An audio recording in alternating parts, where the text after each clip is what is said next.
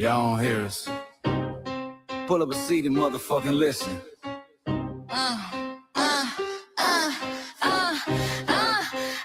Pull up a seat and motherfucking listen.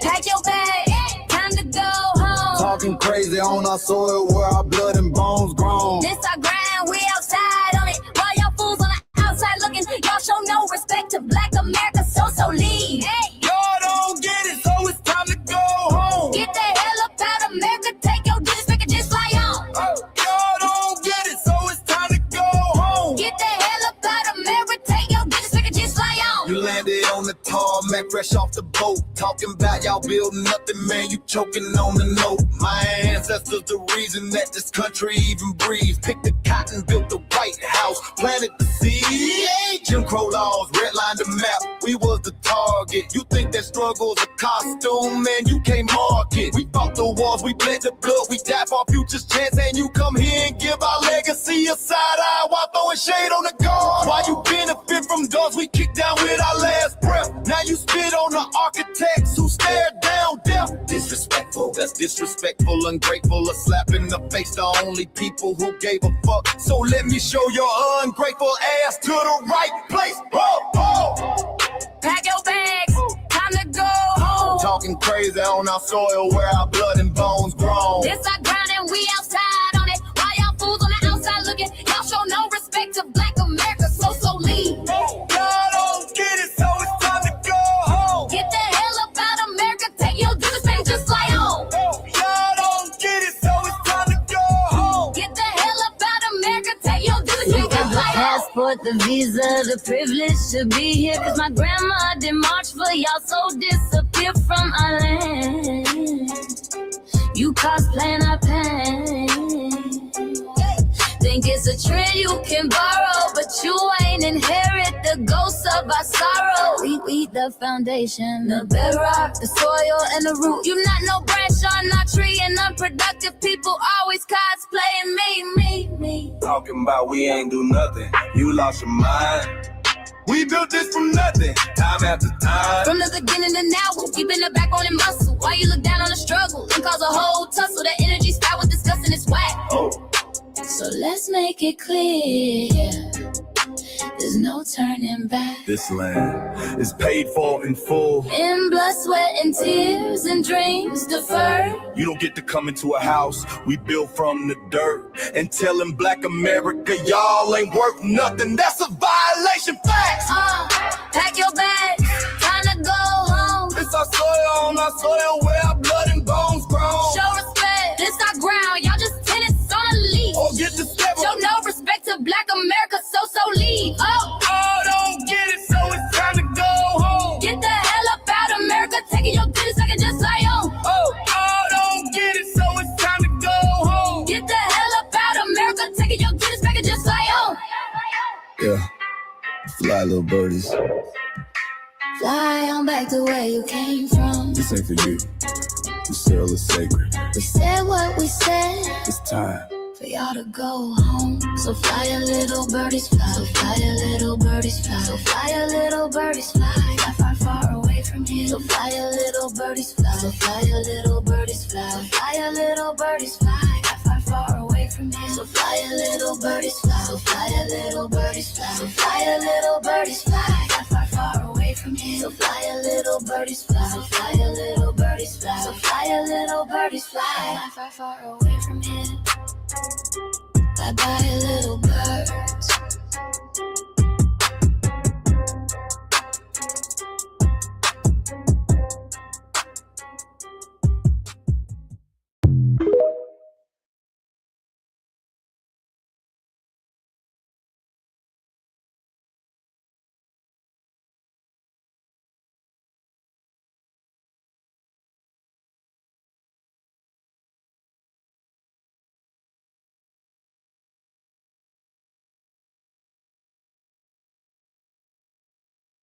Oh shit, Mike.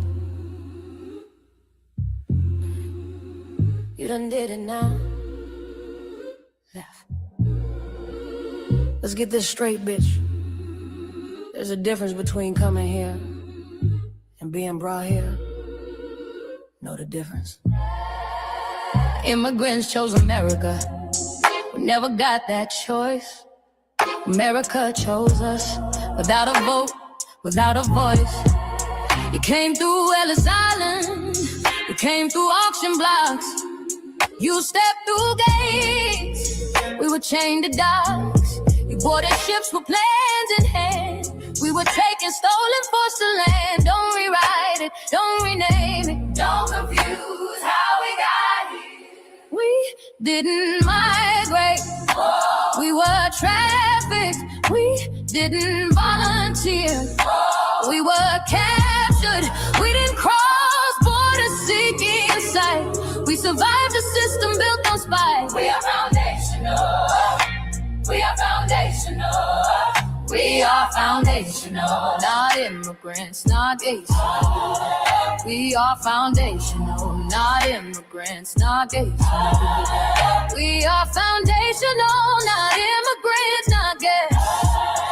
We are the soil and the story, the heartbeat in the chest. We don't borrow culture, we are the culture that stays. This is an adoption, we built this land.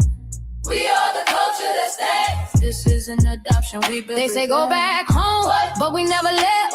We been here since before the theft, before the ship, before the trade, before the map. These borders made go. We are indigenous. We were right here. Don't get that wrong. We were here, and here we stay, and here we belong. They say we lazy while we built every road they drive, every law they cite, every freedom they claim is right.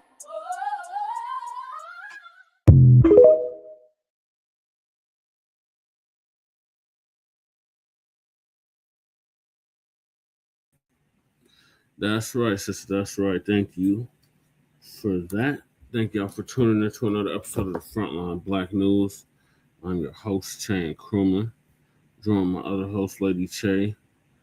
Will not be joined with Shabaka tonight unless he joins us in the chat. And on this season 6, episode 9, part 3, part 3 of the Front Line Blacc News, we'll be discussing several topics we didn't get to in part 2. And that is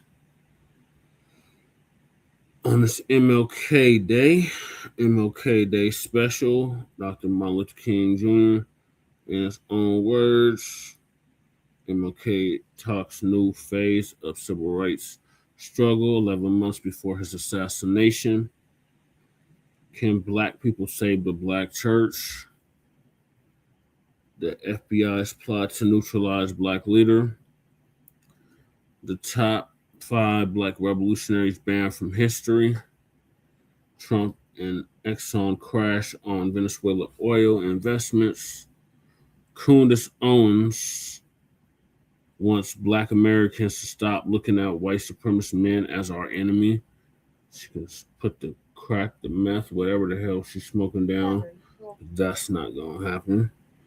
What did Adin Ross do to get street pressure put on him? In our Unhoused neighbor news, our illegal migrant news, and our local Denver and Aurora news.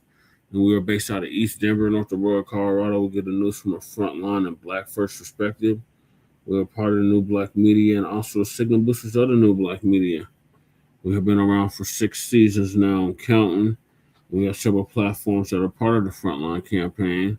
Front Line Blacc News being the first, which started back at the end of 2020, early 2021. And Shabaka's Black Experience Enhanced is based on the 50th anniversary of the founding of the original Black Panther Party for Self-Defense, which are on Blog Talk Radio back in 2016 and have been around for 11 seasons now. Shabaka's Black Experience Enhanced covers the Black experience from the beginning of time until 10 minutes ago. And it's also part of the Frontline campaign that has recently, within the last 2 years, moved from Blog Talk Radio to StreamYard. Please make sure to like and share the broadcast, family. Please join us on StreamYard, YouTube, Frontline Blacc News.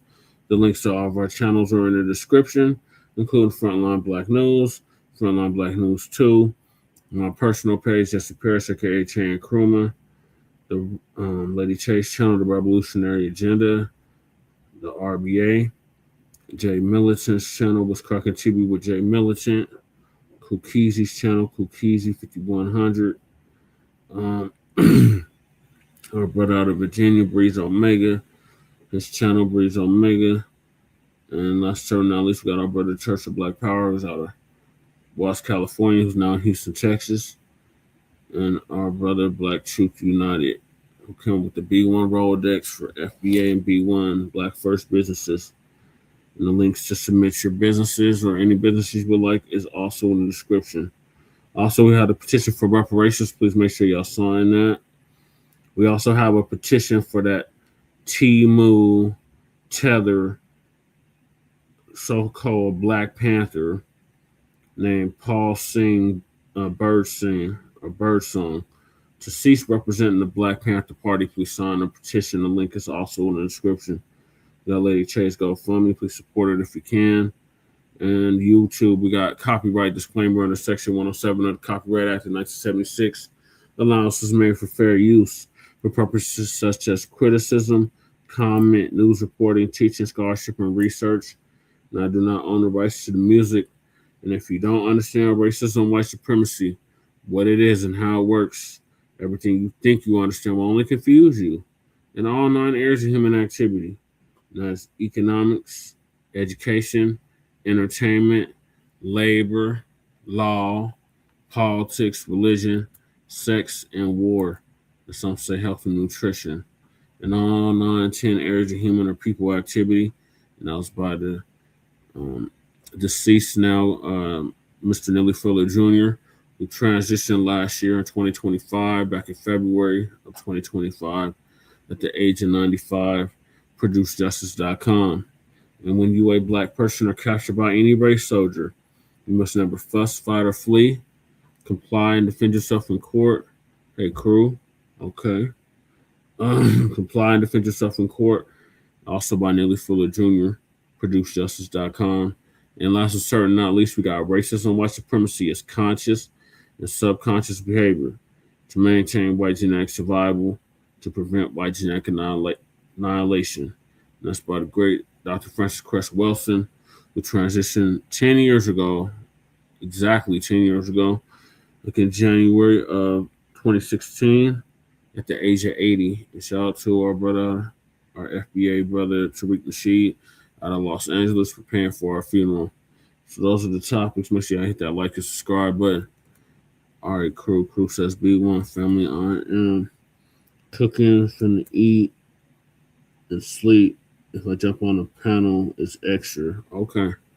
Well, thanks for tapping in, crew. And we got Twin in the building.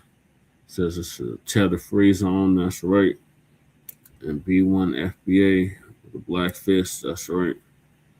And make sure y'all like and subscribe. All right, so I'm going to hop right into it with these speeches from Dr. King. The first one is a special from Democracy Now!, Martin Luther King Jr. in his own words.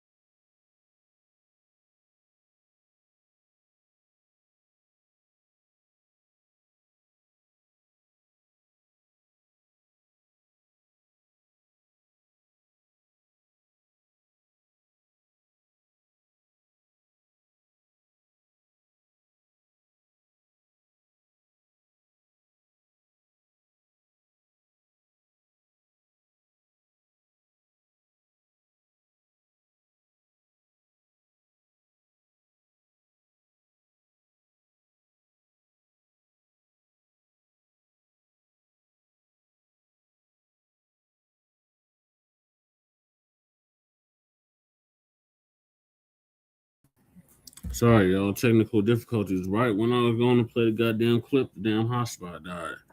So here we go. Crew said, why DoorDash called me and I ain't even dashing? I don't know. Okay, so be right back. And Clint's still in here. All right, cool. So I see the first speech is his last speech. I've been to the mountaintop.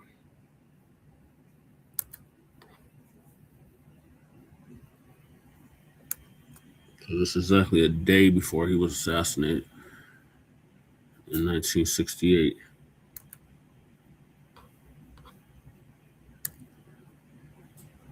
All we say to America is be true to what you said on paper.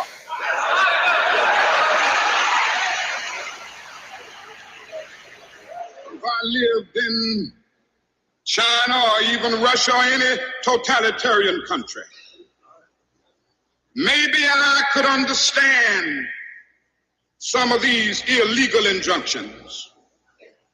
Maybe I could understand the denial of certain basic First Amendment privileges because they haven't committed themselves to that over there.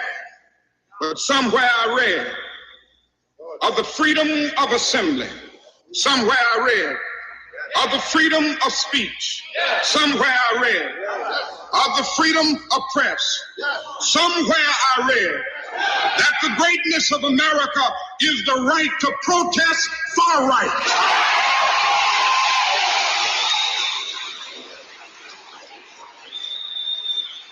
And so just as I say we aren't going to let any dogs or water hoses turn us around, we aren't going to let any injunction turn us around.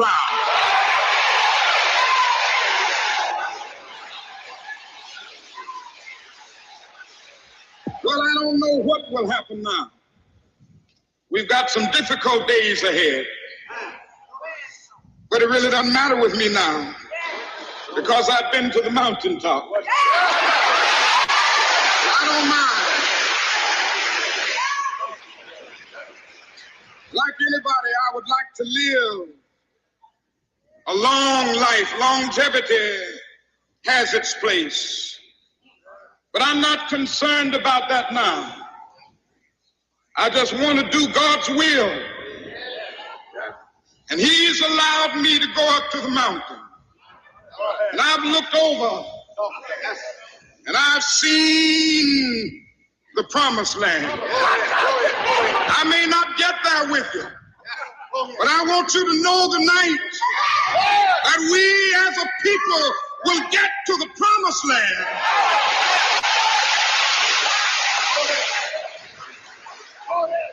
So I'm happy tonight. I'm not worried about anything. I'm not fearing any man. Mine eyes have seen the glory of the coming of the Lord.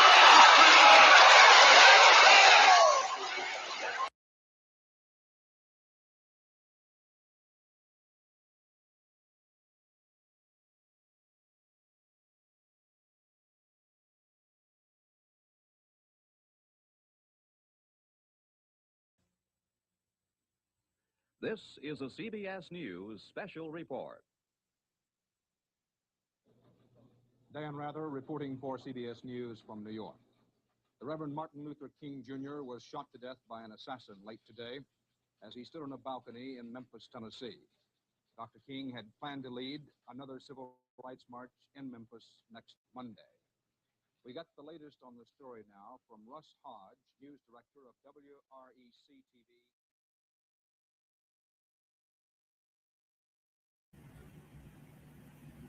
All we say to America is be true to what you said on paper.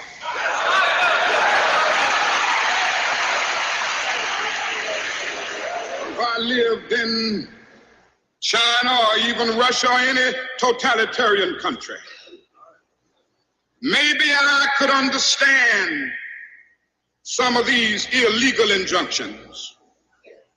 Maybe I could understand the denial of certain basic First Amendment privileges because they haven't committed themselves to that over there. But somewhere I read of the freedom of assembly. Somewhere I read of the freedom of speech. Somewhere I read of the freedom of press. Somewhere I read that the greatness of America is the right to protest far right.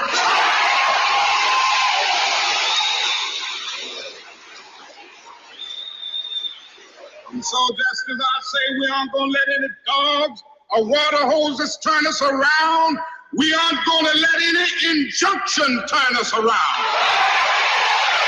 Yeah, you know what was over when we said that. Well, I don't know what will happen now. We've got some difficult days ahead. But it really doesn't matter with me now, because I've been to the mountaintop. I don't mind. Like anybody, I would like to live a long life. Longevity has its place. But I'm not concerned about that now. I just want to do God's will. And He's allowed me to go up to the mountain. And I've looked over and I've seen the promised land. I may not get there with you, but I want you to know tonight that we as a people will get to the promised land.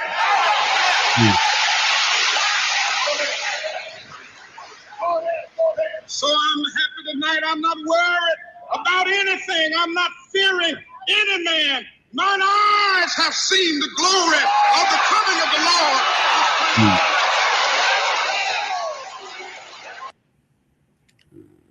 Keeps repeating.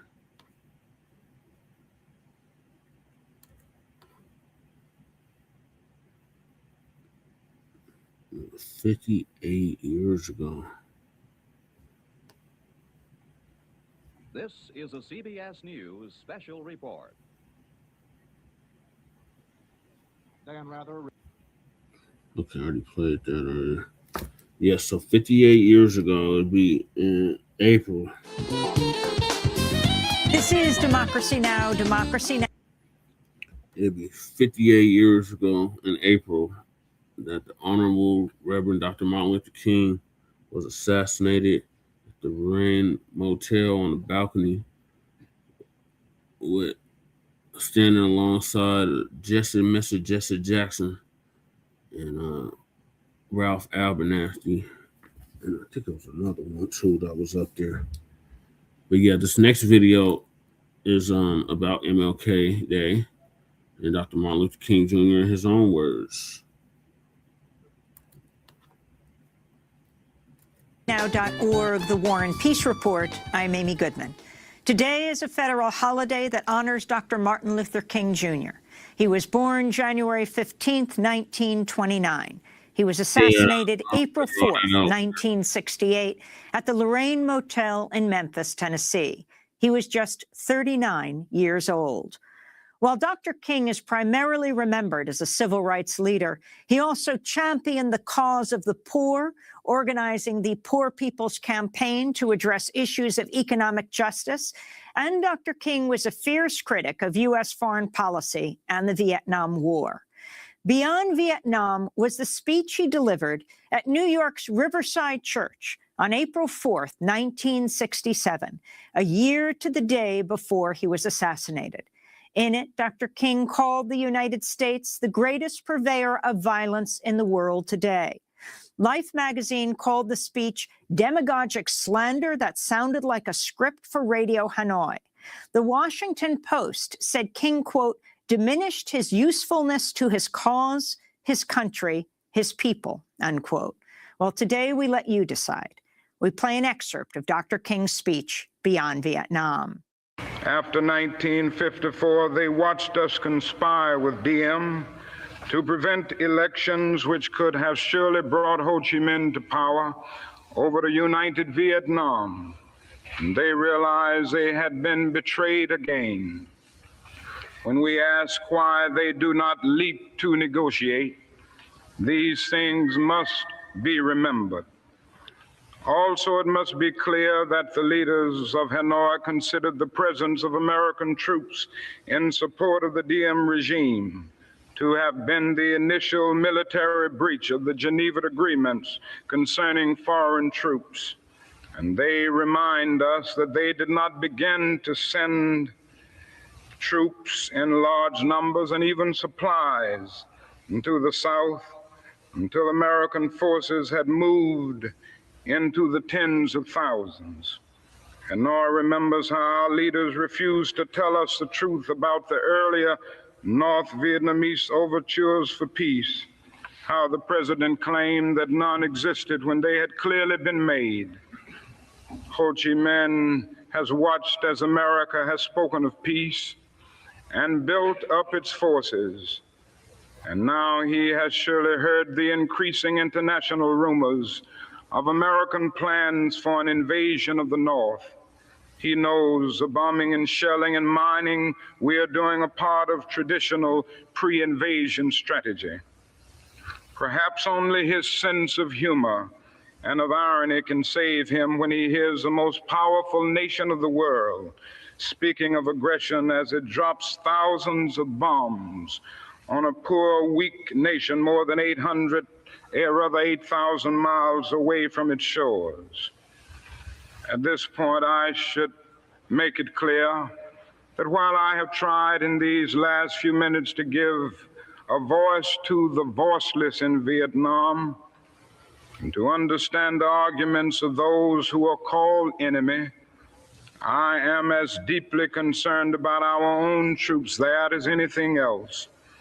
For it occurs to me that what we are submitting them to in Vietnam is not simply the brutalizing process that goes on in any war where armies face each other and seek to destroy.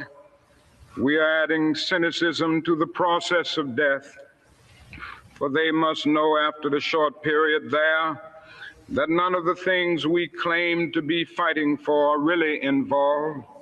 Before long, they must know that their government has sent them into a struggle among Vietnamese. And the more sophisticated surely realize that we are on the side of the wealthy and the secure while we create a hell for the poor. Somehow this madness must cease. We must stop now. I speak as a child of God and brother to the suffering poor of Vietnam.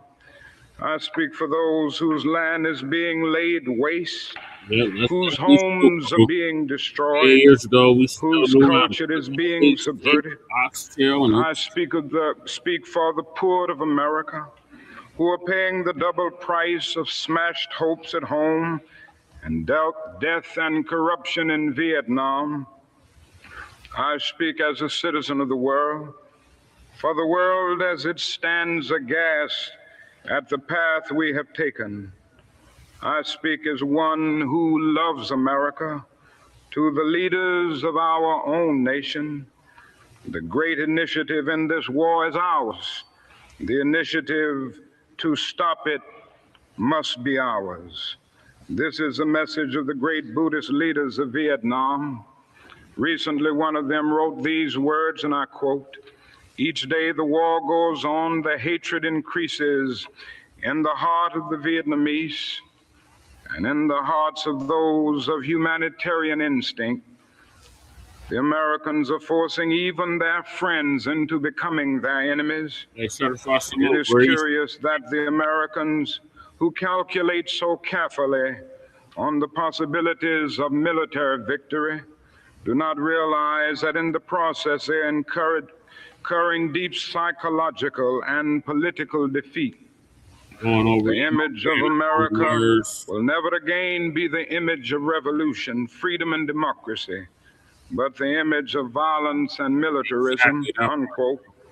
If we continue, there will be no doubt in my mind and in the mind of the world that we have no honorable intentions in Vietnam. If we do not stop our war against the people of Vietnam immediately, the world will be left with no other alternative than to see this as some horrible, clumsy, and deadly game we have decided to play. The world now demands a maturity of America, that we may not be able to achieve. It demands that we admit that we have been wrong from the beginning of our adventure in Vietnam, that we have been detrimental to the life of the Vietnamese people. The situation is one in which we must be ready to turn sharply from our present ways in order to atone for our sins and errors in Vietnam. We should take the initiative in bringing a halt to this tragic war and set a date that we will remove all foreign troops from Vietnam in accordance with the 1954 Geneva Agreement. Part of our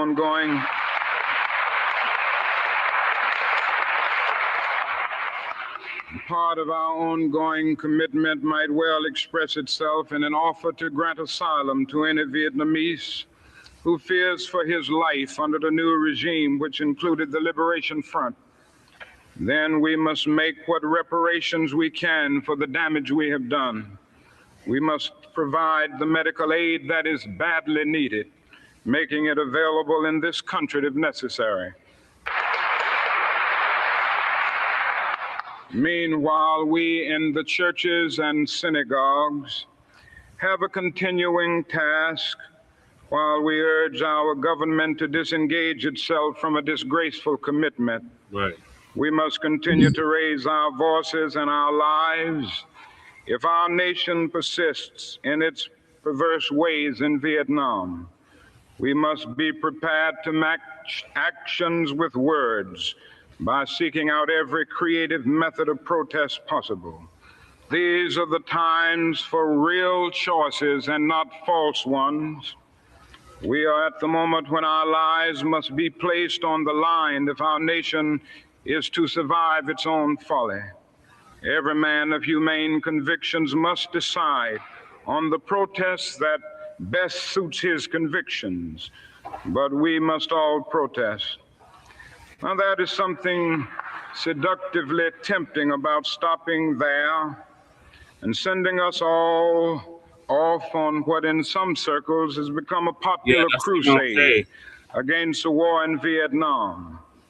I say we must enter that struggle, but I wish to go on now to say something even more disturbing. The war in Vietnam is but a symptom of a far deeper malady within the American spirit. And if we ignore this sobering reality, we will find ourselves organizing clergy and layman concerned committees for the next generation. They will be concerned about Guatemala and Peru. They will be concerned about Thailand and Cambodia. They will be concerned about Mozambique and South Africa. We will be marching for these and a dozen other names and attending rallies without end, unless there is a significant and profound change in American life and policy. Yeah, it did. So such thoughts take us beyond Vietnam, but not beyond our calling as sons of the living God. In 1957, a sensitive American official overseas said that it seemed to him that our nation was on the wrong side of a world revolution. During the past 10 years, we have seen emerge a pattern of suppression, which has now justified the presence of U.S. military advisors in Venezuela. This need to maintain social stability for our investments accounts for the counter-revolutionary action of American forces in Guatemala. It tells why American helicopters are being used against guerrillas in Cambodia, and why American napalm and Green Beret forces have already been active against rebels in Peru. It is with such activity in mind that the words of the late John F. Kennedy come back to haunt us. 5 years ago, he said, "Those who make peaceful revolution impossible will make violent revolution inevitable."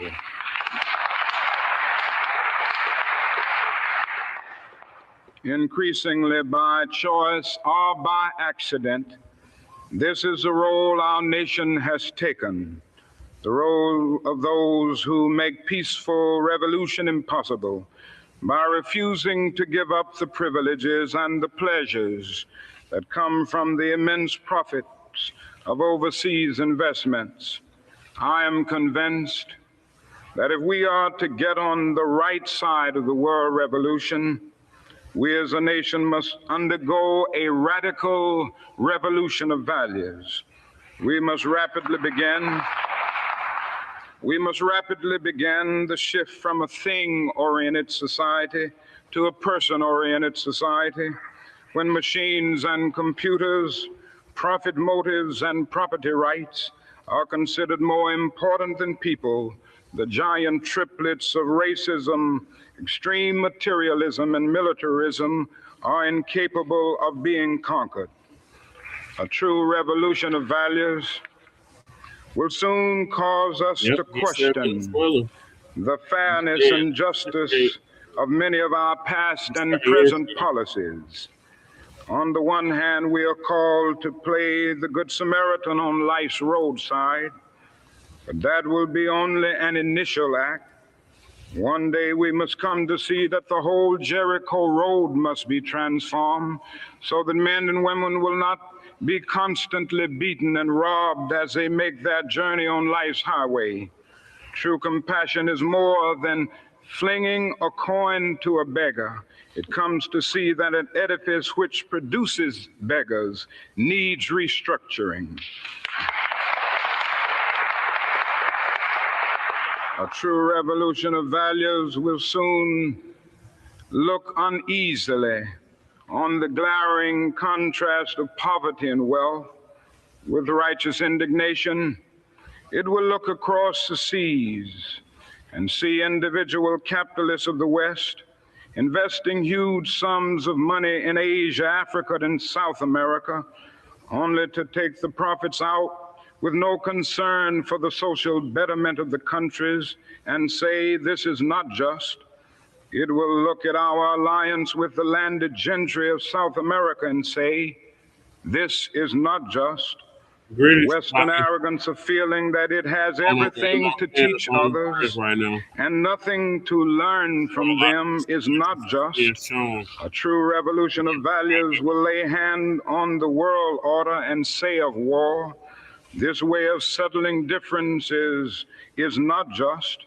This business of burning human beings with napalm, of filling our nation's homes with orphans and widows, of injecting poisonous drugs of hate into the veins of peoples normally humane, of sending men home from dark and bloody battlefields physically handicapped and psychologically deranged, cannot be reconciled with wisdom, justice, and love. A nation that continues year after year to spend more money on military defense than on programs of social uplift is approaching spiritual death.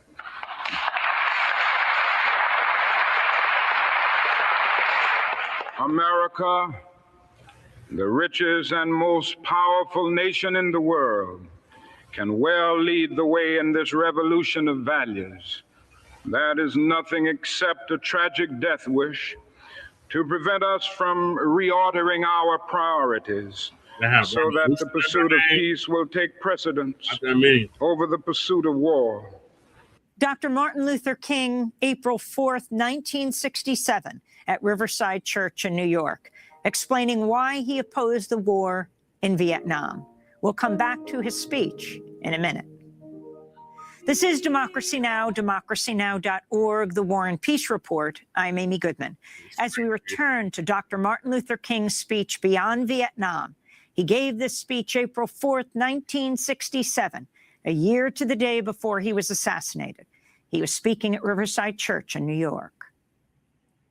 These are revolutionary times. All over the globe, exactly what it was, men are revolting against old systems of exploitation and oppression. And out of the wounds of a frail world, new systems of justice and equality are being born. The shirtless and barefoot people of the land are rising up as never before. The people who sat in darkness have seen a great light. We in the West must support these revolutions. It is a sad fact that because of comfort, complacency, a morbid fear of communism, and our proneness to adjust to injustice, the Western nations that initiated so much of the revolutionary spirit of the modern world have now become the arch anti-revolutionaries. This has driven many to feel that only Marxism has a revolutionary spirit. Therefore, communism is a judgment against our failure to make democracy real and follow through on the revolutions that we initiated. Our only hope today lies in our ability to recapture the revolutionary spirit and go out into a sometimes hostile world, declaring eternal hostility to poverty, racism, and militarism. With this powerful commitment, we shall boldly challenge the status quo and unjust mores, and thereby speed the day when every valley shall be exalted and every mountain and hill shall be made low, and the crooked shall be made straight and the rough places plain. A genuine revolution of values means, in the final analysis, that our loyalties must become ecumenical rather than sectional.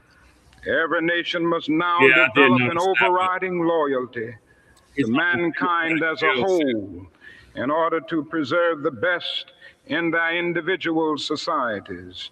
This call for worldwide fellowship that lifts neighborly concern beyond one's tribe, race, class, and nation is in reality a call for an all-embracing and unconditional love for all mankind. This oft misunderstood, this oft misinterpreted concept so readily dismissed by the niches of the world as a weak and cowardly force has now become an absolute necessity for the survival of man. When I speak of love, I'm not speaking of some sentimental and weak response. I'm not speaking of that force which is just emotional bosh. I'm speaking of that force which all of the great religions have seen as the supreme unifying principle of life. Love is somehow the key that unlocks the door which leads to ultimate reality. This Hindu, Muslim, Christian, Jewish, Buddhist belief about ultimate reality is beautifully summed up in the first epistle of St. John. Let us love one another, for love is God, and every one that loveth is born of God and knoweth God. He that loveth not knoweth not God, for God is love. If we love one another, God dwelleth in us, and his love is perfected in us. Let us hope that this spirit will become the order of the day. We can no longer afford to worship the God of hate, or bow before the altar of retaliation. The oceans of history are made turbulent by the ever-rising tides of hate. History is cluttered with the records of nations and individuals that pursued this self-defeating path of hate. As Arnold Toynbee says, love is the ultimate force that makes for the saving choice of life and good against the damning choice of death and evil. Therefore, the first hope in our inventory must be the hope that love is going to have the last word, unquote. We are now faced with the fact, my friends, that tomorrow is today. We are confronted with the fierce urgency of now. In this unfolding conundrum of life and history, that is such a thing as being too late. Procrastination is still the thief of time. Life often leaves us standing bare, naked, and dejected with a lost opportunity. The tide in the affairs of men does not remain at flood, it ebbs. We may cry out desperately for time to pause in her passage, but time is adamant to every plea and rushes on. Over the bleached bones and jumbled residues of numerous civilizations are written the pathetic words too late. That is an invisible book of life that faithfully records our vigilance or our neglect. Omar Khayyam is right, the moving finger writes, and having writ moves on.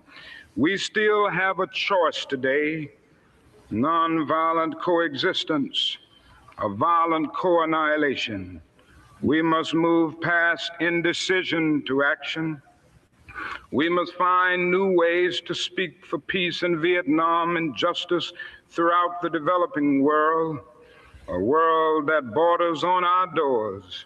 If we do not act, we shall surely be dragged down the long, dark, and shameful corridors of time, reserved for those who possess power without compassion, might without morality, and strength without sight.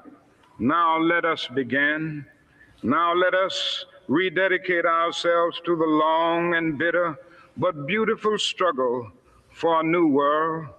This is the calling of the sons of God, and our brothers wait eagerly for our response. Shall we say the odds are too great? Yeah, we covered that yesterday. Shall we tell them the struggle is too hard? Day before yesterday. Will our message be that the forces of American life militate against their rival as full men, and we send our deepest regrets? Just get or will there be another message of longing, of hope, of solidarity with their yearnings, of commitment to their cause, whatever the cost? The choice is ours. Though we might prefer it otherwise, we must choose in this crucial moment of human history. As that noble bard of yesterday, James Russell Lowell, eloquently stated, once to every man and nation comes a moment to decide in the strife of truth and falsehood for the good or evil side. Some great cause, God's new Messiah, often eats the gloom of blight, and the choice goes by forever twixt that darkness and that light. Though the cause of evil prosper, yet 'tis truth alone is strong. Though her portion be the scaffold, and upon the throne be wrong, yet that scaffold sways the future, and behind the dim unknown standeth God within the shadow, keeping watch above his own. And if we will only make the right choice, we will be able to transform this pending cosmic elegy into a creative psalm of peace. If we will make the right choice, we will be able to transform the jangling discords of our world into a beautiful symphony of brotherhood. If we will but make the right choice, we will be able to speed up the day all over America and all over the world, when justice will roll down like waters and righteousness like a mighty stream. Dr. Martin Luther King Jr., April 4th, 1967, speaking at Riverside Church in New York, explaining why he opposed the war in Vietnam.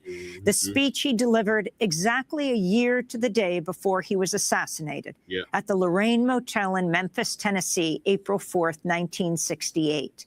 The night before he died, Dr. King delivered his last major address. He was in Memphis to support striking sanitation workers as he built momentum for a Poor People's March on Washington. This is some of Dr. King's last speech. I've been to the mountaintop. Yeah, he did. And you know, if I was standing at the beginning of time with the possibility of taking a kind of general and panoramic view of the whole of human history up to now, and the Almighty said to me, Martin Luther King, which age would you like to live in?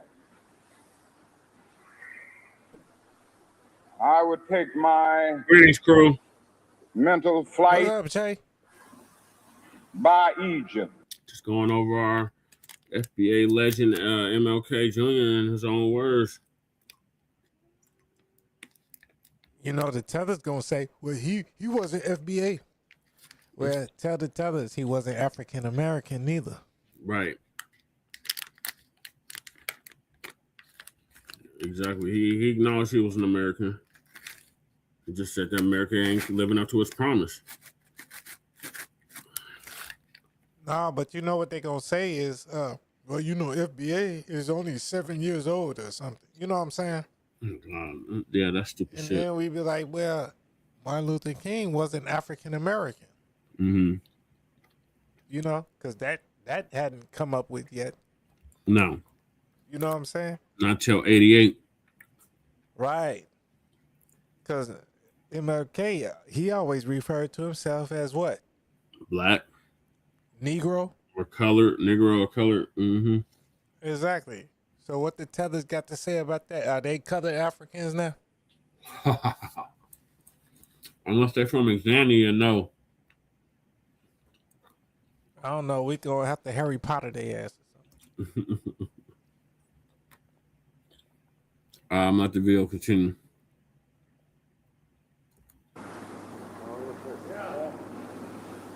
And I would watch God's children in their magnificent trek.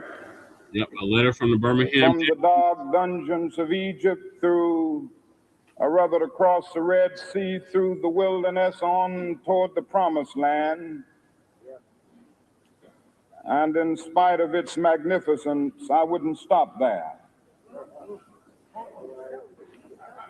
I would move on by Greece and take my mind to Mount Olympus. Mm. And I would see Plato, Aristotle, Socrates, Euripides, and Aristophanes assemble around the Parthenon. Yeah, if that's what they want to do, Michael, I wouldn't recommend it. And I would watch them around. To me, this seems like us, the Trail of Terrors. We're getting sent across the Mississippi, the great and he's talking about the eternal mountains, issues the of Colorado reality, Rockies. but I Where you wouldn't at? stop there. That's a nice way of thinking about it, I'll yeah. go on even to the great heyday of the Roman Empire. And I would see developments around there through various emperors and leaders, but I wouldn't stop there. I would even come up to the day of the Renaissance and get a quick picture of all that the Renaissance did for the cultural and aesthetic life of man, but I wouldn't stop there. I would even go by the way Afro and ZZ for the culture. Yep. That the man for whom I'm named 60 years ago, almost 60. had his habitat.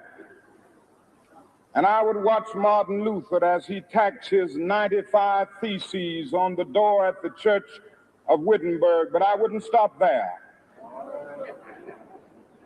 Yeah, they were fancy. I would come on up even to 1863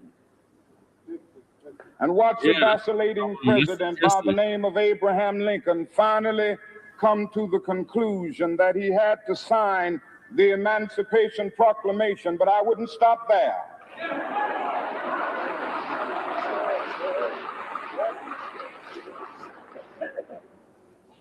I would even come up to the early 30s and see a man grappling with the problems of the bankruptcy of his nation. Come with an eloquent cry that we have nothing to fear but fear itself, but I wouldn't stop there. Strangely enough, I would turn to the Almighty and say, if you allow me to live just a few years in the second half of the 20th century, I will be happy.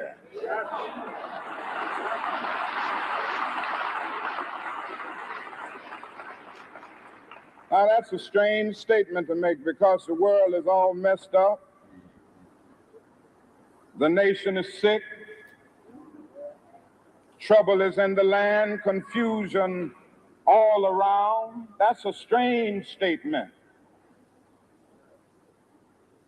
But I know somehow that only when it is dark enough can you see the stars. And I see God working in this period of the 20th century in a way that men in some strange way are responding. Something is happening in our world. The masses of people are rising up, and wherever they are assembled today, whether they are in Johannesburg, South Africa, Nairobi, Kenya, Accra, Ghana, New York City, Atlanta, Georgia, Jackson, Mississippi, or Memphis, Tennessee, the cry is always the same. We want to be free. Oh, Michael.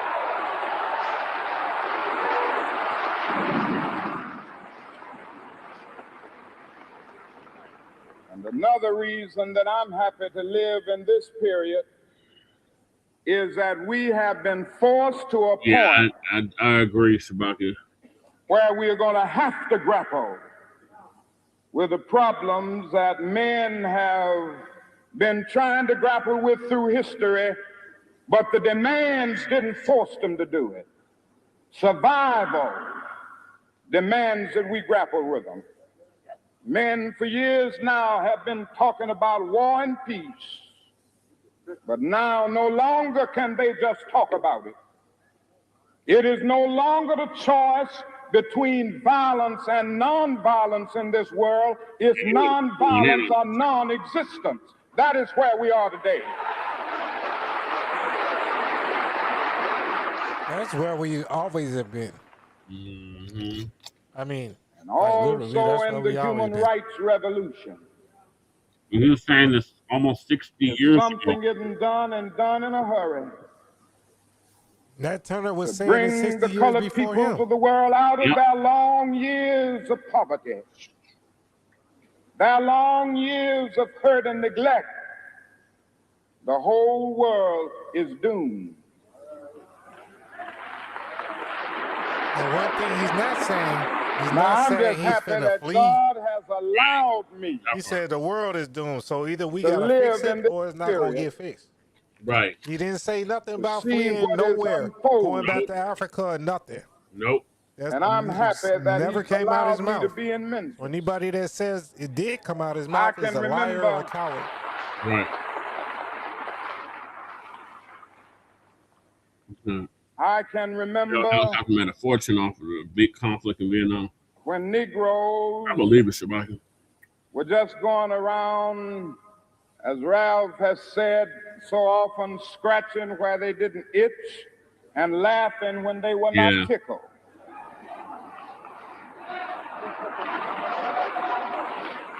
Not only that, it wasn't declared that a war day is all over. by Congress. None of the wars are declared. We mean business now, and we are determined. He has the power of the fist. To gain our rightful place in God's world. He's going to fuck them up. Yeah. That's what the president does. He has the military and all and that. That's all this whole thing can't is do a about. whole war, but he's going to make sure we that we don't get fucked engaged in any negative protest and that's in any negative arguments with anybody. We are saying that we are determined to be men. We are determined to be people. We are saying that we are God's children. And if we are God's children, we don't have to live like we are forced to live. Now, what does all of this mean in this great period of history? It means that we've got to stay together.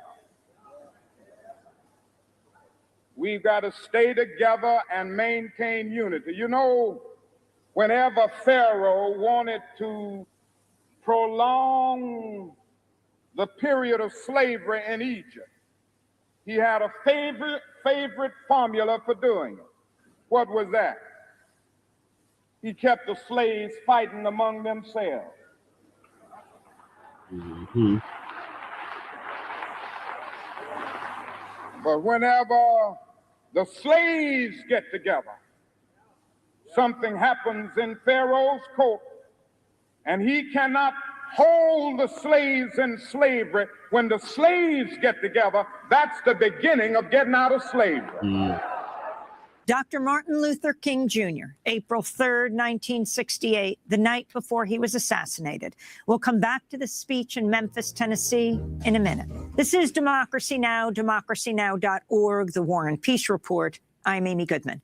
As we continue with Dr. Martin Luther King's speech the night before he was assassinated. It was April 3rd, 1968, a rainy night in Memphis, Tennessee. We aren't going to let any mace stop us. We are masters in our nonviolent movement in disarming police forces. They don't know what to do. I've seen them so often. I remember in Birmingham, Alabama. Hey, Jay, I'm gonna jump off. I gotta get up early. Struggle okay, cool. Thanks for coming on. Man, we would move appreciate out you of having the me on. 16th Street Baptist Church day after day. I'm gonna be listening to you, but I just can't be on here, man. By the hundreds, we would move out. You might hear me snoring or something. And Bull you might hear some random streetwalker girl come up in here. Oh, God. But we just went before the dogs singing, ain't gonna let nobody turn me around. As you know, but I'm gonna go to sleep, but I'll be listening to you on the TV. Okay, cool. All right, B1. Bull Connor would say, turn the fire hoses on. As I said to you the other night, Bull Connor didn't know history. He knew a kind of physics that somehow didn't relate to the trans physics that we knew about. And that was the fact that there was a certain kind of fire that no water could put out. Fire hoses. And we went before the fire hoses. We had known water. If we were Baptists or some other denomination, we had been immersed. If we were Methodists and some others, we had been sprinkled, but we knew water. That couldn't stop us. Need our own firemen and rescue our own people. And we just went on before the dogs, and we would look at them, and we'd go on before the water hoses, and we would look at it. And we just go on singing, over my head, I see freedom in the air. And then we would be thrown into paddy wagons, and sometimes we were stacked in there like sardines in a can. They would throw us in, and old Bull would say, take them off. They did, and we would just go on in the paddy wagon singing, we shall overcome. And every now and then we'd get in jail, and we'd see the jailers looking through the windows, being moved by our prayer. And being moved by our words and our songs. There was a power there which Bull Connor couldn't adjust to. And so we ended up transforming Bull into a steer, and we won our struggle in Birmingham. Now let me say, as I move to my conclusion, that we've got to give ourselves to this struggle until the end. To the end. Nothing would be more tragic than to stop at this point in Memphis.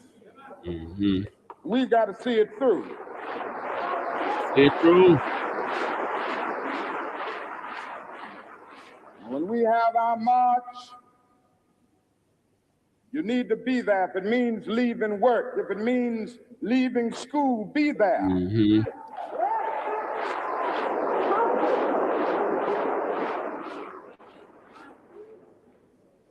Be concerned about your brother. You may not be on strike, I don't know how they did that. But either we Like go you were up on the together panel, or we go down together. No, let's get off.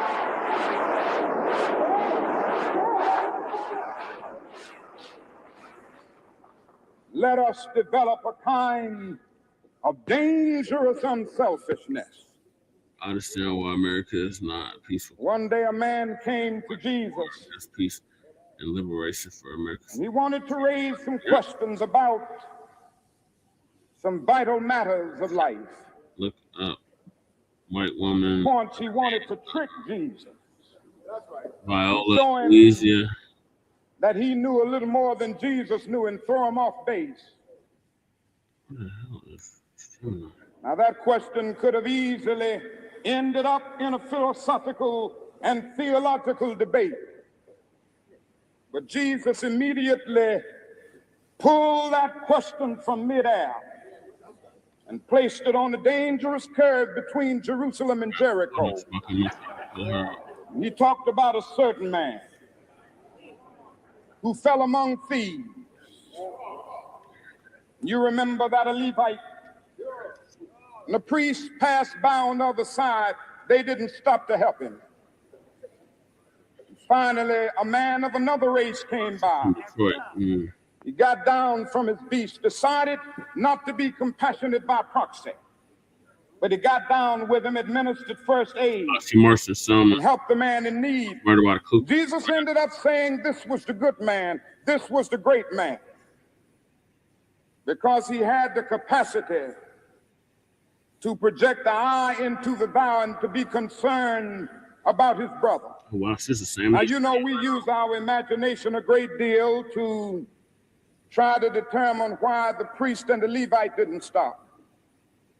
The times we say they were busy going to a church meeting, an ecclesiastical gathering, and they had to get on down to Jerusalem so they wouldn't be late for their meeting. You have more pieces than people. At other times, we would speculate that there was a religious law that one who was engaged in religious ceremonial was not to touch a human body 24 hours before the ceremony. And every now and then we began to wonder whether maybe they were not going down to Jerusalem, down to Jericho, rather, to organize a Jericho Road Improvement Association. That's a possibility. Maybe they felt that it was better to deal with the problem from the causal root rather than to get bogged down with an individual effect. But I'm going to tell you what my imagination tells me. It's possible that those men were afraid. If he would have been 97 years old. See, the Jericho Road is a dangerous road. I remember when Mrs. King and I were first in Jerusalem. We rented a car and drove from Jerusalem down to Jericho. And as soon as we got on that road, I said to my wife, I can see why Jesus used this as the setting for his parable. It's a winding, meandering road. It's really conducive for ambushing. You start out in Jerusalem, which is about 1,200 miles, or rather 1,200 feet above sea level. And by the time you get down to Jericho, 15 or 20 minutes later, you're about 2,200 feet below sea level. That's a dangerous road.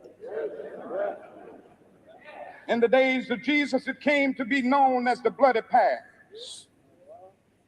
You know, it's possible that the priest and the Levite looked over that man on the ground and wondered if the robbers were still around.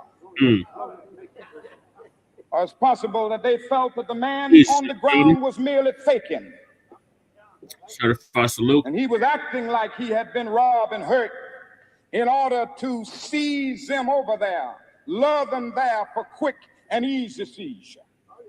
And so the first question that the priest asked, the first question that the Levite asked was, if I stop to help this man, what will happen to me? But then the Good Samaritan came by, and he reversed the question. If I do not stop to help this man, okay. what will happen to him? That's the question before you tonight. Not if I stop to help the sanitation workers, what will happen to my job? Not if I stop to help the sanitation workers, what will happen to all of the hours that I usually spend in my office every day and every week as a pastor? I had to explain that to Question is Aaron not earlier. if I stop to help this man in need, what will happen to me? The question is, if I do not stop to help the sanitation workers, what will happen to them? That's the question. Interesting. I did not know that. Several years ago, I was in New York City autographing the first book that I had written. Lyndon B. Johnson's wife. And while sitting there autographing books, a demented black woman came up. The only question I heard from her was, "Are you Martin Luther King?" And I was looking down writing, and I said, "Yes." That makes a lot of sense, crew. The next minute, I felt something beating on my chest. Before I knew it, I had been stabbed by this demented woman. Yeah. I was rushed to Harlem Hospital. What a nail. It was a dark Saturday afternoon. Mail opener. Try to stab him to death. That blade had gone through, and the x-rays revealed that the tip of the blade was on the edge of my aorta, the main artery. And once that's punctured, you're drowned in your own blood. That's the end of you. It came out in the New York Times the next morning that if I had merely sneezed, I would have died. Well, about 4 days later, they allowed me, after the operation, after my chest had been opened and the blade had been taken out, to move around in the wheelchair in the hospital. They allowed me to read some of the mail that came in, and from all over the states and the world, kind letters came in. I read a few, but one of them I will never forget. I had received one from the president and the vice president. I've forgotten what those telegrams said. I'd received a visit and a letter from the governor of New York, but I've forgotten what that letter said. But there was another letter that came from a little girl, a young girl, who was a student at the White Plains High School. And I looked at that letter, and I'll never forget it. It said simply, "Dear Dr. King, they are not mad at you. I am a 9th grade student Older groups of at the White Plains High School era are upset." She said, "While it should not matter, I would like to mention that I'm a white girl." Yeah, that's the letter from the I white. read in the paper of your misfortune and of your suffering. And I read that if you had sneezed, you would have died. Because I didn't. I'm simply writing you to say that I'm so happy that you didn't sneeze. And I want to say tonight,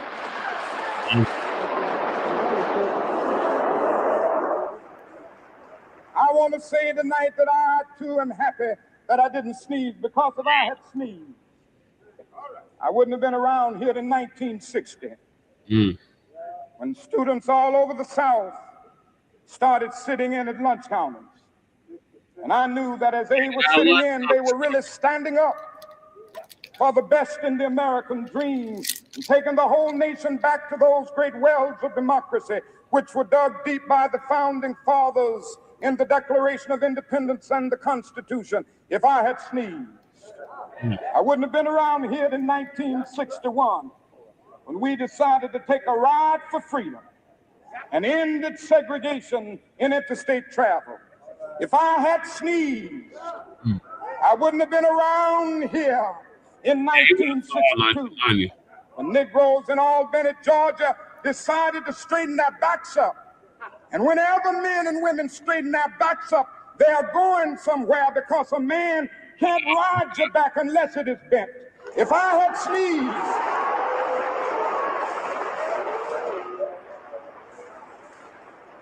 If I had sneezed, I wouldn't have been here in 1963. Black people of Birmingham, Alabama, aroused the conscience of this nation and brought into being the Civil Rights Bill. If I had sneezed, I wouldn't have had a chance later that year in August to try to tell America about a dream that I had had. If I had sneezed, I wouldn't have been down in Selma, Alabama to see the great movement there. If I had sneezed, I wouldn't have been in Memphis to see a community rally around those brothers and sisters who are suffering. I'm so happy that I didn't sneeze. And they were telling me, now it doesn't matter now. Oh, okay. It really doesn't matter what happens now. I left Atlanta this morning, and as we got started on the plane, there were 6 of us.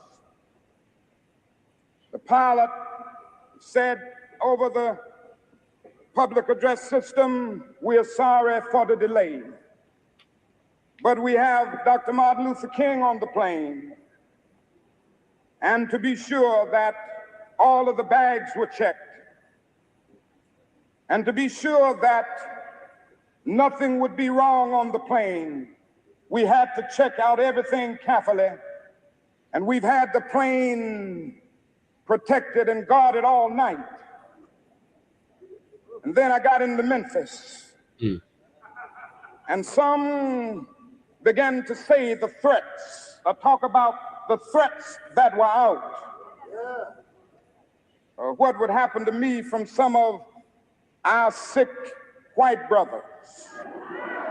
Well, I don't know what will happen now. We've got some difficult days ahead. But it really doesn't matter with me now, because I've been to the mountaintop. I don't mind. Like anybody, I would like to live a long life. Longevity has its place. But I'm not concerned about that now. I just want to do God's will. And He's allowed me to go up to the mountain. And I've looked over, and I've seen the promised land. I may not get there with you, but I want you to know tonight that we as a people will get to the promised land.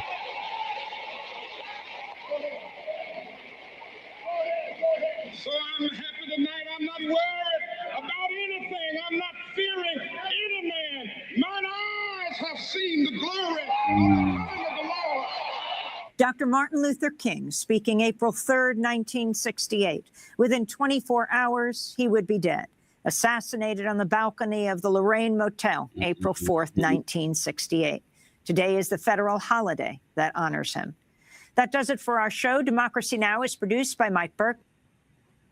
Right, to answer your question, Michael, I would say when he said we coming to Washington to get our check, he was referring to FBA, people that built the country, and we owed reparations. I would tell them MLK wanted us to have reparations. That's what I would tell them. Well, Keezy, are you able to speak?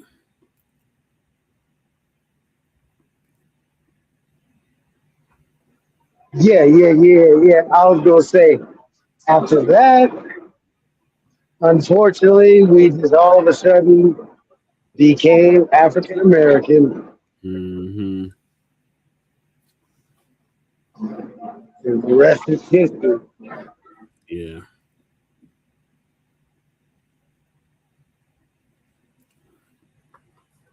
But I wanted to point out something that I saw earlier today, and I would like to challenge everybody to go check this out.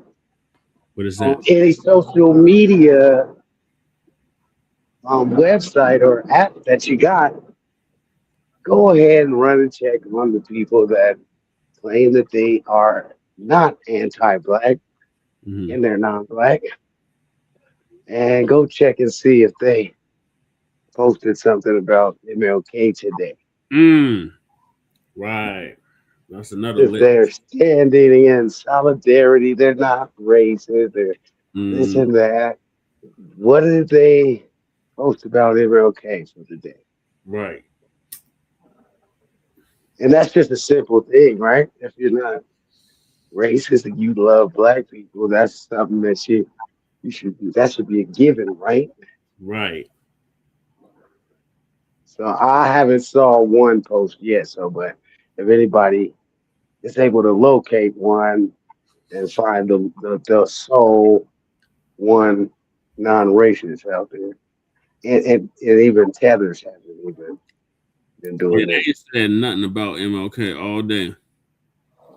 I've been So, looking, at least on Twitter, I ain't seen nothing from. well, I've seen all the FBA is doing their thing, and I've seen we're coming to get our check speech shared ad nauseum from my own folks. And, Right. I support that, but I just haven't seen any non FBA doing that. Right. And I like to point that out because I hear a lot of these writers and all the writers, and I ain't never seen them though. Right. So I just want to, after today, we can put this writer stuff to bed because we never saw 'em. Ain't no writers. We the only writers. Right.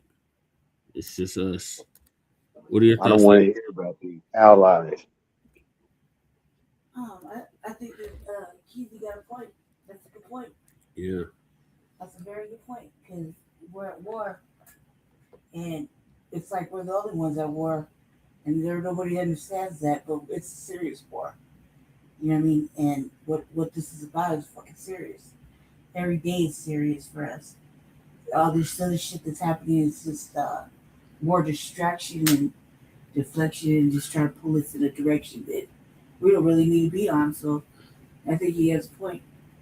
Absolutely has a point. And two, we got to deal with even this shit in our own city. They perverse MLK all year long all year for their own fucking agenda.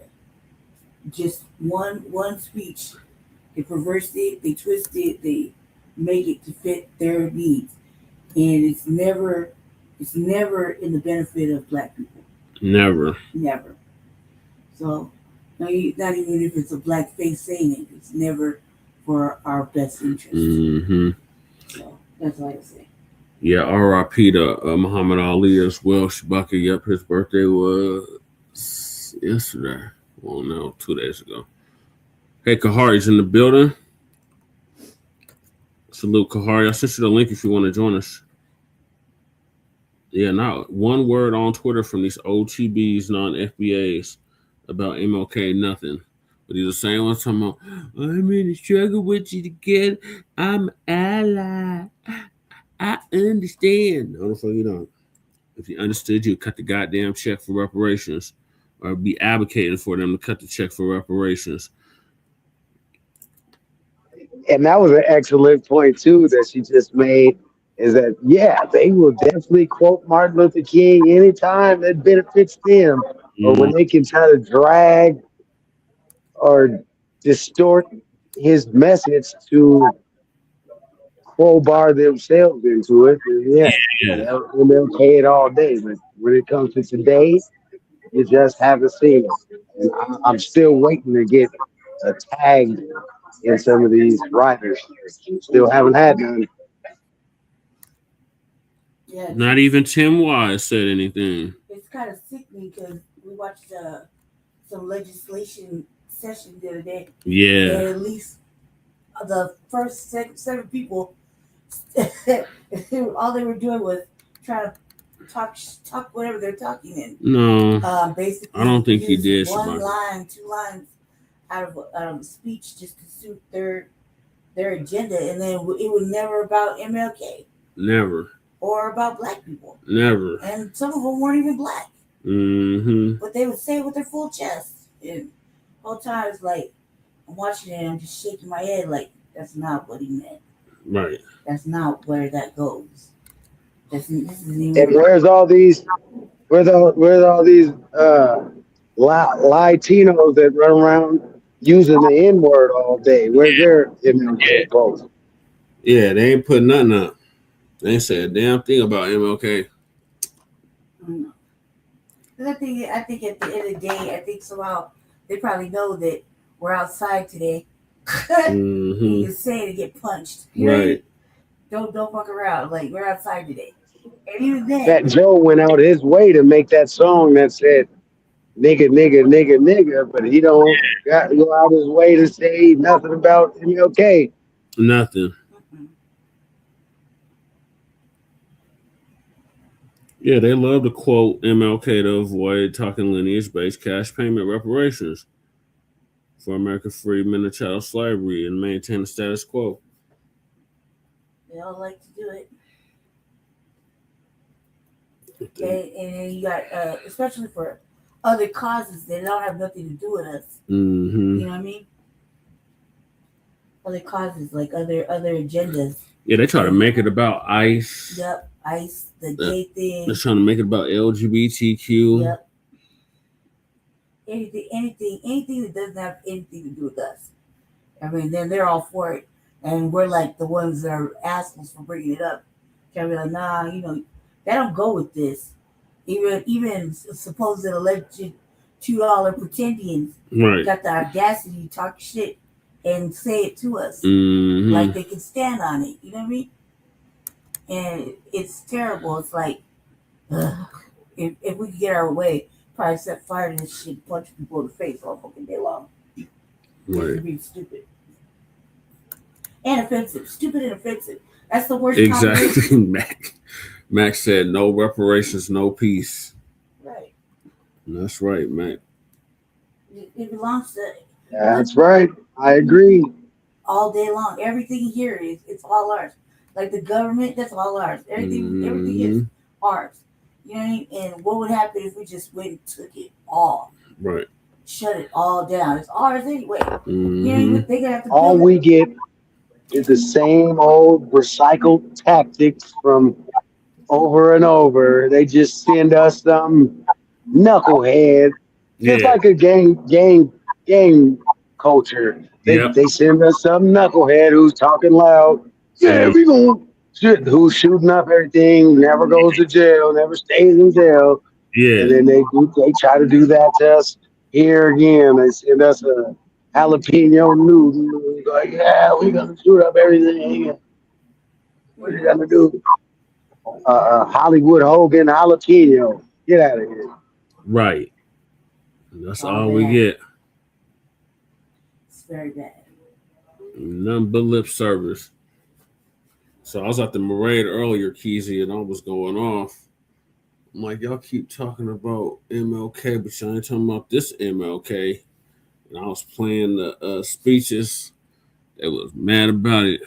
And some white woman gonna tell me, what do you mean by you're coming to Washington to get our check? We owe reparations. That's what the hell I mean.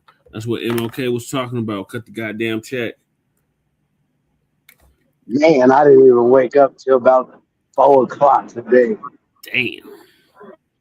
Yeah, Dems are now focusing their attention on ICE because they can't control the minds of Latinos. I get that good sleep every couple of days. White liberals know that they can't control the minds of Tyrone, Braxton, and Lisa. I'm in my nest sleep. My comfy spot sleep. I get up. Nah, but I wanted to get up and go down there. It was kind of cold and everything, but that was something I wanted to do. I'm glad somebody that has some sense was down there. Right. Giving them a little taste of the real certified black grassroots. Right. Yeah, it was nothing but boule and Democratic shields out there. The same old usual motherfucking fuckery. And Gaza protesters and ICE protesters. Yeah, now them people. Now that's what I wanted to go for, to run that out the paint. Right. You can't be down here trying to. That's not the time for. There's a time for everything, and Mm, it's never the time for those things. So you have to go to those countries to fight for that. right. What trips me out is Yeah, that they did. It was it's Holy always on Week. our shit that they got to be doing fuck shit. You know what I Mm-hmm. mean? To deflect from whatever we're doing. They always got to interrupt with their fucking bullshit. Like, you motherfucking white folk got to stop with that bullshit, man. Mm-hmm. Like we pay attention. Like, you should. MLK was a law-abiding citizen. He did not fight against the law. You're not He wasn't going to fight against ICE because Yeah. ICE is law upholding the law. If you and anybody that is fighting against ICE, what you need to do is go ahead and go change the law. Don't go out there and interfere and ram those people with cars. You need to go try to get some Interrupting. legislation with. They was going off on the politicians, which I didn't mind them going off on the politicians because get them politicians that work. Because he doing it for all the wrong reasons. Yeah, it's really bad. That's fine. That's who you're supposed to go off on. But I think, Good. like, you just gotta. The white folk ain't the hero. Okay, Shabaka, They thank you they for ain't gonna save coming. shit. All they do is make shit worse. All this shit is getting worse and worse. If you watch all these videos or you watch whatever, all you see is them making it worse. And just go ahead and let them get it. Let everybody get fucking snatched up, whatever. They can't snatch us up though. Right. At the end of the day, they can't snatch us up. As soon as we get a chance to get to a motherfucking phone, it's a wrap. Mm-hmm. You know what I mean? Like, they can't really do anything like that. As soon as they run fingerprints, it's a wrap. Let a motherfucker out. You know what I mean?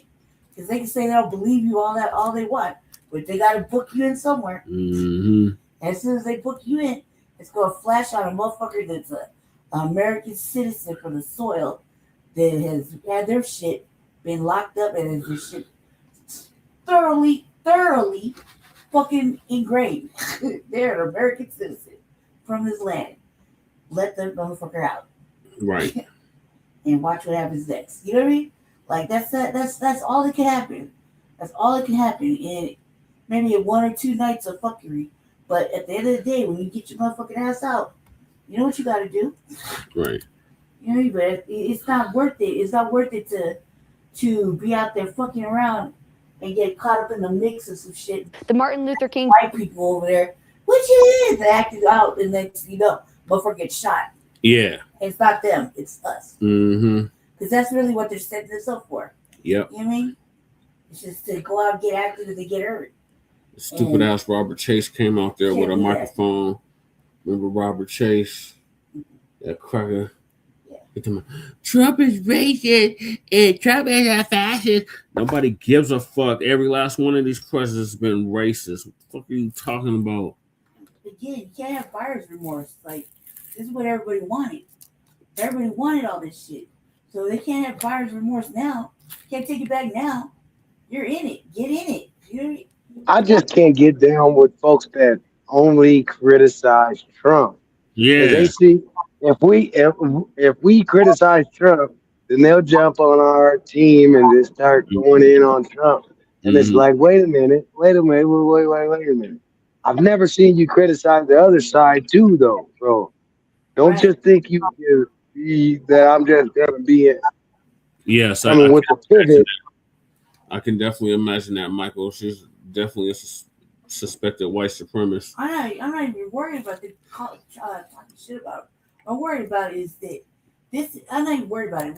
What I think about is that these are all the things that was on the ballot that everybody wanted. They were like the top issues, right? Yeah. I didn't vote. I sat that shit out like on the couch. I did exactly what I said.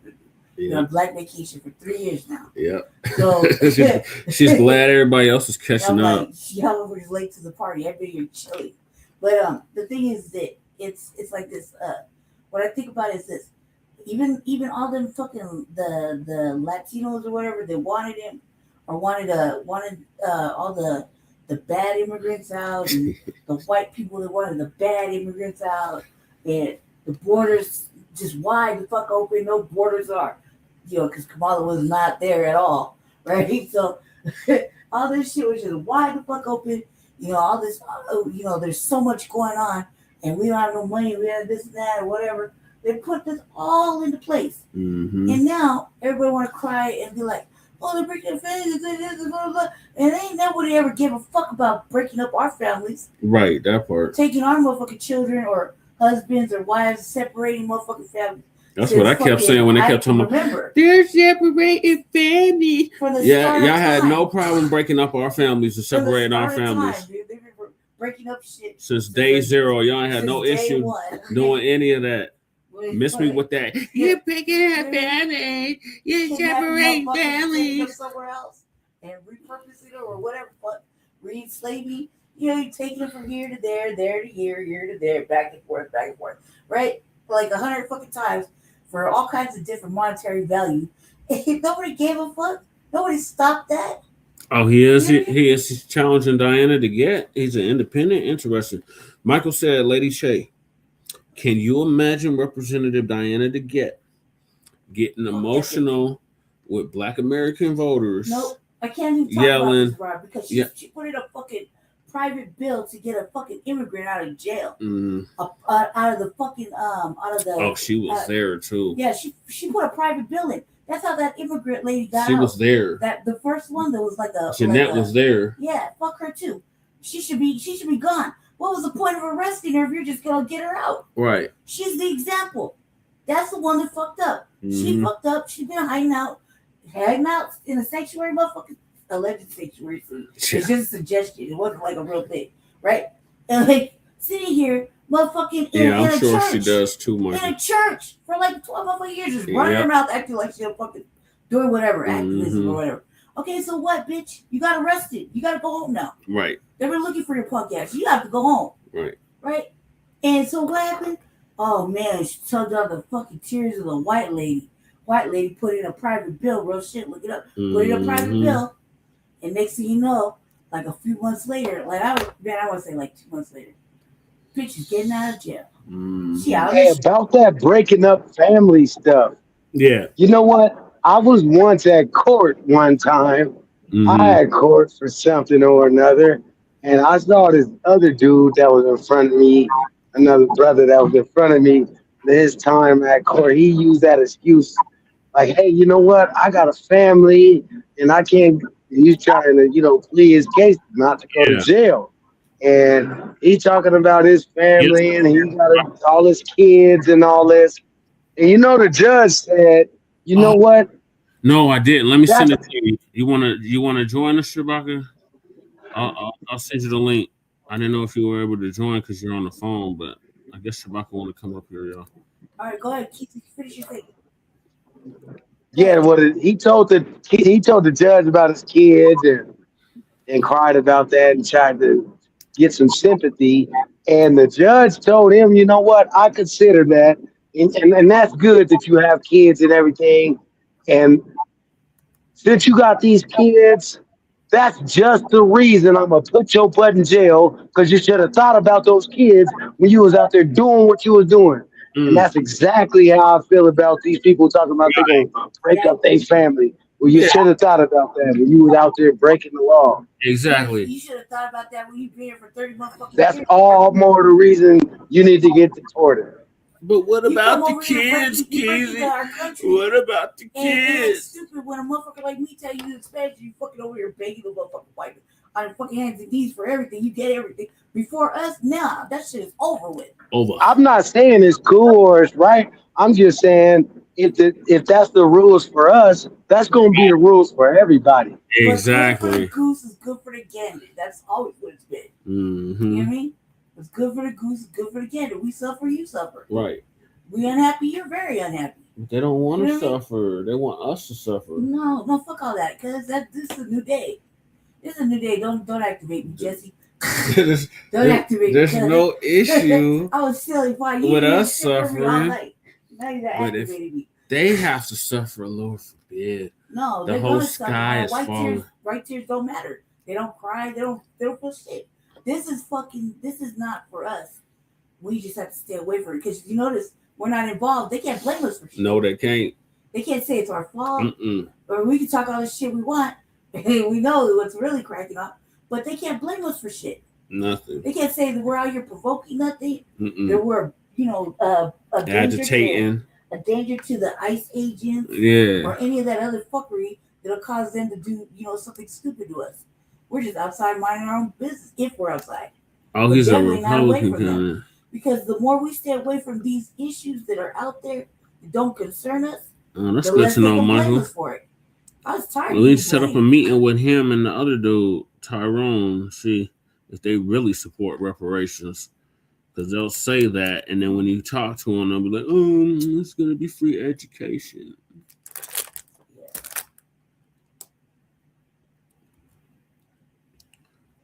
Be easy, that dude said. Gems are like foxes, and Republicans are like wolves. Both of them are complicit. Yeah, he's right.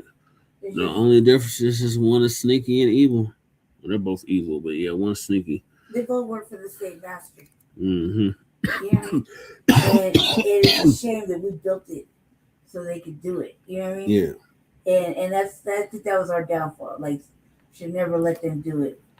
Should never let that fucking any part of the Constitution happen. You know what I mean? Any part of governance. Yeah, exactly, Mac. We have no allies. Just stop that. We should have just stopped a lot. Maybe we should have just stopped them at the shore. Mm-hmm. Right there at the shore. You know what I mean? And just started taking heads and made it like, the Congo, that what area, like where they. Oh, Sentinel Island. Yeah.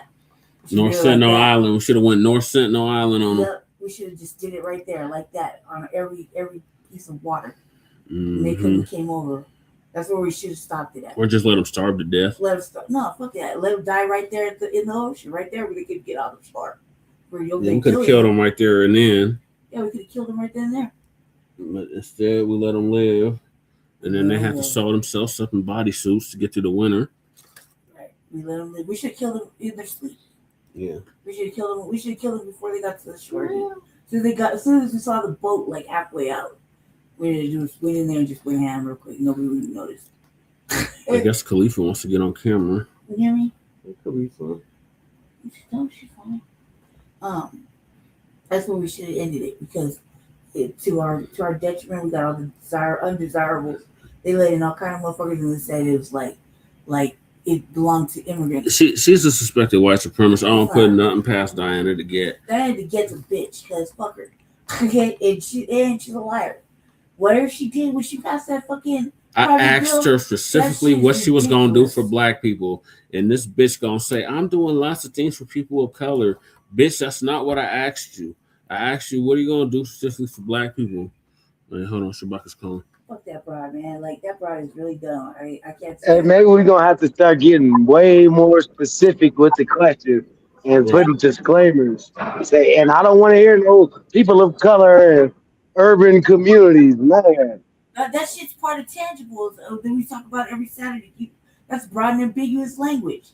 That shit don't matter to us. Oh, okay, we tried. What's a member of color?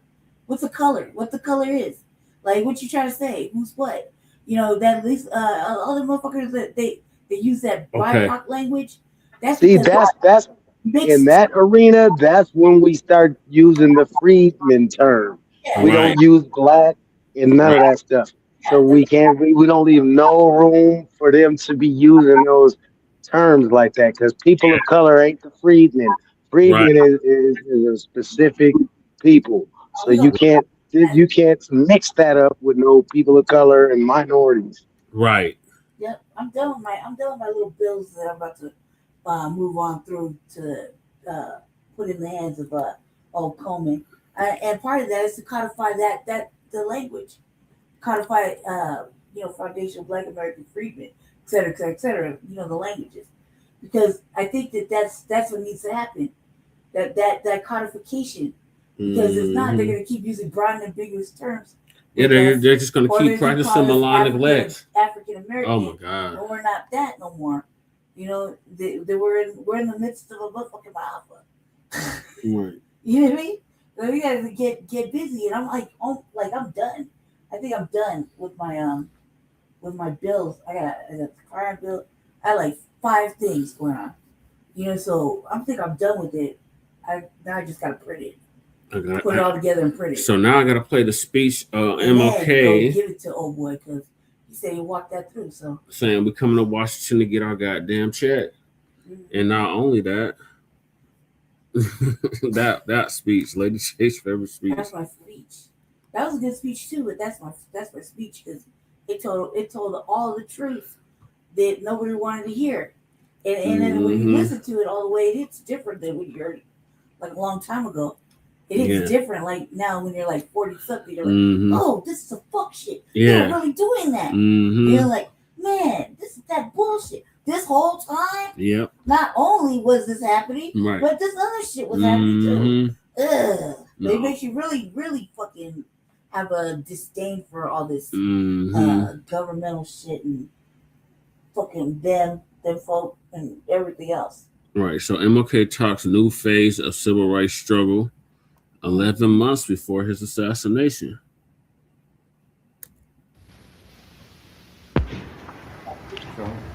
String, civil rights, King, Van Oker, roll 20, sound 36. That's a possibility. We could do that. I'm gonna say we should hold her hostage. Oh my Dr. King, jail. This church is as good a place as any to go back over your commitment to the civil rights movement. When you went out from here into university and then you went to Montgomery, Alabama and started the bus boycotts there, what was the philosophy of the civil rights movement as you saw it then, more than 10 years ago?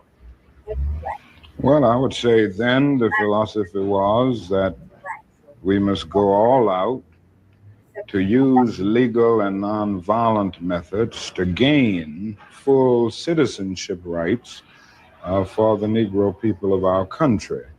Of course, that particular struggle and that philosophy centered on breaking down all of the barriers of legal segregation. So I would say that in that period, the basic thrust for the gaining of citizenship rights for Negroes was to end the humiliation surrounding the whole system of legal segregation. You saw this when this first came. Dr. King, was there something peculiar to the place where you started and the kind of people you attracted? I mean by that, there was a strong attachment on the part of your parishioners in Montgomery to the church. They were older people, weren't they? Yes, I would say by and large they were older people who participated in the boycott because they were the ones using the bus more than anybody else.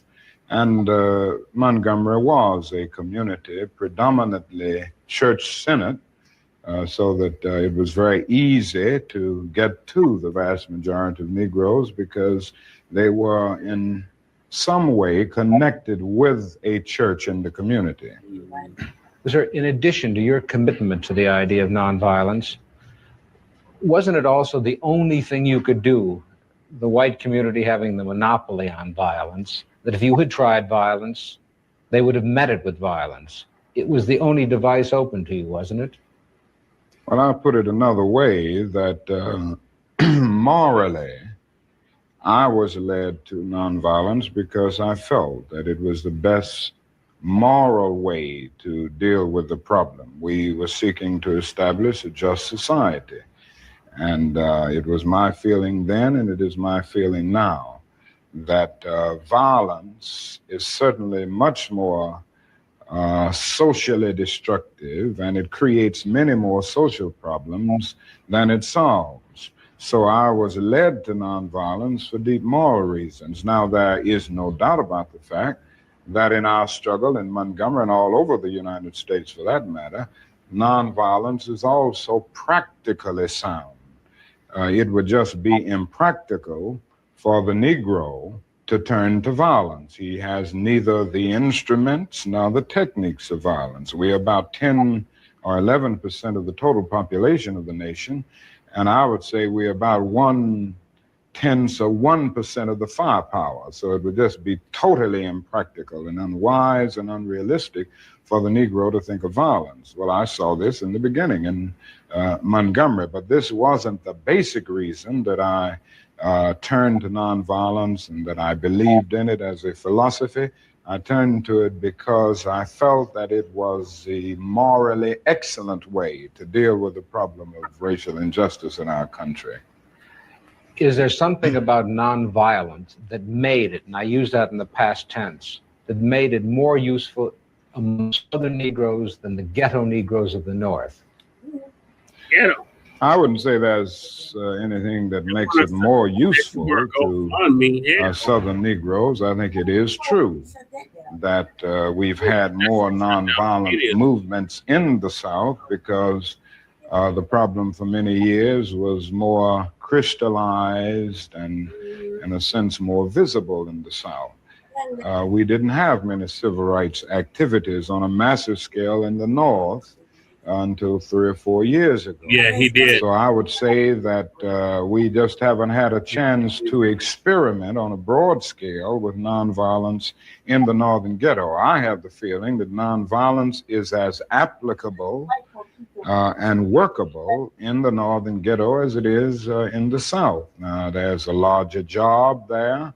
The frustrations at points are much deeper. The bitterness is deeper. And I think that's because in the South, we can see pockets of progress here and there. We've really made some strides that are very visible, and every Southern Negro knows that he can do things today that he couldn't do 4 or 5 years ago. Wherein in the North, the Negro sees only retrogress, and he doesn't find it as easy to get his vision centered on his target, the target of opposition, as he does in the South. Consequently, this is made for despair and at many points cynicism, a feeling that you can't win. And it simply means that we've got to develop in the North a massive job of organization and mobilizing forces and resources to deal with the problem in the urban ghettos of the North, just as we've done it in the South. Well, in the South, particularly in Alabama, you had visible villains, Jim Clark, Bull Connor, cattle prods, police dogs. Okay. But in the North, you don't have those visible villains. Isn't it hard to get your people aroused and directed at something that isn't visible? Well, that's exactly right. And this is what I was saying when I said it's harder to see a target. In the South, in the nonviolent movement, we were aided always, on the whole, by the brutality of our opponent. It isn't the same way in the North. The other thing is that you don't have legal segregation in the North as you do in the South. So it is much more difficult to get people to see exactly what you're doing, but it isn't an impossible job. It's a hard, it's a tedious job at times to get people to be aroused from their apathetic slumbers, but I still feel that Negroes in the North can be motivated just as they were motivated in the South. And I think as time goes on with the growing economic deprivation in the Negro community, it will even be easier because people will come to see that not only is something wrong in general, but something is wrong in particular in their own economic and housing situation. Well, what is it? I mean, how do you find it? It's very subtle in the North, is it not? It's subtle, but it's becoming much more visible.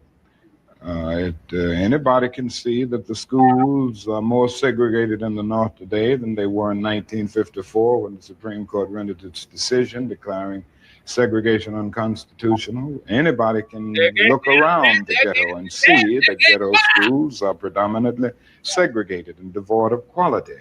Anyone who moves through a major ghetto of our country will see the housing conditions.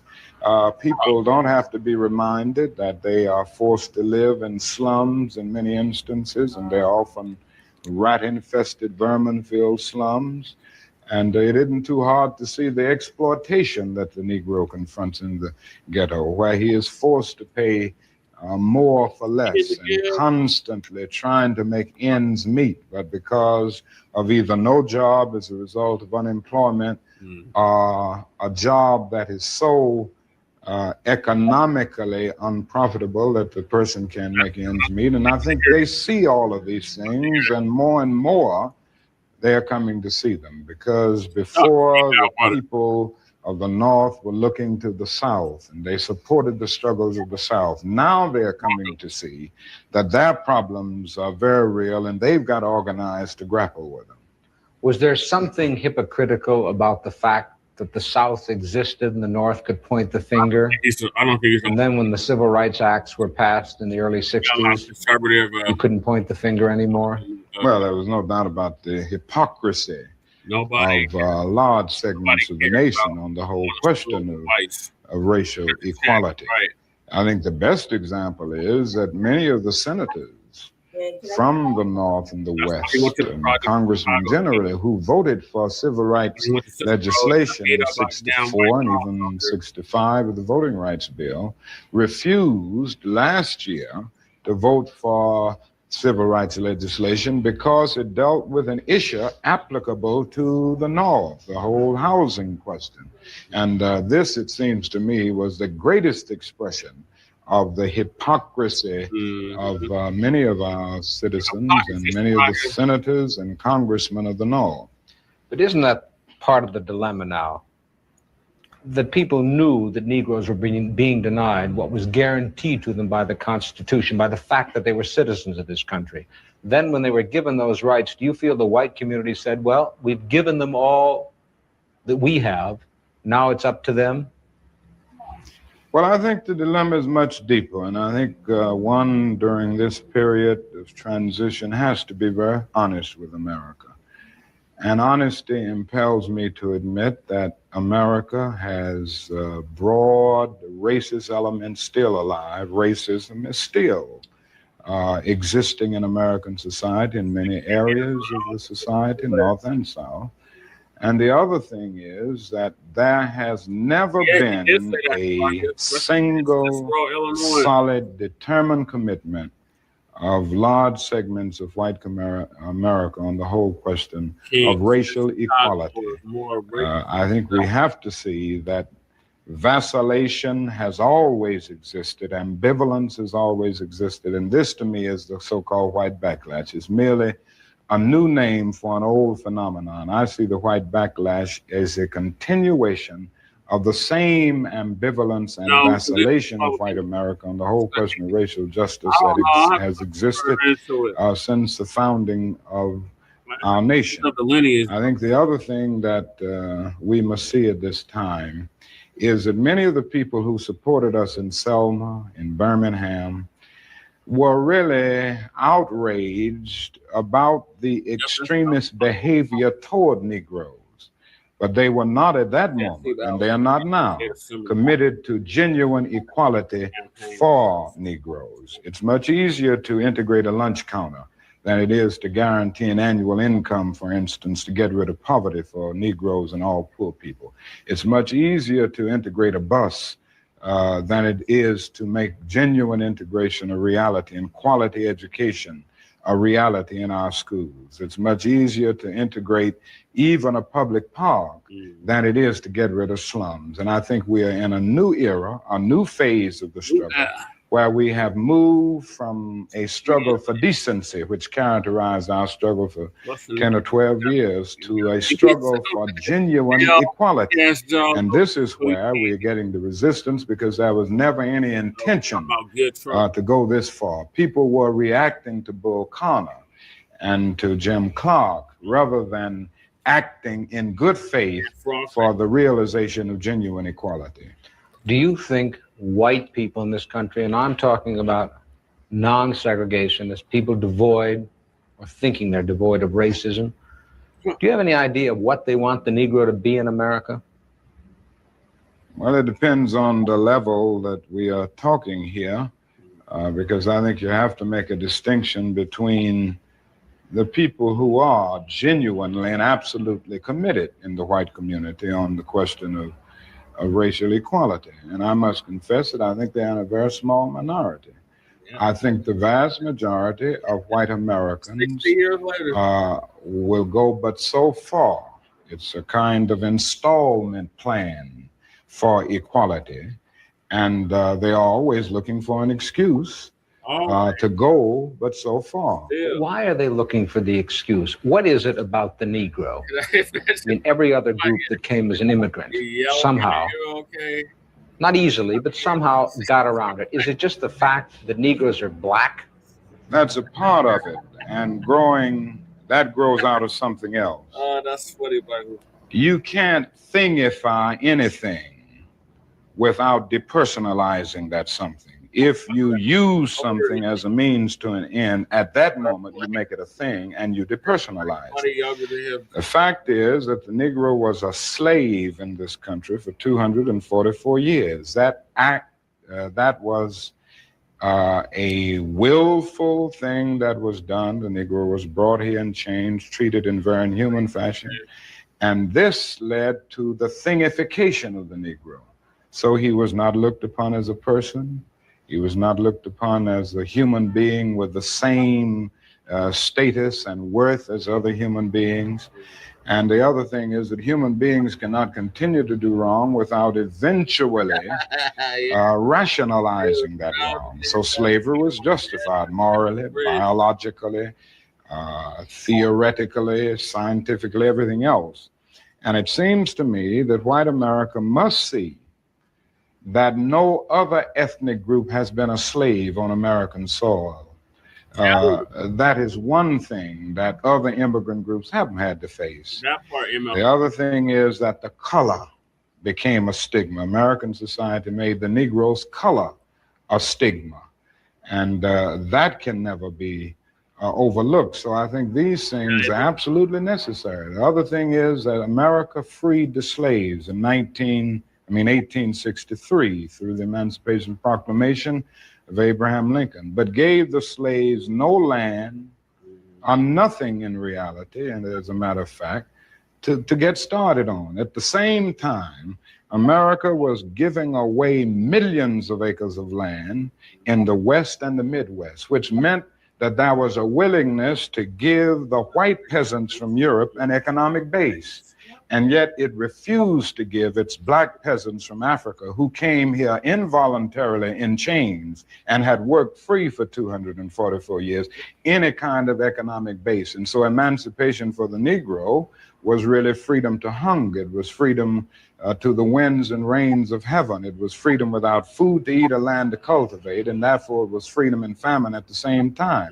And when white Americans tell the Negro to lift himself by his own bootstraps, they don't look over the legacy of slavery and segregation. I believe we ought to do all we can and seek to lift ourselves by our own bootstraps. But it's a cruel jest to say to a bootless man that he ought to lift himself by his own bootstraps. And many Negroes, by the thousands and millions, have been left bootless as a result of all of these years of oppression and as a result of a society that deliberately made his color a stigma and something worthless and degrading.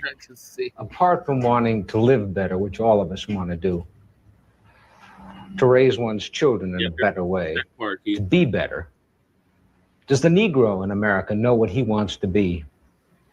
I'm convinced that almost every Negro in this country, other than those who have been so scarred by the system that they've become pathological in the process, and we all have to battle with pathology. Nobody really knows what it means to be a Negro unless one can really experience it.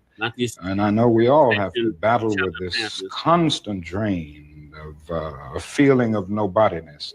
But in spite of this, I think the vast majority of Negroes in this country know that they want to be people, they want to be men, they want equality, period. It just boils down to that. And we haven't been able to be people.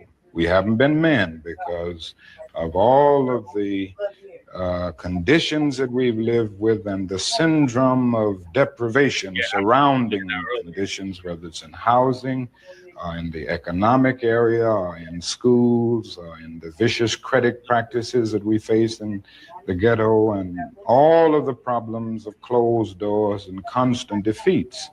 But in spite of all this, I think we all know, basically, that we want to be men. We want to be persons judged not on the basis of the color of our skin, but on the basis of the content of our character. But you know that many young Negroes don't want anything that smacks of the American white middle class. But do they want something that smacks of whatever is the black middle class? Or do they just not want bourgeois values, which after all, the basis of this democracy? Well, I think we have to see what they are saying. I would be the first to agree that integration does not mean giving up everything that has an Afro-American taint, so to speak, a background. I think there are certain unique things within any culture and certain cultural patterns that when you get to the process of amalgamation can really lift the whole culture. And it seems to me that integration at its best is the opportunity to participate in the beauty of diversity. I think the other thing that we've got to see is that these young people are saying that there must be a revolution of values in our country. As Jimmy Baldwin said on one occasion, what advantage is there in being integrated into a burning house? Right. And I feel that there is a need for a revolution of values in America, because some of the values that presently exist are certainly out of line with the values and the idealistic structure that brought our nation into being. Unfortunately, we haven't been true to these ideals, and many of the values of so-called white middle-class society are values that need to be reviewed and re-evaluated, and in a real sense, they need to be changed. So I think the young people in the Negro community who are raising these questions are raising some very profound questions about our total society. In other words, they are saying that there must be a restructuring of the architecture of our society where values are concerned. And with this, I would agree with. So in the quest for integration, I think we can offer our whole nation something, because there are three evils in our nation. It's not only racism, but economic exploitation of poverty would be one, and then militarism. And I think in a sense, and in a very real sense, these three are tied inextricably together, and we aren't going to get rid of one without getting rid of the other. When you stood on the Lincoln Memorial that day in August '63, when you said, "I had a dream," did that dream envision that you could see a war in Asia preventing the federal government doing for the Negroes, preventing the society doing for the Negroes, that which you think had to be done? No, I didn't envision that then. I must confess that that period was a great period of hope for me. And I'm sure for many others all across the nation, many of the Negroes who had about lost hope saw a solid decade of progress in the South. And in 1954, which was, 64, 1963, 9 years after the Supreme Court's decision to be in the March on Washington, meant a great deal. It was a high moment, a great watershed moment.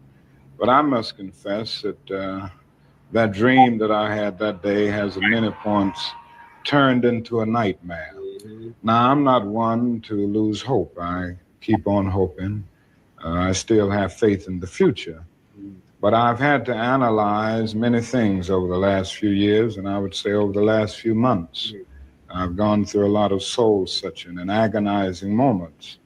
And I've come to see that we have many more difficult days ahead, and some of the old optimism was a little superficial, and now it must be tempered with a solid realism. And I think the realistic fact is that we still have a long, long way to go, and that we are involved in a war on Asian soil, which, if not checked and stopped, can poison the very soul of our nation. Dr. King, even if there had not been a war in Asia, would you still not have had this nightmare insofar as the Negro movement for equality then touched on two things that the white community holds sacred: their children and their property. Oh, I have no doubt that we would have encountered great difficulties, great problems of resistance if the war had not been in existence. So that I'm not going to say that all of our problems would be solved if the war in Vietnam is ended. But I do say that the war makes it infinitely more difficult to deal with these problems. When a nation becomes obsessed with the guns of war, it loses its social perspective, and programs of social uplift suffer. This is just a fact of history, so that we do face many more difficulties as a result of the war. It's much more difficult to really arouse a conscience during a time of war. I noticed the other day, some weeks ago, a Negro was shot down in Chicago, and it was a clear case of police brutality. That was on page 30 of the paper, but on page 1 at the top was 780 Viet Cong killed. That is something about a war like this that makes people insensitive. It dulls the conscience. It strengthens the forces of reaction, and it brings into being bitterness and hatred and violence. And it strengthened the military-industrial complex of our country, and it's made our job much more difficult, because I think we can go along with some programs, if we didn't have this war on our hands, that would cause people to adjust to new developments, just as they did in the South. They said they'd never ride the bus with us, blood would flow in the streets, they wouldn't go to school, and all of these things. But when people came to see that they had to do it because the law insisted, they finally adjusted. And I think white people all over this country will adjust once the nation makes it clear that in schools and housing, we've got to learn to live together as brothers. I think the biggest problem now is that we got our gains over the last 12 years at bargain rates, so to speak. It didn't cost the nation anything. In fact, it helped the economic side of the nation to integrate lunch counters and public accommodations. It didn't cost the nation anything to get the right to vote established. And now we are confronting issues that cannot be solved without costing the nation billions of dollars. Now, I think this is where we're getting our greatest resistance. They may put it on many other things, but we can't get rid of slums and poverty without it costing the nation something. Hey, NBC News viewers, thanks for checking out our YouTube channel. All right, so that was 11 months before he was assassinated. That's how they had it. So, as I already alluded to yesterday now, the 40th annual MLK Parade in several cities, including Denver, honored the late Martin Luther King Jr. So I'm going to put the next clip is about the nation honoring MLK Jr. And then I'm going to go into the parade. But first, what are your thoughts, Lady Che, on the new phase of the civil rights struggle? Do you think MLK woke up too late? Most definitely. And the fact that he tried to, he was still decent, he still tried to, make it work all the way to the end. And at the end, when he's like, fuck it, man, he already knew, that it was going to happen. That's why he didn't have no fear. Mm-hmm. But it's like, God damn, man, no good deed goes unpunished. You know what I mean? Yeah. So it's like that, like trying to do the right things. They saw that somebody can galvanize black people to fight for themselves is a dangerous thing. Yeah. You can't have that. It's an organization of Negroes as a threat to national security. Basically, it's almost like anything more than 3 is a fucking problem, and that was a problem. Mm-hmm. And peacefully, they brought the nobody. Like what was crazy about all that is that all them folks were throwing rocks at them and water hoses and fighting with them and beating their ass and shit. Mm-hmm. Like nobody got up and fucked them up. Because we've been angry for a long fucking time. We could have took it out right there to there. You know what I mean? That's why we had the Panthers. Yeah, we didn't do it though. You know? We didn't get active then. We didn't get active. Every time that we need to get active, we choose not to get active. Oh, they got active. When we do get active, then they're like, "Oh my God, fuck! What do we gotta do? They definitely got active after MLK was murdered. Right? You gotta make it stop." It was Holy Week. It was burn, baby, burn. Yeah, it was like, yeah, exactly. So, yeah, we have to do that. We have to do it. We have to get violent when we don't want to, and then when it's because we're provoked.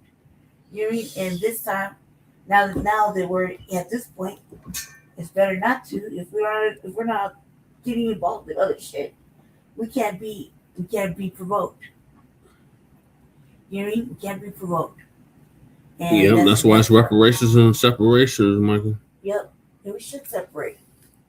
Should definitely separate from people that cannot ever be held accountable for their past mistakes or the consistent mistakes that they make in front of us now. You know, when people again, they're still racist. They're still okay, I might be able to get behind him then. You know what I mean? They talk to us with the undertone of racism and white supremacy, to just a general conversation. You know, with condescending tones and sarcastic remarks or ignorant comments on face of naivety. You know what I mean? Yeah, not everybody was singing "We Shall Overcome," Lady Che. What? People did pop off on whites back then, but MLK took them to chill all the time. After he passed, he wasn't there to say chill, so folks went ham. Right. I know. But I feel like we should. I've always felt like, I guess we should have fought more or just ended our threat. Sometimes, you know what I mean? The way they pacified this was with the Civil Rights Act. Right. After all of that, because they should have did it when they saw the problem was occurring, and it was always a little preamble shit. You know what I mean? It didn't small, wasn't non-threatening. You know, could have solved it then, but then it went to. We could have had our reparations then. Yeah. But the leaders at the time, all they were concerned about was integration and interracial sexual access. They were concerned about anything like fixing any of the problems that were affecting blacks then. Not even before then or after. It's still not. Well, no, that's the boule. Yeah, they're definitely not. Today, people around the country are honoring the life and legacy of Dr. Martin Luther King Jr. The civil rights icon was born in Atlanta, Georgia, in 1929. Salute. He devoted his entire life to change and became one of the most important figures in the fight for civil rights. Okay. Now we celebrate his life on the third Monday of January every year. MLK Day is intended as a day of service and a time to really empower individuals and strengthen our communities. Here to talk more about Dr. King is Omar Montgomery, the NAACP Rocky Mountain State Conference president. We're so glad that you took some time out of your very busy day to spend with us. Thank you for having me today. Thank you for being here. And I just want the viewers to know, we talked a little bit about the evolution of this day becoming a day of service. So to that point, you literally got here seconds ago because you were cooking for 3,000 people today. You and a dozen or a few dozen volunteers. Yes. So talk to us about how the day has evolved in the service and why it was important for you to provide those meals today. First, let me just say thank you to Brother Jeff Cultural Center and See Me Catering with Regina Edmondson. This is their brainchild. So we've been doing this for the past 5 or 6 years, where we make sure that no one goes unfed. That's part of our day of service. And guess what? The hope is that we wouldn't have to do this on any day. We do it for Thanksgiving and for the Reverend Dr. Martin Luther King Jr.'s birthday. The goal is for us to end poverty so that everyone knows that they have a meal every day and not just on these 2 days. Very well said. Yes. How important is it to empower the youth, empower, I mean, people of our own age to keep putting themselves out there, not just taking a day like this as a holiday or, you know, kids are out of school, let me find something to do with them, but to use it as an act of service like you did today. I'm gonna tell you this. The volunteer that was standing next to me was probably about 5, 6 years old. Oh, love it. His mother brought him there so he could experience the day of service. We're folding up the meals. I'm handing him the meals, and he says, I need no help. I need no help. I need no help. I say that to say that the age range of people who volunteer were from 5 years old to as old as 80 years old. We even had Congressman Crow come out and serve some meals today as well, and some other elected officials. So for us, it's also for us to be able to show what unity looks like. How can we come together? I don't ask, what is your political affiliation? We don't ask, you know, where you come from, this, that, and the other, economic status. If you're coming to volunteer, you're welcome into that family for that day. It's beautiful. Yes. You know, I do see a lot of people sharing quotes, which is great, but we want action. So what do you hope from white allies? What do you hope to see from more people like me that look like me to help also fight some of the current administration's rollbacks? Yes. What do you hope to see? You know, the mission by the King Center is called Mission Impossible 2. And it says unifying your community and this nation through nonviolence. The first thing we can do is be leaders in our own community, making sure that people are fed, making sure we're not using violence to solve issues, and more importantly, being good role models to our youth. How do we make sure that within our immediate communities, we're able to model what is right? When it comes to this administration, I hope they look at the example of the Reverend Dr. Martin Luther King Jr. Sit down with Minnesota's governor, sit down with Minnesota's mayor and says, how can we solve these issues in a nonviolent way? Because right now we're setting a bad precedent for our youth by telling them that violence is a way to solve issues. Is it a challenging time to lead the Aurora branch of the NAACP? Well, I'm state conference president now, but to Dr. Thomas Mays with the Aurora unit. First, let me say this, the Aurora unit has accomplished a lot. You know, last year we did a literacy program, we did a swimming program, we had our Get Out the Vote, Good Trouble program. So we're doing amazing work in Aurora. What are the challenges? The challenges are that we still have people You graduated in who are 92, experiencing 5 years old when you we graduated. still have people that are experiencing homelessness. We're still trying to figure out how do we bridge the gap between the community and law enforcement. And I think we're making some headway, but that's been because community has stepped up and said, we want a voice at the table and we want to make sure we're part of the decision making, especially in the city of Aurora. Inspiring. It is. I know you lead by example. You're doing the work. You're walking that walk. So if anything, hopefully you're inspiring to those who are watching right now. Well, you know what? I want to say this. I wish the world could have saw everyone in the kitchen, everyone at Brother Jeff Cultural Center handing out the meals, the Dayton Opportunity Center handing out the meals, and those at the MLK Library handing out the meals. If we could model that every single day, I wonder how much change we could have in our communities and in our nation. I've been saying that shit, Omar. President Montgomery, thank you. Thank you for your kind words. Thank you. Thank you. The Martin Luther King Jr. Colorado Holiday Commission is expecting thousands. What are your thoughts on what my former professor just said? Yeah.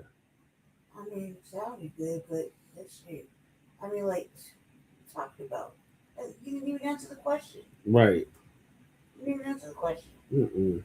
And what a white ally? I don't even believe that exists. That doesn't exist. Like, like the 30 minutes, I'm going to be calling this out our name, out our race. Come on, stop it now.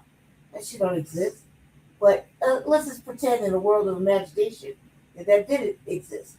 Well, why don't you use your $1 million of white skin and put the petition through and get other motherfuckers with $1 million worth of white skin and privilege to sign their name to push the fucking act of what we want our reparations to look like all the way through. No stops. Let's go.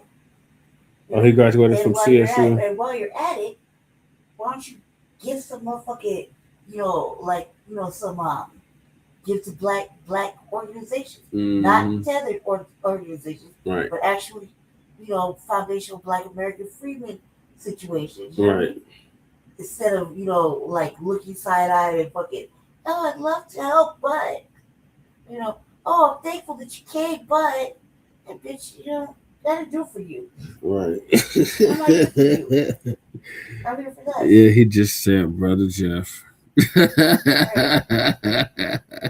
Yeah, so, you know what I mean? So, that's what I think that and to answer his question, what they can do, they can stop fucking closing down all the housing over here. They can stop gentrifying, and actually make shit, like equal. Like, for example, living wage, working wage, area income, or area median income be all around the same, like it was maybe pre-COVID or even 5 years before that. Some people weren't all out in the street. They can stop calling motherfuckers drug addicts and shit that are out there. They actually bring in black people. I mean, I could go out all day about what they really could do. So if they were so serious. Yep. Shout out to church. They're not. Bring in the class. Fucking doesn't exist. Not even in my wildest imaginations do I think white people are really about us. Right. At some level. They're only doing it for photo ops and tokenism. Lady J. They benefit. Oh, white people are bad. Lady J. Out of our disdain. Lady J. They benefit off it. There's some good white people out there, Lady J. Where?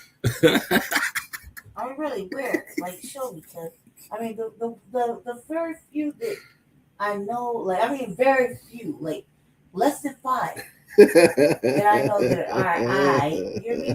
They've done something good for me.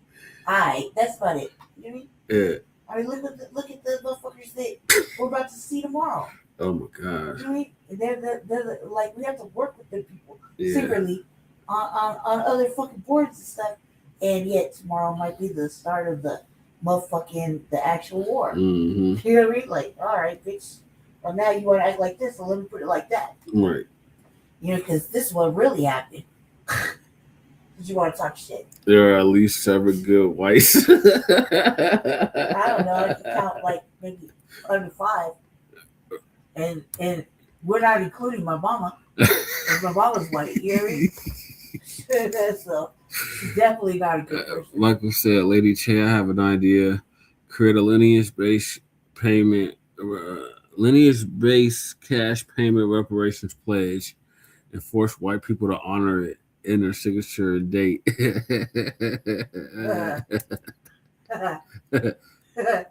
Yeah, like I should just go on. This should just be the question, like, what you gonna do for black people? Right. You need us so much. What you gonna do for us? Because really, they can't function without us. I love people of color. Let the fuck man. See, I'm sitting here quiet. You already knows how I'm gonna get. Like, you know I'm gonna be talking shit for the next 30 minutes. I've been sitting here all quiet, not saying nothing, and then look, he knows what he's doing.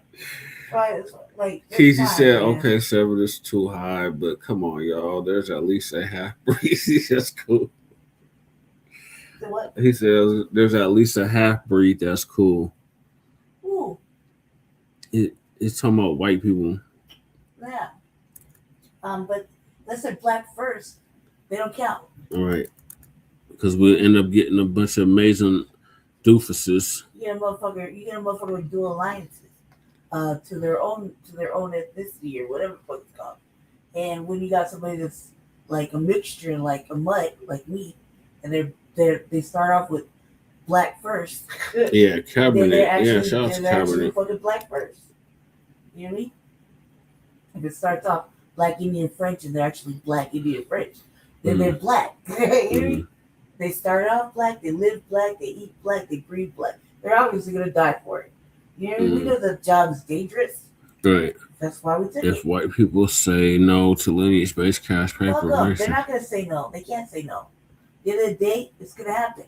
Then what do you tell them is I can't help you with your universal health care? What you tell them is that, well, I guess we can't help you get into office. Right. And since you're deporting everybody else, I guess no one's gonna help you get in. Right.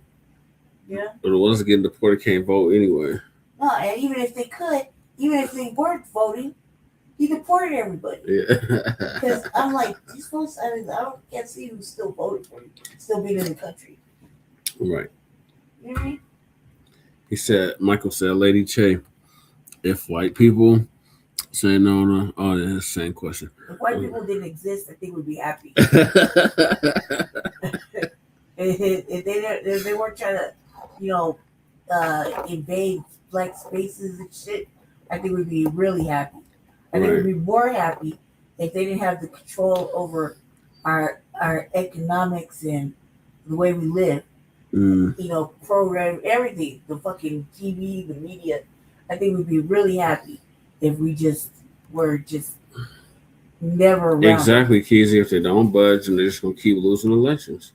Right. It's just as simple as that. I mean, the voter turnout rate should be low. And motherfuckers say that they got to vote. Stand on that shit. Right. I mean, if there's nothing tangible for you, you're not going to benefit from it. You don't stand on it. Like, give you a perfect example. Can't buy menthols in fucking city of Denver, right? Right. All right, cool. Well, you can't where I live. Yeah. You know what I mean? But let's look all these motherfucking white folk and shit that own liquor stores and cigarette shops and stuff like that. They can't sell vapes. They can't sell menthols. Right? Flavored anything. They have to get rid of all their inventory. And they're like, my shelves are bare. I can't make no money. Bitch, this is what you want. Maggie Kelly is going to be president. Hell no. Talking about vapes and my child this and my child that. First of all, you're a shitty ass parent if your kid got hold of anything that you have. Why the fuck do you have it is the real question. Right. Then you gotta pay attention. So your kid got it and your kid is fucking smoking vapes. Okay, so what? Right? But then you go to call and make a scene about it, how dangerous it is, right? Then you got motherfucking off-brand black people talking about, they're targeting us. The cigarette companies targeted us. Bitch, do you not remember? We cultivated the shit. Right. We grew everything in the tobacco plant. We grew tobacco. We tried the shit. Right. It's all us. Right. Then they're going to tell us we can't smoke the shit we grew. Mm-hmm. And because we saw how to sell it and make money off it, profit off it. Now they can tell us that it was targeted towards us. Bitch, we were the fucking items that picked the shit. Right. We grew it, we dried it, we fucking made it. We can sit there and roll fucking leaves all day. Michael got another question. No, hold on a second, Michael. Hold on a second. Let me just get this out of my chest. This is your fault, Jesse. Let me get this off my chest. So they're crying, right? Talking about I can't make, I don't know, I'm supplement this income I'm losing. Woo, woo, woo. You voted for the shit. You made the shit get on the ballot. You voted for it. You off-brand black people who said it's targeting black people. Mentos targeting black people. Fucking idiots. Mm-hmm. Can't target us if we're the ones that did it. Right. We're the ones that grew it. We're the ones that fucking, made it the way it was. Mm-hmm. We're the ones that were out there fucking working hard, fucking smoking a little tobacco. Mm-hmm. Here and there, hiding out in the shack smoking a little bit because it's a stressful motherfucking day of fucking slave labor. Right. You're like, what the fuck? So then you tell us that we're targeted? Yeah. That's stupid. Surgeon General's targeting us. Okay, cuz it's all our fault by design, right? Mm-hmm. All right, but now you're crying because you're not making any money off of black folks. Right. And that's your fault. You voted for it. No fucking buyer's remorse now. Live with it. Right. Because we're the ones that go in there and buy motherfucking majority of menthol because they taste great. Mm-hmm. They're good after a fucking long drink. Yeah. Sometimes after sex. They're great when you're mad. They're great in conversation. You just want to be social. And you think that maybe you join this, little smoke section and just talk a little bit amongst your friends, giggle, and you put the shit out. Simple as that. Dry here, whatever. They taste great. They're awesome. I've been smoking Newports since I was like 9. They're fucking great. I love them. I'm not gonna stop smoking Newports. 100 spots. Give me it. 3 on the back. You know what I mean? Like, what the fuck you talking about? You know what I mean? I smoke weed. I like the tobacco paper. You know what I mean? I don't understand. I don't have a problem. I like vapes too. And vapes are alright. For smoking weed. Yeah. You know what I mean? I can't get down with a motherfucking vaporized cigarette because I like regular cigarettes just like I like books. Right. You ain't none of this weird digital shit. Right. However, not my fault. right? And I live in an area where I feel like, all right, cool. I'm just gonna stack up on some cartons and just get to selling them down here. Yeah. I'll make bank. Yeah. You know what I mean? Just have a little hustle. Who wants a Newport? Mm-hmm. You know what I mean? It's $1.15. Yeah. I don't know. Price is raised. We'll see how I feel about it. But it's the fact that they said, oh, my shop, my look at these shelves. They're so bare. I don't know how, because you're mad now. Look at your affiliate. Mm-hmm. You're mad now because you can't make money off the black vote. Yeah. That you wanted to, teach your children a lesson. You want your little kids getting handed. You bourgeoisie motherfucking blacks that are talking about it was targeting you. Yeah. You're stupid because how can they target you? We're the ones that picked it. Mm-hmm. If anything, we're the ones that should get credit for it. They should be giving us They reparations marketed off of it that. to us. Right. You should get money off of that. But it's on general principle. Right. For all the cigarettes they sold. Philip Morris. Philip Morris should be just, that's right off top. Give us our bread for that. Right. Right? Because not only did you lie on us, Yeah. and you added extra shit like fiberglass and I don't know what else. Right? But rat poison. Rat poison, whatever. We freezing up a motherfucker's chest allegedly. All this extra shit, right? Then, not only that, but you owe reparations. Mm-hmm. That right there. You owe black people. Yep. And you can't get away with it. You can't say you don't. Can't say he does it. Can't say they don't. The cigarette fucking smokers, fucking whatever, they owe reparations hardcore, big time. But don't get bad now that you can't buy, either the black people can't go in there and buy menthol, cigarettes, wraps, or anything like that, that are flavored because we like grapes and fucking Swisher Sweets and I don't know what else, right? Yeah. Don't get mad now. You did it to yourself. You know what I mean? Mm-hmm. Now you don't see no black people. Oh, now they don't sell no menthols. Can't go there. Mm-mm. And motherfucking liquor store like, hey, you what? Wait, don't you need a drink?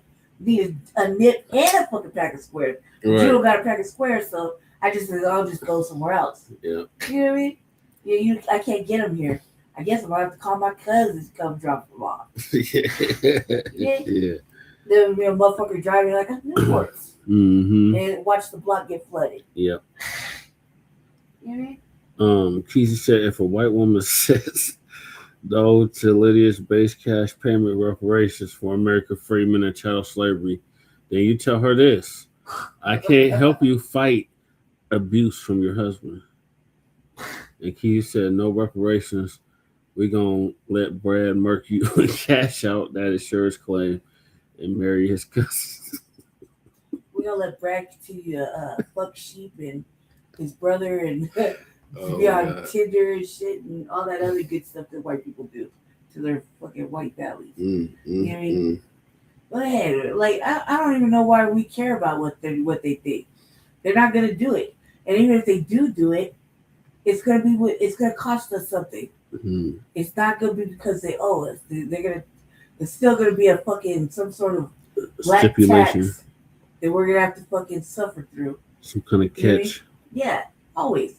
It's always gonna be that. There's never just gonna be clean. You know what, black people? We're sorry. We had an epiphany. Here's your money. Here's your money. Yeah, we decided to vacate everything and just move to Europe.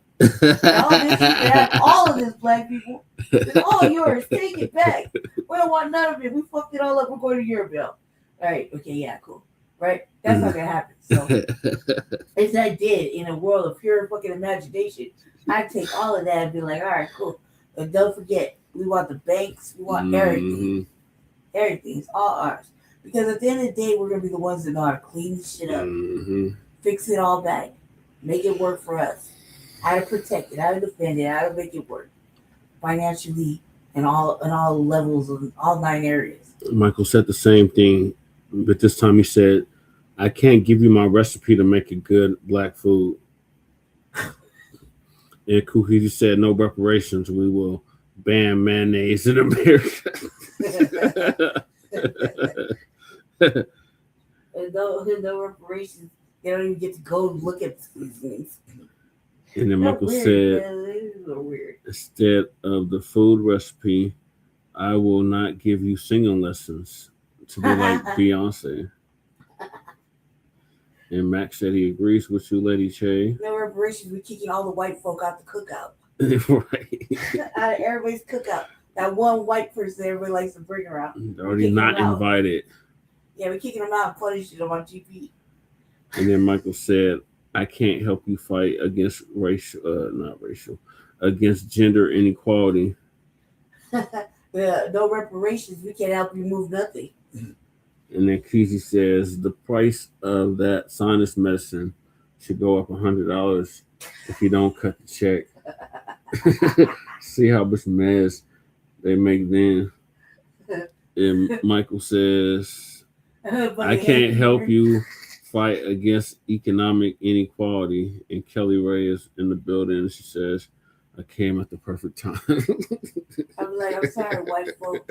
You don't sign up for reparations. You don't give us reparations. Yeah. I guess Thank we can't you, hold Mac. your hand and clone you and give you the, the speech and shit and hold your hand through all your bullshit. Because they're like, we're the black women, we're the third together. Remember they're talking like, well, the black women. Yeah. Like I said, they say, fuck you. What the fuck you mean? Done with that. Done. Been done. Right. It should have been done a long time ago. And here we go. And I was like, now, finally, bitches are getting on board with what I'm saying. Like, leave them bitches alone. Now let's get back to the content, like Matt said. So, like I said, this is the 40th anniversary, or excuse me, not 40th anniversary, 40th annual MLK Parade here in Denver, Colorado. And it was a good show. At City Park today. The Denver Parade kicks off at 10 a.m. That's right. The event brings people together to celebrate the life of Dr. King. And City Park is where 9 News reporter Janelle Finch is this morning to give us a preview of today's event. Good morning there, Janelle. Good morning. Yeah, as Katie was saying, we got a little blanket of snow out here at City Park, but that is not going to impact the day's events. And actually, this is a pretty welcomed weather for the parade. I'm joined with Jennifer Malpietti, who is with the MLK Colorado Holiday Commission. Jennifer, thank you so much for the time today. Good morning. Thank you for joining us on this warm morning for a Denver Parade. And Jennifer, we were just kind of talking a little bit about how this weather is going to impact attendance. You're expecting pretty high numbers today. Is that right? We are. So you may be familiar that the last couple of years we have endured some pretty cold temperatures, and that really has not affected our marchers at all. Back in 1994, we instituted a never cancel policy because our marchers come anyway.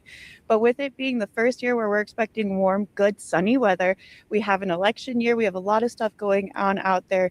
We are expecting one of our largest years recently and hopefully to date. And we're talking about a couple thousands, right? More than that. So on peak years, we get anywhere between 75 to 90,000, and we're really hoping to get even more this year. That's amazing. And after 40 years, it's just so incredible. Yeah, and what an amazing thing to happen on our 40-year anniversary. So we are just so excited to welcome the Denver community out here today and just really getting stoked down here. And there are a couple things a little bit different this year. Can you tell people what to expect when they come out here? Sure, yeah. So just a couple of quick changes. So we're not going to be concluding at Civic Center Park because it's under construction. So we're going to be doing our main program here at City Park at the Dr. MLK I Have a Dream Monument. And then we are going to be ending at the State Capitol. So we do ask that our marchers observe the new traffic patterns along Colfax. You will see our marshals along the parade route. You'll see them wearing MLK ball caps that will be orange today, and you can ask them for any assistance that you need along the route, but it'll be pretty clear once we get out there. Amazing. I've been telling people just follow the crowd and you should find your way. That sounds about right. Yeah, we'll be able to keep people moving today, so we'll keep you safe going down and then on your way back up for your cars. Amazing. And again, before people come out here, is there anything that they should know ahead of time? You know, we just ask that they come out and have a great time. We're always, as always, we are accepting hygiene goods, non-perishable goods. If you have an old cell phone at home, bring it down. We have drop centers. We refurbish them. We send that out to the fire department, the police department, to battered women's shelters. So we just ask you guys to check our website, see what you may have that you can bring down with you. And we look forward to seeing your smiling faces when you get here. Jennifer, thank you so much. Celebrating unity and then also MLK's message of service. We are looking forward to learning more about the parade later this morning. But for now, live from City Park, Janelle Finch, 9 News. All right, thank you, Janelle. Here in Colorado, thousands showed up to. Okay, so that explains a lot. Yeah, because I was wondering why the hell we didn't go to Civic Center. I said, what the hell? We ended up at the damn state capitol where they was having an anti-ICE, anti-Trump rally. to honor Dr. Martin Luther King Jr. in what is known as one of the biggest MLK events in the country. The MLK Parade, which is a combination of a march and a parade, started at City Park this morning and ended downtown near Civic Center Park in the Colorado State Capitol. That's where we find 9 News reporter Jaleesa Irizarry, who spent the day with the crowd. Jaleesa, how's the day been so far? You know, it's been a great day. The parade ended a little bit ago, so this park is actually rather empty. It's a vast contrast to the large crowd that showed up at City Park this morning to celebrate. Oh, we're stepping up. Let's go. Let's go. Get it on. Here we go. Happy birthday, Dr. King Jr.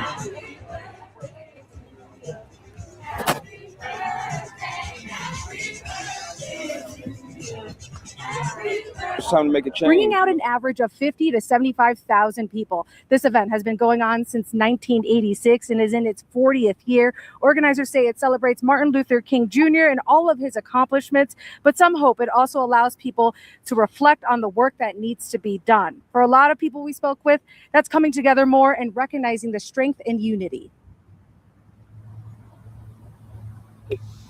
Of all of us come together as a community, no matter if you're Black, white, Mexican, we'll build and be able to be better. There's no barrier for unity, you know, whether it's Black, white, purple, whatever the case. They be picking their favorite cones, I swear to God.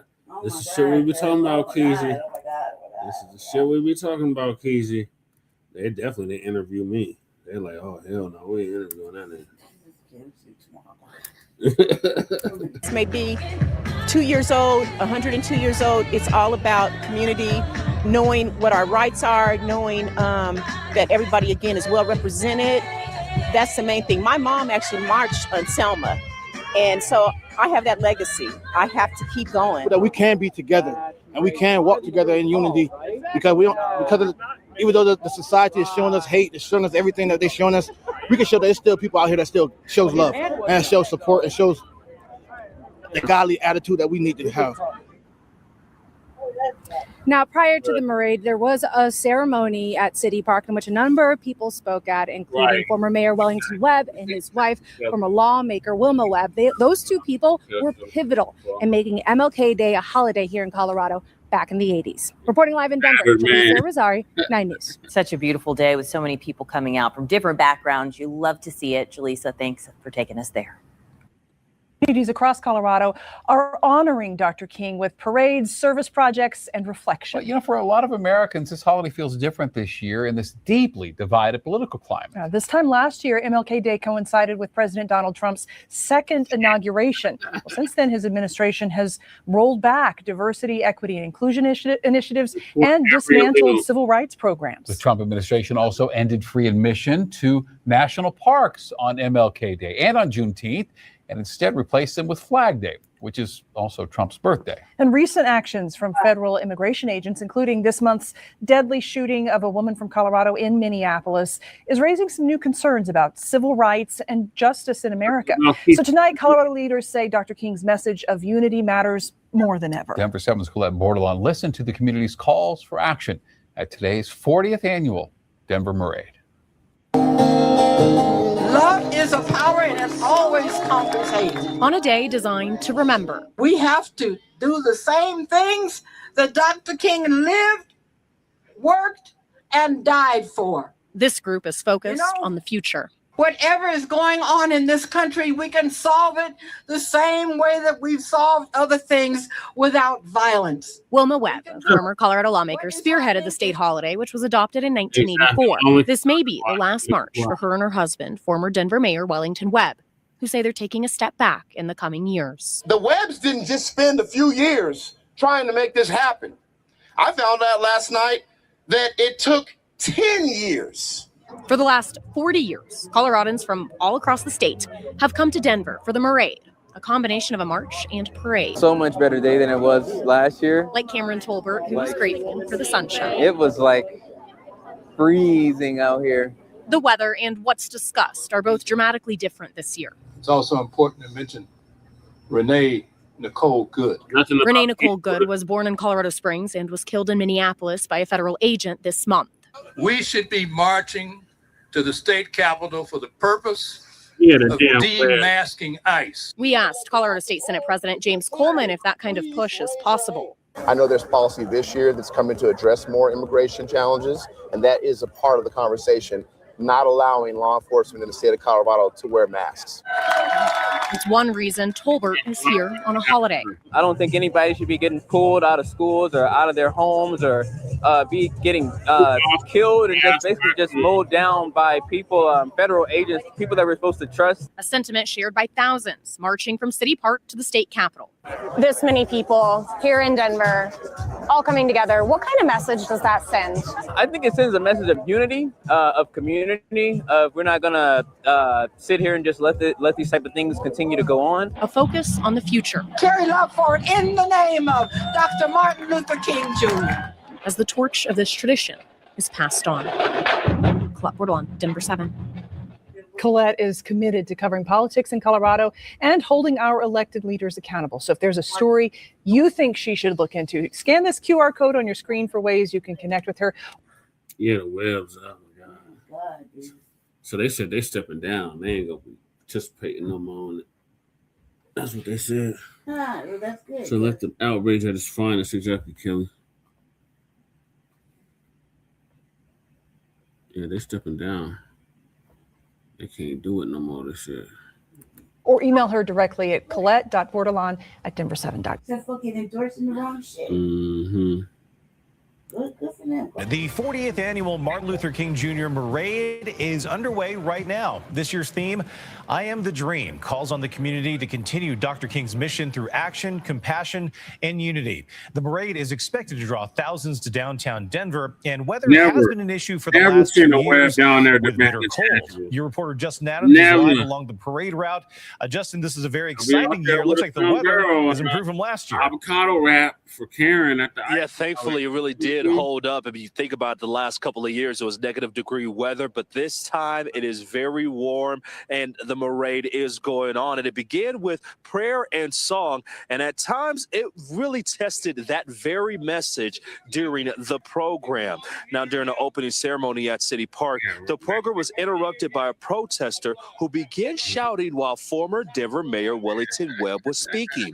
As security moved in to remove the individual, they made contact with our photojournalist Eddie Castro, nearly knocking over his camera. No one was injured. Similar disruptions occurred later, once while the Honorable Wilma Webb was at the podium, and again as Senator Michael Bennet prepared to speak. Now, despite those moments, organizers kept the program moving forward, and Wilma Webb addressed the crowd, emphasizing the importance of honoring Dr. King's legacy through peaceful action and unity. It was not an easy task of getting everybody to see the light of Dr. Martin Luther King Jr. It took going around talking with people, getting their concerns, knowing that people dying for no reason at all, that are being killed just because they were driving a car down the street. We have to be concerned about that just as much as we were concerned about segregation. About our goddamn tangibles, woman. What the fuck is he talking about? And now the parade will continue this afternoon down Colfax Avenue to the steps of the Colorado State Capitol, and they are just starting to walk right now. And we would imagine this will take about an hour or so to be able to go down Colfax. And there were several thousands of people that were in attendance today as the parade will go through the rest of the day. In Denver, your reporter Justin Adams covering Colorado First. All right, Justin, thank you so much. The founding family of Denver's famous parade, the March/Parade for Dr. Martin Luther King Jr., says they will not participate next year. Former Mayor Wellington Webb and his wife, former State Senator Wilma Webb, say the parade is not enough these days, given the state of civil rights in America. Our Spencer Soysher walked alongside the former today to learn more. Former Denver Mayor Wellington Webb has done this walk so many times. As long as we've been doing it. It's hard to keep track. What, 41? The Denver MLK Parade, a March/Parade started by his wife Wilma in 1986, continues today. This year's parade feels different because it is. Wilma and I are doing this next year. It is not enough to celebrate King. Webb is worried about civil rights in this country. And for him, the Marade isn't enough direct action. Working on issues that King would be working on. If Dr. King were alive, he would be fighting for poor people. He'd be fighting to make sure that there's money for sick people. The former mayor isn't happy with the president's deportation efforts either. He said he only wanted to get out criminals, and he wants to get people out of the country that are people of color. While Webb may not be marching next year, there's a new generation that will continue. Denver's current mayor, Mike Johnston, wants action too. Today is a day we probably have to start thinking less about the celebration and more about the demonstration. Johnston wants people to stand up to what he believes are injustices, especially to immigrants. So continue to ask ourselves the realest and the hardest question, which is what King implores us, is to always ask, if we do not stop to help our fellow man and woman, what might happen to them? The Marade is part of Wellington and Wilma Webb's legacy, and they hope others follow their path. I want to maintain control of the United States as a democracy, and to me, that's what the march is about. Yeah. Just because the Webbs may not participate next year doesn't mean the Marade is going away. An organizer told me this afternoon it's more of a passing of the torch type deal with a Should have been younger generation of politicians and area leaders leading the pre-march gatherings. And there were certainly no shortage of those there today, from Congress members down to district attorneys and city council members, Kyle. I mean, it has become kind of the place for folks to be seen in, activist circles, right, in recent years. But noteworthy that the Webbs that have had their stamp on this for 40 years now are going to let other folks lead. Yeah, I think it's their time to try and do that. All right, Spencer. It's been that for at least 10 years. Like, y'all are super late. They make it all about the fucking politicians. Oh, we're gonna hear from congressmen, blah blah, blah blah blah. He said it's all about the demonstration. Mm-hmm. All right, that means green light go. Well, I heard green light go. Yeah. So the next video is about the FBI's plot to neutralize our black leader, MLK.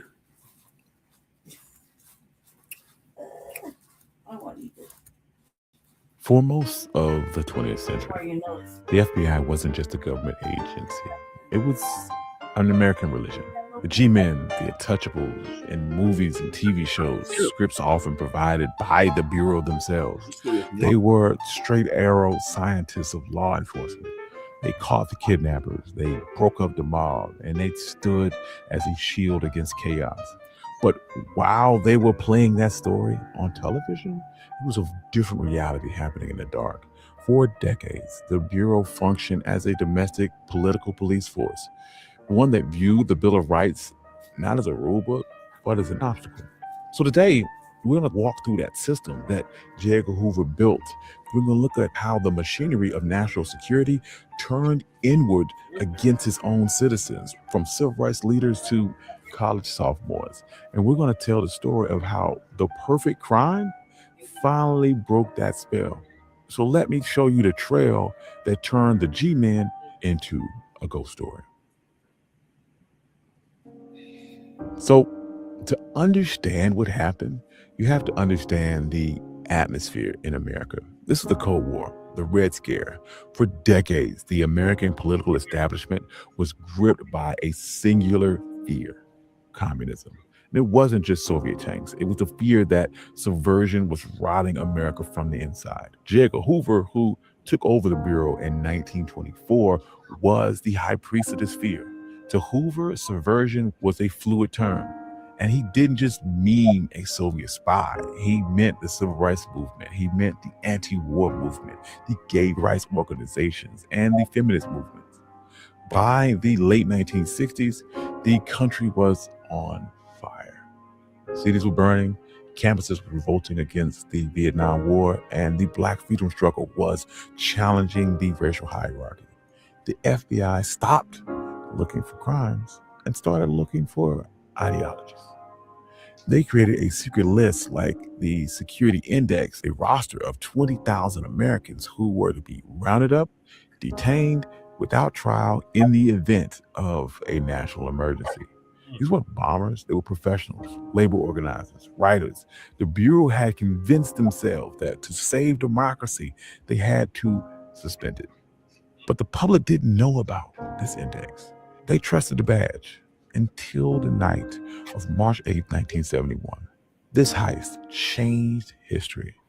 William David, a physics professor at Haverford College. He was mild-mannered, he was a father, he was a pacifist, but he had come to a radical conclusion. The only way to prove that the FBI was suppressing dissent was to steal their files. So he recruited 8 ordinary citizens. They called themselves the Citizens Commission to investigate the FBI. Included in the crew was a cab driver, a graduate student, and a religious professor. They spent months casing the FBI's field office in Media, Philadelphia. It was a small suburban outpost. They noted that security was almost non-existent. Standard locks, no alarms. They picked the perfect night, the fight of the century between Muhammad Ali and Joe Frazier. They knew no police, the guards, and the neighbors would be glued to the radio and the TV. So while Ali was taking punches in the ring, they were picking the lock. They walked into the darkened office, and they didn't take cash, they didn't take any weapons. They packed up every single cabinet's contents into a suitcase and walked out. From there, they drove to a farmhouse, covered the windows with blankets, and began to read. And what they found wasn't criminal evidence, it was political dynamite. They found a route slip with terrifying instructions that stated enhance paranoia and get the point across that there is an FBI agent behind every mailbox. They also found a strange acronym that no American had ever heard of before, COINTELPRO. So what was COINTELPRO? The acronym actually stood for Counterintelligence Program. It was a secret series of operations designed not to arrest targets, but neutralize them. The stolen files, the investigation that followed, revealed a playbook of psychological warfare. One of their most chilling examples was the campaign against Dr. King. The FBI wiretapped his homes, bugged his hotel rooms. They didn't find him committing treason, but they did find him committing extramarital affairs. In 1964, the FBI mailed a package to King's home. It contained an audio tape of him in a hotel room and an unsigned letter. The letter called him an evil, abhorrent beast. It suggested he remove himself, sent by the federal government to a civil rights leader.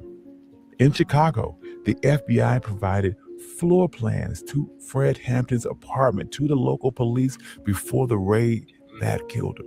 In Los Angeles, agents forged letters using cartoons and insults to incite a gang war between the Black Panthers and a rival group called the U.S. Organization.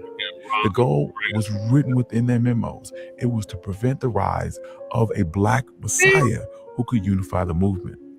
But they also went beyond politics. They targeted actress Jean Seberg because she supported civil rights groups.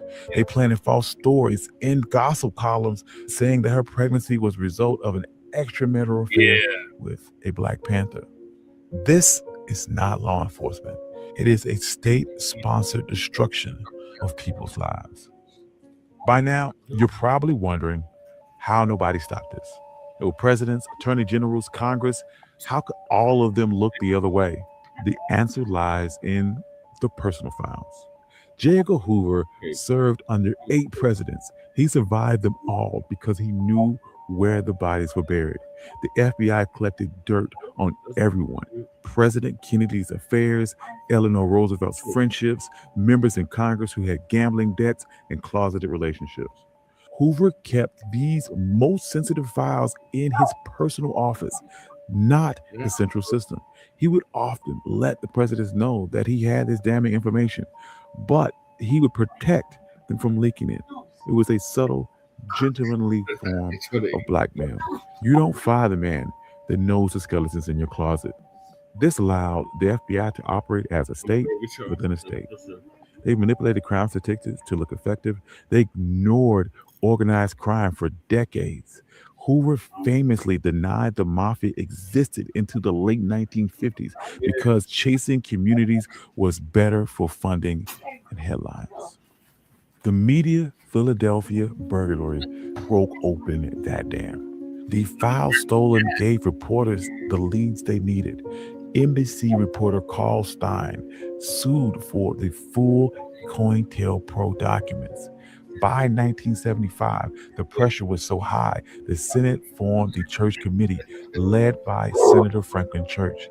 For the first time, cameras were turned on the spies. The hearings were shocking. The American public watched as intelligence chiefs admitted to opening 200,000 pieces of mail, to sending the letter to Martin Luther King, to keeping a list with millions of names. Senator Church famously warned that the government's capability to monitor citizens was so complete that if they were to ever turn into tyranny, there would be no place to hide. It was the moment that America lost its innocence. The G-men weren't heroes anymore. They were the people who listened to your phone lines. J. Edgar Hoover died in 1972. His secretary, Helen Gandy, spent weeks destroying his personal files. We'll never know the full extent of what was in them. And while the Church Committee brought reforms like the Foreign Intelligence Surveillance Act, tension still remains. COINTELPRO is officially shut down, but the tools did not vanish. Decades since, we're still seeing similar tactics used against Central American groups in the 1980s, Muslim communities after 9/11, and environmental activists being labeled as eco-terrorists. The technology has changed from wiretaps to metadata, from file cabinets to data centers, but the impulse is still the same. Security agencies naturally expand their power unless they are constantly being checked. The Citizens Commission burglars were never caught. The FBI hunted them for 5 years, closing the case in 1976. It wasn't until 2014 that they stepped forward publicly to reveal their identities. They were regular people who realized that sometimes to save the law, you gotta break it. The history of the FBI teaches us a difficult lesson. Institutions do not police themselves. The gold standard was a myth that was left to rot. If it wasn't for the burglaries, the whistleblowers, the journalists, we might still be believing in that fairy tale. Now, if you want to read the actual documents that they stole, receipts of the secret police, link the sources in the comments below. One thing the FBI taught us, the official story is rarely the true story. And that applies to a lot more than just Black history. There are a whole other side of American history, a much darker side filled with organized crime, government secrets, and unsolved mysteries. And that doesn't always fit the channel. So I built a new home for it. The new YouTube channel is called American Underbelly. And while One My Black History is here to celebrate the culture, American Underbelly is here to expose the machine. We're taking the same deep dive research that you love and applying it to some of the most dangerous stories in America. Nice. All right, country boy, thank you for that. All right, what's your thoughts on the FBI's plot to neutralize the Black leader? Sounds about right. Black Messiah. Sounds about right. I mean, they feel threatened to do anything they can to move the narrative to their direction. Mm-hmm. You know what I mean? J. Edgar Hoover was notorious for that shit. Yeah. All the tragic things that happen is basically them shifting the agenda or the narrative. Mm-hmm. You know what I mean? But now we control the narrative. All right, so moving along, we got can Black people save the Black church? Why? So Professor Black Truth's gonna give us an update on that. Family and fellow soldiers, I'm the Professor, and this is the moment of truth. Today is the day that politicians gave themselves a 3-day weekend and then lied and claimed they did it to honor Dr. King. Yeah. And you can bet the white media will do what they always do, have some of their usual hand-picked Negroes on camera who will smile on cue and say progress has been made since Dr. King was assassinated. He did not die in vain, and we have to fight to hold on to that progress because Trump is stripping it away. Now, first of all, progress is the quintessential American lie. This country has made no progress, certainly not where Black people are concerned, in all of its existence. And anyone who says otherwise is a liar. So you can bet that they'll have both the Dr. King's kids on camera to say progress has been made. Secondly, it's not enough to say that the white right is attacking Black history. We all know that. The problem is the Democrats haven't done anything about it. The Democrats and much of the white left call Black history woke. And when the 1619 Project was published, the Democrats allowed Republicans to attack it and to write laws against it and to begin wholesale banning educational curriculum in schools having to do with Black people. They let that happen. And what was the Democrats' response to this racial performative extremism? Crickets. That's what. Democrats aren't running on a platform or even a single promise to defend Black history or Black people or to go on a holy war to remove every single statue, plaque, or even mention of some hero to the white right. They're not using the laws in order to retaliate. At least not on Black people's behalf, they're not. And this is what the white media is going to have people smiling at you today and claiming is progress. This is what constitutes progress. It's sad, but also true that Dr. King's children betrayed his memory and his legacy. They're self-interested social climbers, but sadly, they're not alone. When you look at who was in charge of Dr. King's old church, it was Raphael Warnock, who these days is Senator Warnock. So that's what became of Dr. King's church after he died. I showed you the real Dr. Martin Luther King Jr. Now, how much does the real Dr. King have in common with the likes of Raphael Warnock? The white media had no problem praising Warnock. They didn't demonize him like they attacked Dr. King. That ought to tell you everything you need to know about how far the apple fell from the tree. Black people have made a religion out of forgetting who our enemies are. But then again, we're not completely to blame. We've been conditioned to do that. There's a crisis of faith going on in the Black community. And I don't mean faith in God. I mean faith in these pork chop preachers who have turned the house of God into a whorehouse.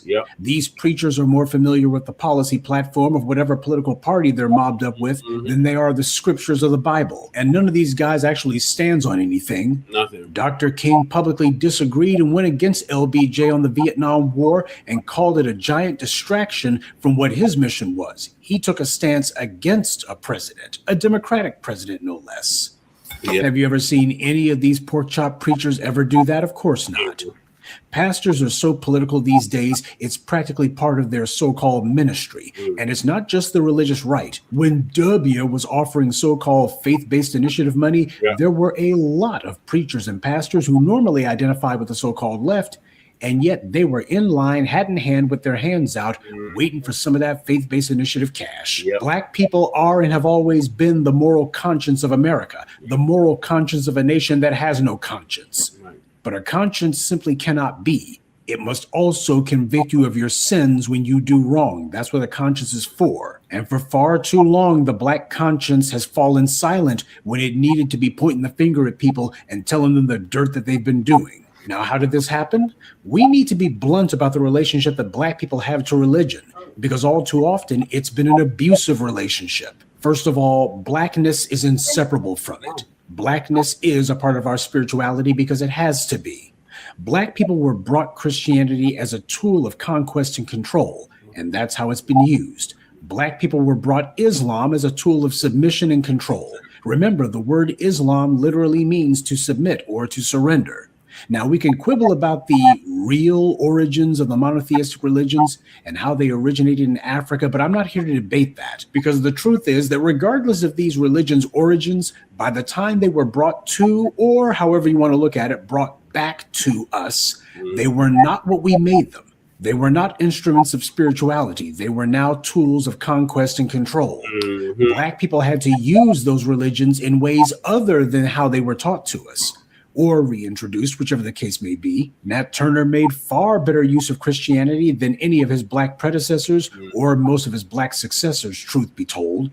It stopped being a religion of obedience and instead gave divine sanction to resistance and liberation. Islam became better when the Nation of Islam got a hold of it, but we have to be honest. Islam has been turned into a sanctification of Arab culture. It requires you to go to an Arab nation as a key way to prove one's piety. You basically have to take on the identity of a counterfeit Arab. Now, what's wrong with this picture? an Arab nation that has done nothing about how Islam has time and again been the religion of most of the people who came into Africa to enslave and subjugate it. The same way that Malcolm X pointed out the fact that there's nowhere on earth where this devil can go and claim that he brought peace and happiness and security. It's also true that there's nowhere that the Arabs can say that either. Whatever Malcolm X may have claimed to have found when he went to Mecca, that is definitely not what every other black person who went to Mecca found, and it's definitely not what Africans encountered when the Arabs came into their lands. Now, these truths may not be the most pleasing to hear, particularly if you're someone who's deeply steeped in any of these religions, but these are the facts. This is the reason why the black moral standing has sat down. You can't find any so-called men of the cloth like Dr. King today. But then again, you would have had a very difficult time finding someone of Dr. King's character even back then. You see, the black preacher man didn't begin after the assassination of Dr. King. In fact, it began centuries before. On the plantations, Massa would have one of his trusted house Negroes deliver the word of God on Sundays. And just to make sure that Stephen, his loyal servant, had the illusion of some sort of authority with the other slaves, Massa and Miss Polly would sit down in the pews and listen to the sermon. This is meant to give this guy some air of authority. Of course, we all know that these slave pen preachers were nothing more than sock puppets for Massa. Massa was the one who decided what the sermon would be about, and he wasn't there to listen to what this sellout had to say. He was there to make sure the slave delivered the slaves obey your Massa spiel with all the enthusiasm and gravitas that he could muster. We've had pork chop preachers since the days of pork barrel politics. This malady has plagued us for a very, very long time. But that's only because we've tolerated it. We have occasionally punished these creeps, but our problem is we've been consistently inconsistent about it. You cannot teach a gang of traitors amongst you to change their ways when they know that whatever you say today, you won't be saying tomorrow. All right, that's the problem. What might be the solution? First of all, we need to remember that church is not a social club. It's not the place to see and be seen. And the pastor is not the son of God. He's not even the third cousin twice removed. He's a self-appointed facilitator of the word at best. But the congregation are not his students. They are co-adherents to the word of God, not sheep to be fleeced. The problem is too many of these pastors have promoted themselves as if they are the head of the church and not God. And by the way, the pastor must assure that congregation that he's doing his job correctly. That's part of his job description. He's supposed to reassure them from time to time to their satisfaction. The authority of the church doesn't come from the pastor. It comes from God. Too many black folks, by their lifestyle, defy God every single day, but not one of them would think about even questioning that preacher. So they've allowed a man to supplant the place of God in their lives. And then we wonder how the churches became a toilet. Your spiritual life was never meant to be an exercise in passivity, just going along with whatever the preacher man says. That's not what religion is supposed to be. You are supposed to be active, socially active, and actively listening. The Bible says, prove all things. We could certainly stand to get back to that practice. And if you know what the pastor is saying or doing isn't in alignment with God, then you're supposed to be actively getting the hell out of there. Secondly, Dr. Claude Anderson said politicians respond to the conditions underneath them.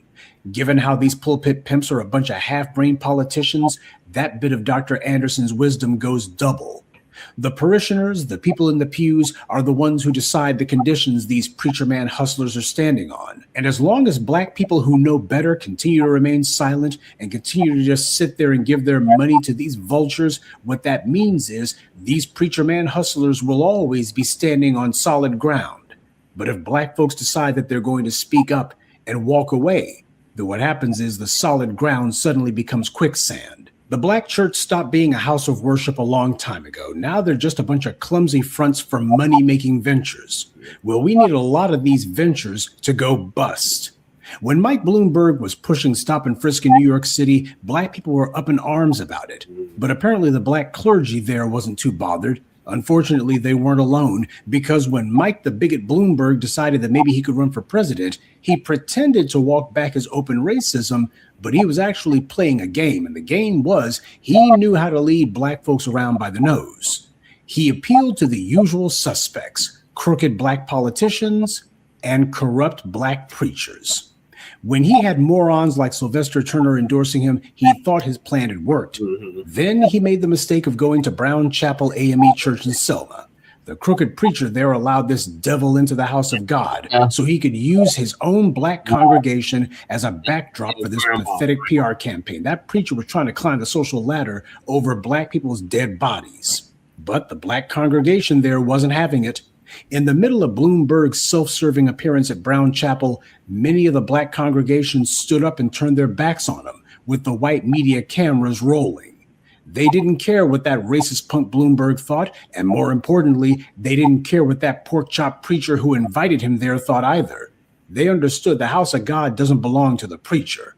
And when he does stuff like inviting devils into the house of God, he's no longer in alignment with God. He is now in opposition. He's in rebellion with God. In the New Testament, it says you have to contend for the faith.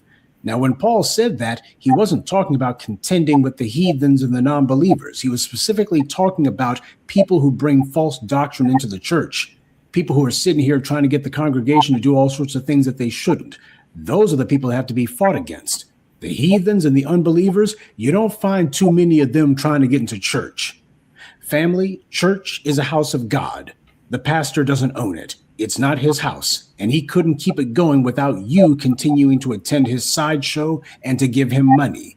And this is not some victimless crime, because the entire reason that white power has been able to use the otherwise good offices of the black church to promote anti-black policies and practices is precisely because black people have been going along with it. Now, the younger generations, they've been doing a good job of breaking a lot of those bad habits, particularly when it comes to letting these preachers show up and think that they're going to be telling us what to do and they're going to be speaking for us, especially after a black person's been harmed. There's been some good movement on that, but it needs to be intensified. It needs to be reinforced. The black clergy has broken all faith with the people, and they never had the faith of God.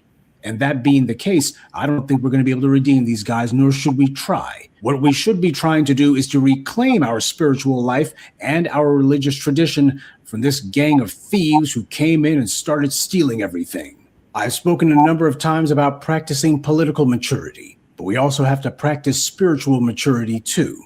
You're supposed to become like a little child when it comes to your devotion to Christ, but the pastor is not Christ. Too many of them are in league with the other guy. It's certainly demoralizing to have to give a cold clinical analysis of the black church like this, but the truth of the matter is you have no chance whatsoever of changing the situation unless you actually take a cold appraisal of how bad the situation is. These pork chop preachers are like having a mold infestation in your home. Trying to paint it over is not a strategy, and ignoring it is absolutely out of the question. These preachers are going to have to be invalidated the same way that we have with the tethers and a lot of these bootlick punks in politics.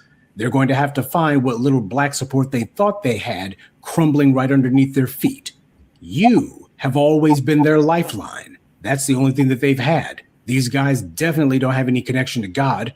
Their only saving grace has been their connection to you. And what I'm saying is, you need to start telling them that they're on their own. It's a good thing to have black folks who turn their back on these corrupt preachers, but turning our backs is only the first step. Once you turn your back on that guy, you're supposed to walk out, because you can offer up the excuse that you're not challenging these guys or not walking away from them, because after all, the pastor is the leader of the flock.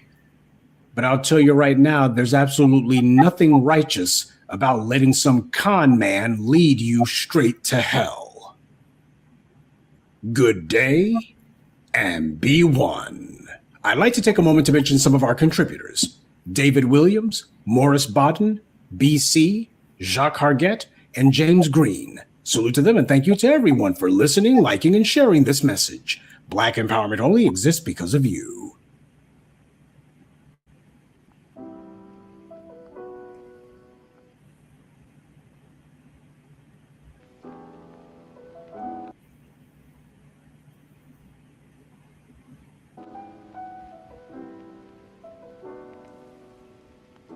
Top 5 Black revolutionaries banned from history.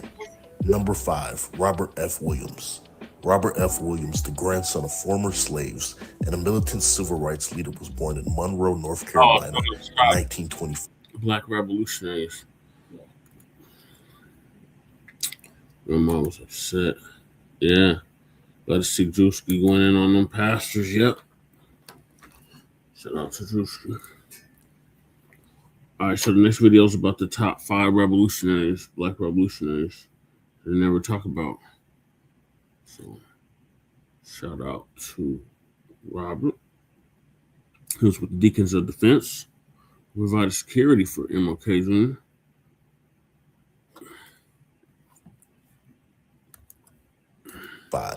He is remembered as a civil rights leader whose open advocacy of armed self-defense foreshadowed the movement for Black Power in the late 1960s and helped inspire groups like the Student National Coordinating Committee, the Revolutionary Action Movement, and the Black Panther Party.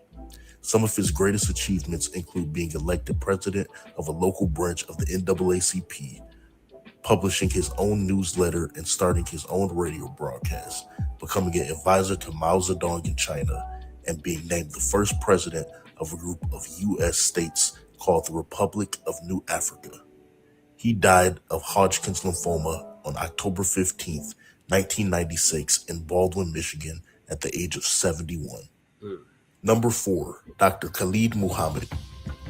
Dr. Khalid Muhammad was a Black American activist, member of the Nation of Islam, and national chairman of the new Black Panther Party. Muhammad was born on January 12, 1948, to Harold Moore Sr. and Lottie B. Moore in Houston, Texas. He is remembered as a charismatic and controversial leader in the Black community. Some of his greatest achievements include becoming national spokesman and representative of Minister Farrakhan, becoming Minister Farrakhan's national advisor in the NOI, and becoming chairman of the new Black Panther Party. He believed in Black nationalism and made controversial speeches that called out racism towards Black people from other racial groups. He would use terms in his speeches such as bloodsuckers to describe how the Jewish community unfairly capitalizes off the Black community, which eventually led to him getting blackballed. Despite his controversies, Khalid Muhammad remained popular within the Black American youth and also in songs by Public Enemy and Ice Cube.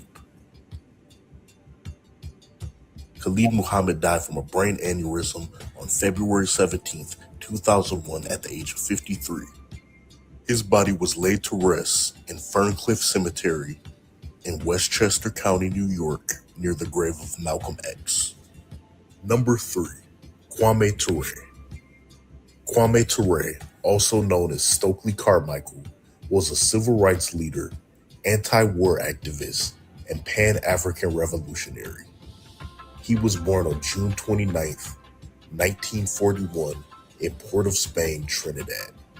He is best known for popularizing the slogan Black Power and being one of the founding fathers of the Black Power movement in the mid-60s, which promoted militant and separatist assertions of Black identity, nationalism, and empowerment, and moved away from the perceived liberal, interracial pacifism of Martin Luther King and the Southern Christian Leadership Conference. Some of his lifetime achievements include graduating from Howard University, being elected as the SNCC chairman, replacing John Lewis, and becoming the honorary prime minister for the Black Panther Party. Kwame Ture passed away on November 15, 1998, at the age of 57 in Conakry, Guinea. Number 2, Patrice Lumumba. Patrice Lumumba was a political leader and first prime minister of the Independent Republic of Congo. He was born in Atalua Kasai province of the Belgian Congo on July 2, 1925. Patrice Lumumba is known for fighting against Belgian colonization in the Congo, inspiring African politicians and activists around the world, and being a martyr and symbol of Congolese and African freedom.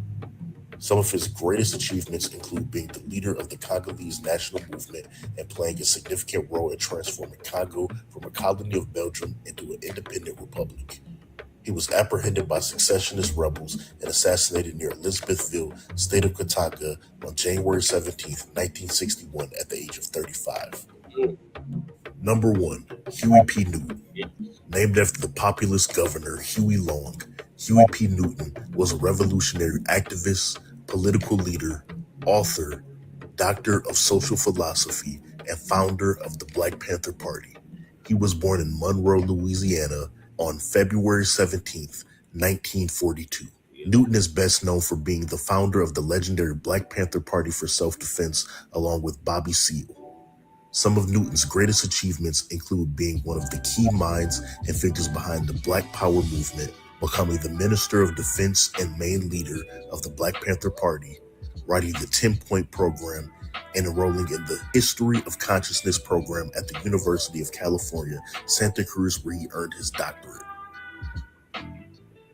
After years of controversy later in his life, Huey Newton was ultimately murdered in Oakland, California on August 22nd, 1989 at the age of 47.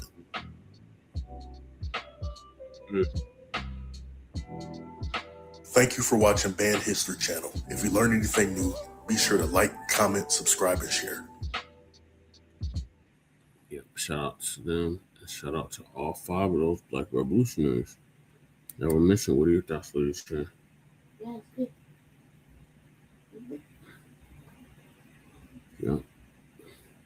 All right, so moving along. So now we're kind of pressed for time.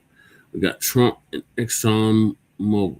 Well, not Exxon Mobil, but Exxon Shell clash on Venezuelan oil investments. So good. Sister Lisa Cabrera is going to give us an update on that.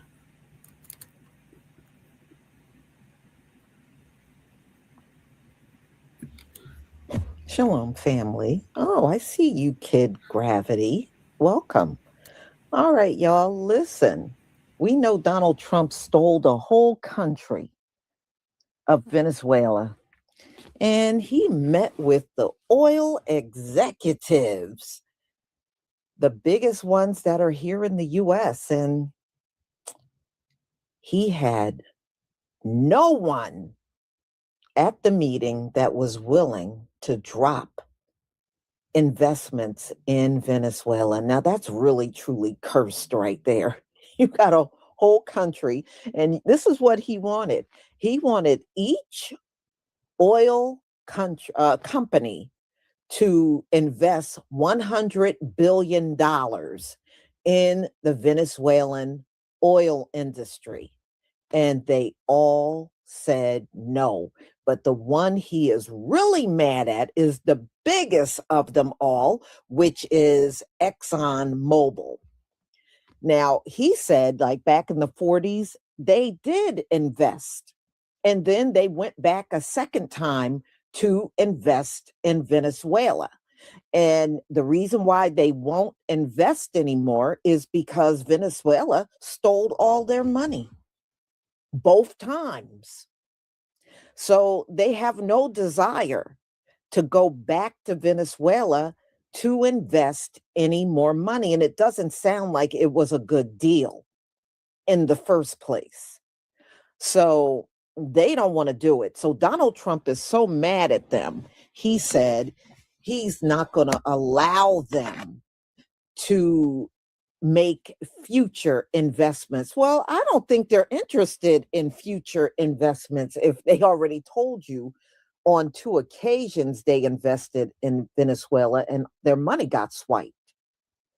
Why would they be interested in the future when they already told you they don't want to invest any money into Venezuela?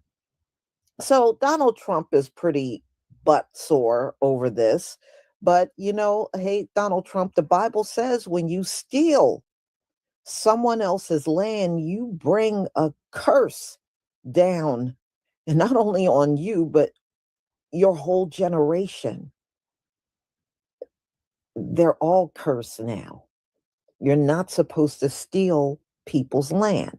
That's because the Most High already divvied up the land the way he wanted it. It was never supposed to be changed. And see, when y'all came on the scene stealing everything, you changed the game. Well, that's not going to stand, Donald Trump. This is why, you know, let it be known, it is cursed when you have a whole landmass and nobody wants to invest in it. Says a lot right there, Donald Trump.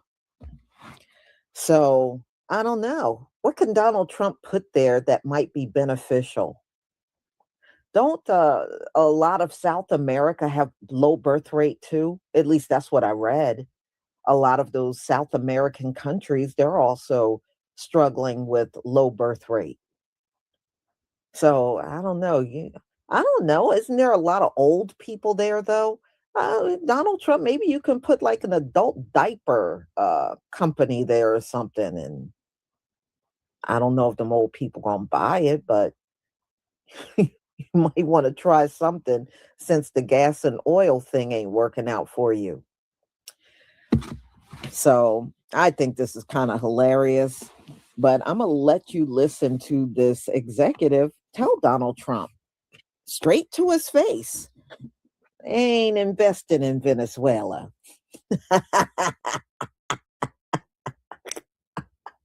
I guess yeah, we all should laugh. We all should laugh. We all should get a good laugh out of this one because Donald Trump, he's mad. This is not what he wanted to hear at this meeting, you know? But see, a lot of these oil executives, they got just as much money as Donald Trump, and they're not going to sit there and be intimidated by him. All right, y'all. Let me share my screen. Shalom to everybody in the chat. Okay. So this is the meeting they had. And Donald Trump is just not a happy camper. And yes, this is after he stole Venezuela. After. Give me a 1 if you can see my screen.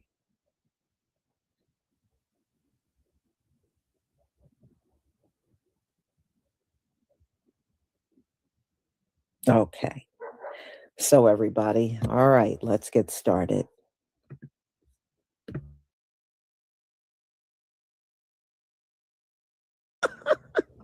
Y'all. So yesterday, Frumpy Dump and his co-conspirators, Lil Marco Rubio, J.D. Vance, a.k.a. Ashley Furniture, and old ass Susie Wiles rolled out the red carpet for these oil and gas executives, honey. Y'all, they was laying it on thick because, as we know, Frumpy Dump has already been bragging, saying that the oil industry has committed to investing $100 billion to rebuild the Venezuelan oil infrastructure. Y'all know he's been saying this. Only for the CEO of Exxon Mobil to get up there and say, look, we ain't commit to shit. And the reason why we haven't committed is because the Venezuelan oil industry is uninvestable. And the only way we are going to commit is if we have some sureties that this is really going to be a win for all of us. Y'all watch this. I'll see you on the other side. With respect to Venezuela in particular, we have a very long history in Venezuela. In fact, we first started into Venezuela back in 1940s. We've had our assets seized there twice. And so you can imagine to re-enter a third time would require some pretty significant changes from what we've historically seen here and what is currently the state. If we look at the legal and commercial constructs and frameworks in place today in Venezuela, today it's uninvestable. And so significant changes have to be made to those commercial frameworks, the legal system. There has to be durable investment protections, and there has to be a change to the hydrocarbon laws in the country. We're confident that with this administration and President Trump working hand in hand with the Venezuelan government, that those changes can be put in place. Baby, he said uninvestable. That's what he said. Now, granted, he did say if Frumpy Dump is able to deliver on all these things that, you know, he said he can do, then we may do something. However, at this point, it's uninvestable. So stop going around here telling folks that we said we was going to give $100 billion because we ain't told you that shit. I declared it. What a disgrace. It's been about the oil the entire time, but to see the look on Susie Wiles' face as this man was telling her the truth and busting their bubble, baby, this is worth $100 billion. Y'all put your thoughts in the comments. This is no demo for the Black News. All this shit for nothing. Have any oil companies made commitments to the United States after your meeting on Friday, sir? Which have of Exxon? No, I don't want to say. No, I didn't like Exxon's response. We have so many that want it. I'd probably be inclined to keep Exxon out. I didn't like their response. They're playing too cute. So what backstops or guarantees have you told the oil companies that you're willing to provide? Guarantees that they're going to be safe, that there's going to be no problem, and there won't be. It's not going to be a problem. They had problems in the past because they didn't have Trump as a president. They had stupid people. So today, the president had nearly 24 of the biggest oil executives at the White House to talk about, guess what? The opportunity that he sees ahead in Venezuela for these massive companies, and he wants them to make massive investments. The plan is for them to spend, meaning our giant oil companies will be spending at least $100 billion of their money, not the government's money. They don't need government money. But they need government protection and need government security that when they spend all this money, it's going to be there so they get their money back and make a very nice return. The plan is for them to spend at least $100 billion to rebuild the capacity and the infrastructure necessary. Well, there was a lot of talk about a lot of opportunity in Venezuela. The CEO of the largest company, he threw some cold water on it in his comments. In particular, we have a very long history in Venezuela. In fact, we first got into Venezuela back in the 1940s. We've had our assets seized there twice. And so you can imagine to re-enter a third time would require some pretty significant changes from what we've historically seen here and what is currently the state. If we look at the legal and commercial constructs and frameworks in place today in Venezuela, today it's uninvestable. And so significant changes have to be made to those commercial frameworks, the legal system. So you just heard it. At this moment in time, and it could change, the CEO of ExxonMobil calls Venezuela uninvestable. But could he and these other execs really just be playing a game of chicken with the president? They will go to Venezuela. They will invest when and if our government offers them more and sweetens the deal. And given what a big deal Trump is making about this, there's a good chance they're going to get their wish. Yeah, ExxonMobil told Donald Trump to his face today, no, they won't be investing any money in oil in Venezuela. We went and spent billions of dollars deploying troops and capturing Maduro on drug charges and trying to steal their oil. And the largest oil company in the world said no. They said no. The art of the deal. I feel like we need to start having vocabulary lessons. So I'm going to put the word uninvestable. Definition: something is impossible or highly impractical to invest in. This vocabulary word has been brought to us by the CEO of Exxon. And for MAGA, if you do not know what Exxon is, they are an oil company. Okay? So again, the word is uninvestable. And if you need to, I can do another episode on the definition of invest. Okay? Yesterday, y'all, January 9th, Trump hosted CEOs from the Exxon, Mobil, Chevron, and ConocoPhillips, right, y'all, promising U.S. protection for $100 billion in private investments to revive Venezuela's oil infrastructure. No taxpayer money was involved, they're stating, but the pitch followed Operation Absolute Resolve on January 3rd, where 20 elite operators used advanced technology like drone swarms and possible surround waves to capture Maduro without U.S. Losses, as described in a loyalist stunned account, right, y'all? So the executive stayed cautious, citing risk and instability, offering only scouting teams in light moments like Trump's laughter over Rubio's note. Rubio gave him a note and told him to basically go back to Chevron, and Trump read the shit out loud. And what's crazy is a reporter had asked him, like, would you order a mission to capture the Russian president, Vladimir Putin? And Trump stated, I don't think that's going to be necessary. I always had a great relationship with him.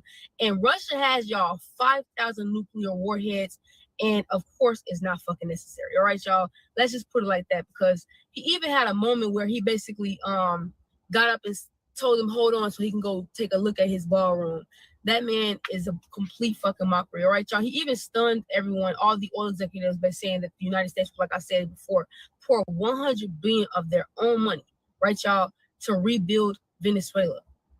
So I thought this was supposed to be an America first type of thing, but apparently not. And then Vice President J.D. Vance, y'all, stated, as a Marine Corps veteran for my entire lifetime, y'all, presidents, and let's be honest, y'all, they were Democrats and Republicans, would send the American military to far off places. He said they would get us involved in these endless quagmires. They would lose hundreds or thousands of American lives, and the American people will get nothing out of these misadventures. He said, and now you have an American president who's empowered the American military to stop the flow of drugs into our country and to ensure that we, as opposed to our adversaries, control one of the great energy reserves that exists anywhere in the world, in the entire world, to be exact, right, y'all? He did it without losing a single American life in the process. Let me tell y'all something, right, y'all? J.D. Vance is full of shit. Okay? That's just the one thing I want to say. The military, the United States military, full of shit. Full of shit.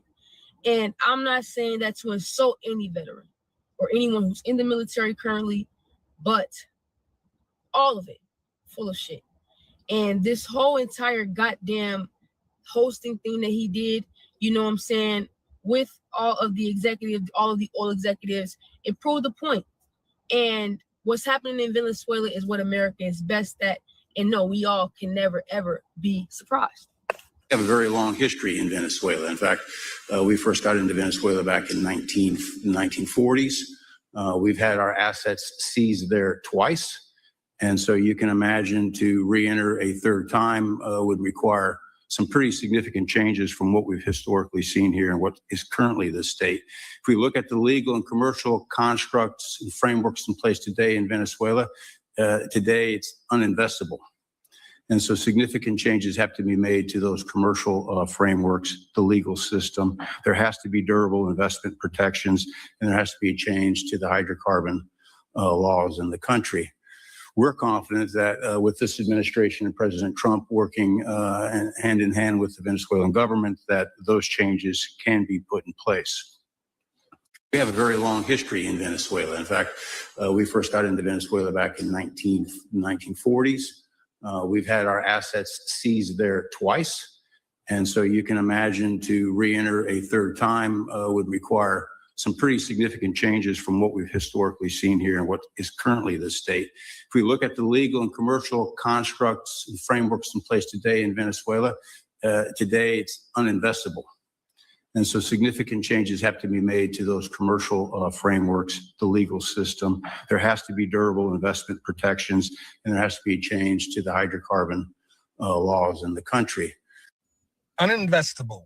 Uninvestable is how Darren Woods, the CEO of Exxon, described Venezuela to Donald Trump today in their little meeting at the White House. Uninvestable.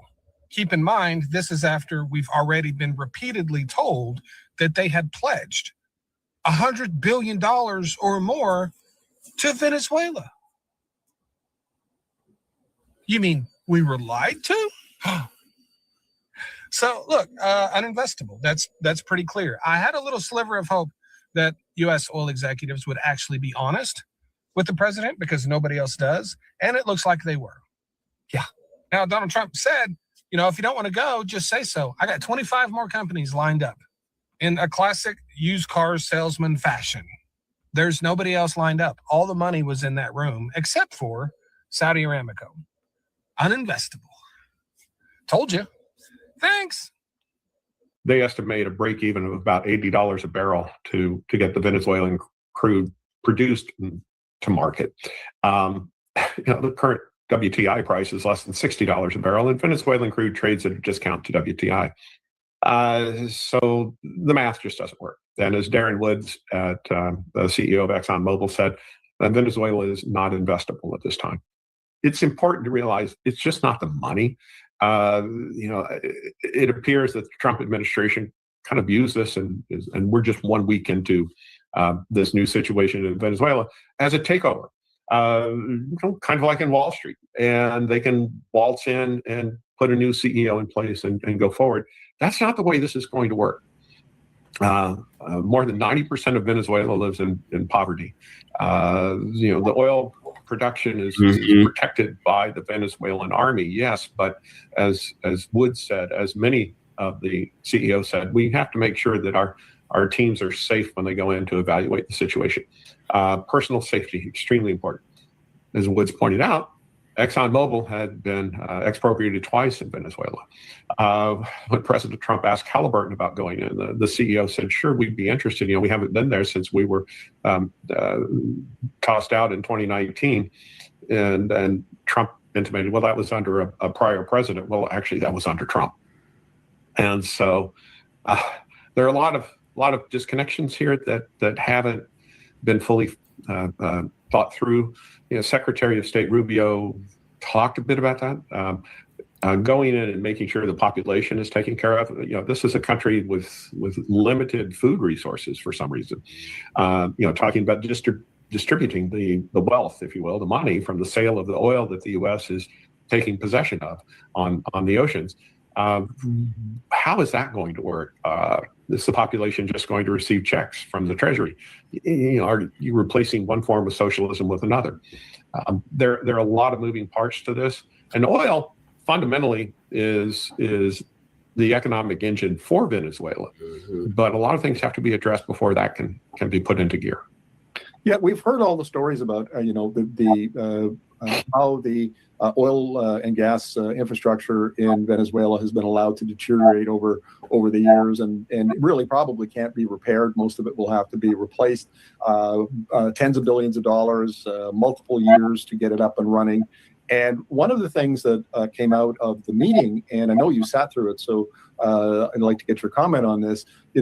Chevron promised that within 24 months it could raise its production by 50%. So it's the only U.S. major in there at the moment. But it only produces 200,000 barrels. So an extra 100,000 barrels is not really a big contribution to global heavy crude markets. And Repsol, the Spanish company, said it could increase its production by 3 times, but it only makes 70,000 barrels. So we're only talking about an extra 140,000. So we keep, there's this, the whole story seems to be driven more by hype and narrative than by actual economics and data. Yeah, that's it exactly, and that was a hallmark of the first Trump administration, and is certainly a hallmark of the current Trump administration.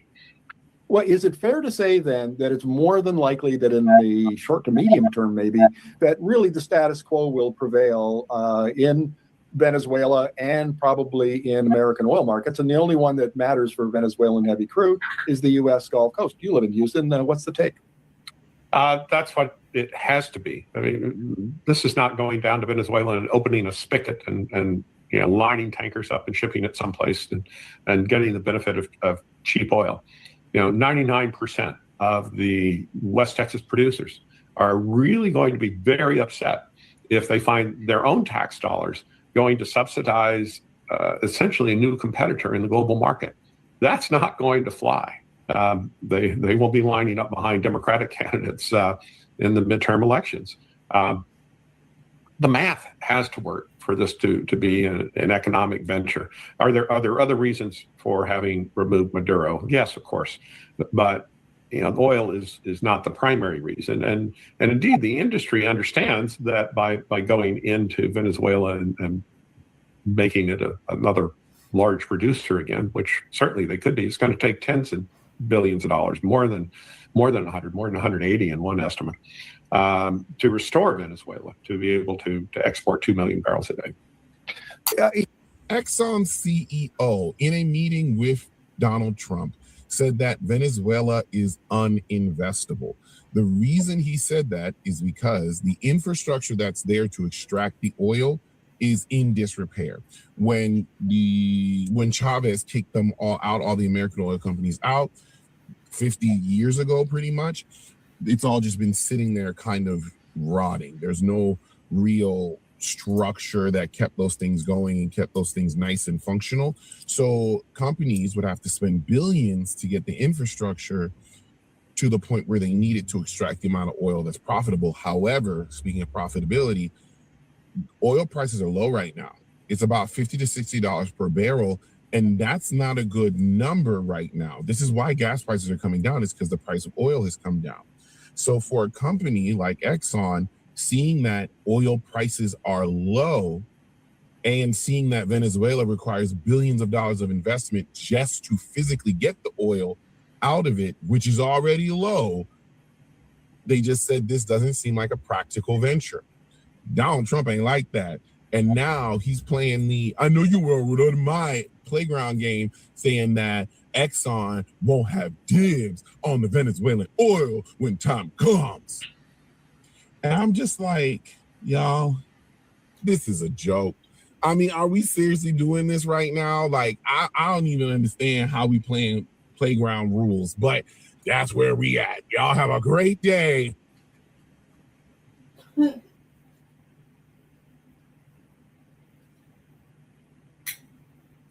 You know what it is, y'all. That Exxon executive really embarrassed Donald Trump, because I remember the same thing when he was talking about the oil. He was talking like he had the investments in the bag, but Donald Trump always lied. I mean, that's really not shocking. This man always lies.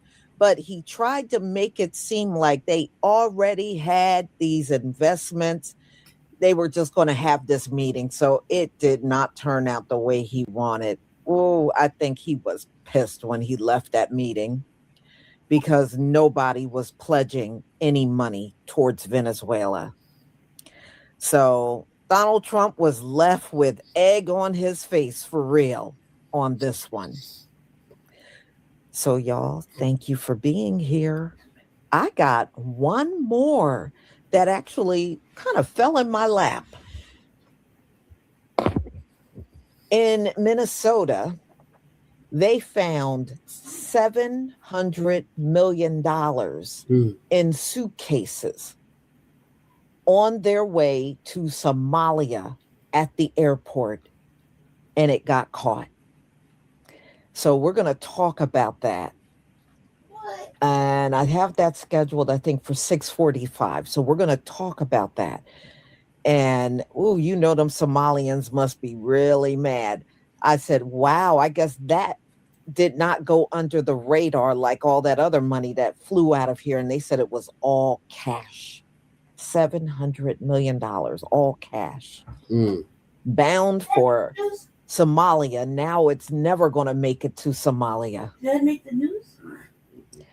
So I will see y'all later.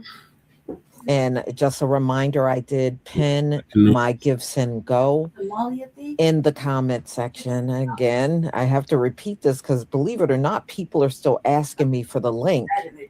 If you don't see it in the chat, just go to my community tab. It's over there. Shalom, family. Shalom. Thank you, Lisa. Thank you, Lisa, for that update on Trump and the Exxon Mobil flash on Venezuelan oil investments. What are your thoughts, Lisa? That shit was funny when it happened. I mean, first of all, what did you think you went over there and basically pirated that whole shit? Kidnapped the motherfucker, the president, his bitch, brought him over here, right? Didn't let nobody find out where he was for like 2 hours, right? Put him on some other bullshit, in jail, right? And then went and kidnapped their whole island's money, right? Yep. Nothing yet about the people. Is it? And then the real reason, or is this a part of the real reason of you stealing their oil is because they were over here, and you want your money? You want the government needs its money back for taking care of them? Is that one reason? Or uninvestable is like a really bad thing. to say like they like basically, you know what I mean? Nobody wants your people here, let alone your fucking hard to get out fucking oil. It's gonna take a lot to get out and then refined. You know what I mean? To make it so it's like palatable. And they say it's gonna cost them more than it's really worth at the end of the day.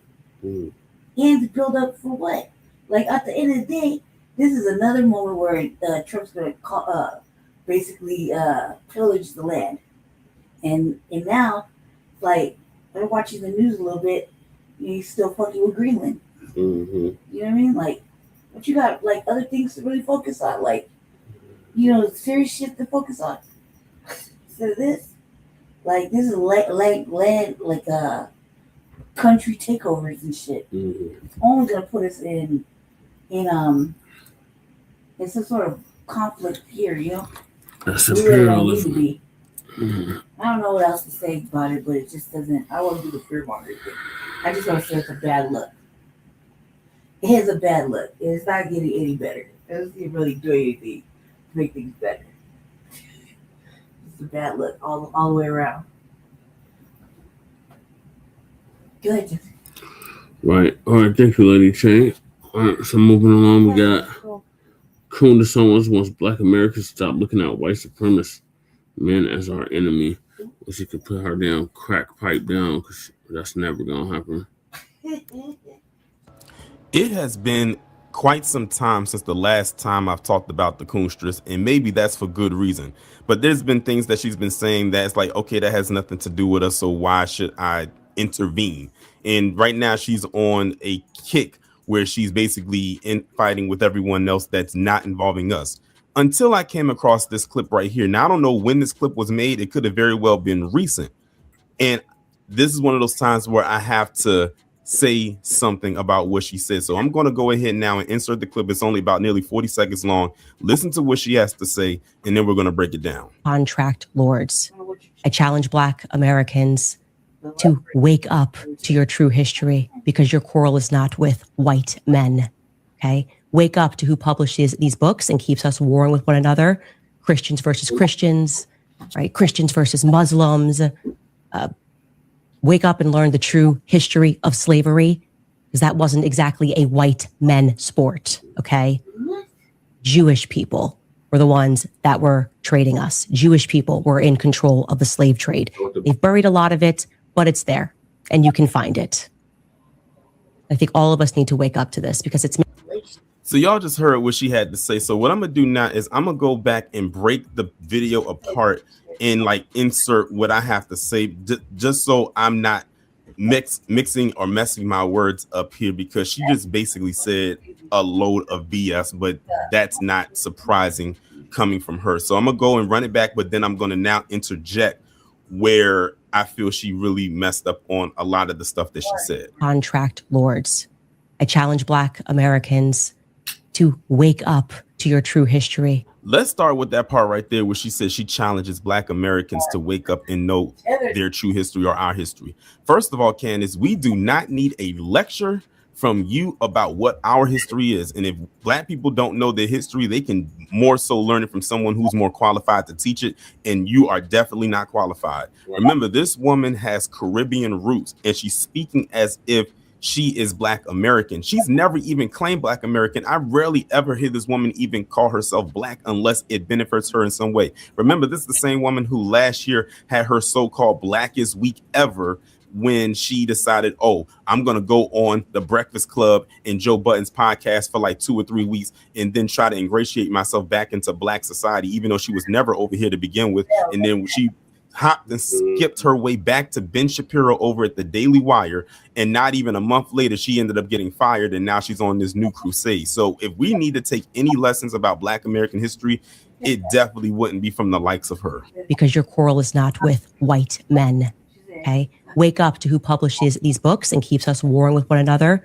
Christians versus Christians, right? Christians versus Muslims. Wake up and learn the true history of slavery, because that wasn't exactly a white men sport. Now, this is the part that I really couldn't wait to get in and break down, because she said our issue isn't with white men and that white men weren't responsible for slavery. Our issue wasn't with white men. I cut it, you know, what she said and who she's about to pivot the blame on, but we're going to get to that too. So I went to ChatGPT and just simply asked, did white American men oppress Black Americans? And it says, yes. White American men as a dominant social and political group did oppress Black Americans, especially from the founding of the United States through much of the 20th century. And here's a clear factual breakdown. Slavery, 1619 to 1865. Enslavement of Black people was legal and enforced by laws written and upheld almost entirely by white men. Enslaved people had no legal rights and were treated as property. After slavery, segregation and discrimination. After the Civil War, many white lawmakers and officials created Black codes and later Jim Crow laws. These laws enforced racial segregation, denied voting rights, and limited economic opportunities for Black Americans. Violence and intimidation. White-led groups and individuals used violence like lynchings and race riots to maintain racial hierarchy. Law enforcement and courts often failed to protect Black citizens or hold perpetrators accountable. And political economic power. For much of the U.S. history, white men controlled government, courts, land ownership, banks, and major businesses. And this allowed discriminatory policies like redlining and unequal education funding to continue for generations. And all of that is still felt to this day. So right there, Candace just blatantly lied. So she's doing this to protect her overlords. And this is exactly why when people say, oh, why do I talk about her? Just leave her alone, just ignore her. This is probably the one times where I will come out and say something about her. You know, notice I haven't talked about her in months. This is my first time talking about Candace in months. And she says stuff like this. Imagine if I just ignored this. Y'all wouldn't even known this woman said that. Okay. Jewish people were the ones that were trading us. Jewish people were in control of the slave trade. They've buried a lot of it, but it's there and you can find it. So I went into ChatGPT again and basically asked, did the Jews run the slave trade? Now, when they broke it down, it was talking about different forms, but the one I was looking for was this one, the transatlantic slave trade, which was number 3 on the list. It says the transatlantic slave trade was overwhelmingly organized, financed, and enforced by European Christian nations such as Portugal, Spain, Britain, France, and the Netherlands. Jewish involvement in the slave trade was tiny, so they did have an involvement, but they said it was minuscule compared to the European Christian nations, compared to the overall system, and not disproportionate to their population. It says historians agree that claims saying Jews ran the slave trade are false and come from anti-Semitic propaganda. And you know that she has that label of being anti-Semitic plastered on her at all times. And right now she's practically, in my eyes, wearing it with a badge of honor. So they are not surprised that Candace would say something like this. And don't get me wrong, I'm not saying that they didn't have a hand in slavery. Even ChatGPT said that they had a tiny hand in it, but it wasn't this overwhelming hand, much like these European nations that they listed, and probably even more. So not saying that they didn't have a hand in it, but they did, but not the way that Candace is trying to frame it. So she basically, again, sat up there and just blatantly lied in saying that Black Americans, we need to wake up to our history, and it wasn't white men oppressing us, that it was the Jews that had a heavy hand in slavery. Honestly, Candace, really, if you want to talk about people who are a detriment to Black American society or who's dangerous towards us, it will most definitely have to be her or one of the people. Because again, for those who are new to my channel, there was something that she said while she was on an interview with Tucker Carlson a few years ago. I want to say about 5 years ago, and basically probably back in 2020, where she said something along the lines of Black people being the most murderous people in America. One thing I always say, Tucker, is that the left can pull a racist narrative from thin air where it doesn't exist, but when it actually is in their face, they try to avoid it at all costs, especially when the perpetrator is a Black person against another white person, which obviously happens more often in this country, given the fact that Black Americans are the most murderous group in America by rate. So again, for those who never saw that clip, remember, she said that like 5 years ago. I will never forget that. That was when I knew for a fact that this woman was a detriment to us, where she was an enemy, for a forever enemy in my eyes. And that's just me. That's just how I'm framing it. Y'all could have reasons as to why y'all don't like her, but that right there was one of the main reasons why I did not care for her anymore. Even with all the stuff that she's putting herself through now, I don't care. I really don't care. She could be right about all the so-called conspiracies that she spouted over the last few months, not just the last year. And she could be right about all of that, and I still wouldn't care about her.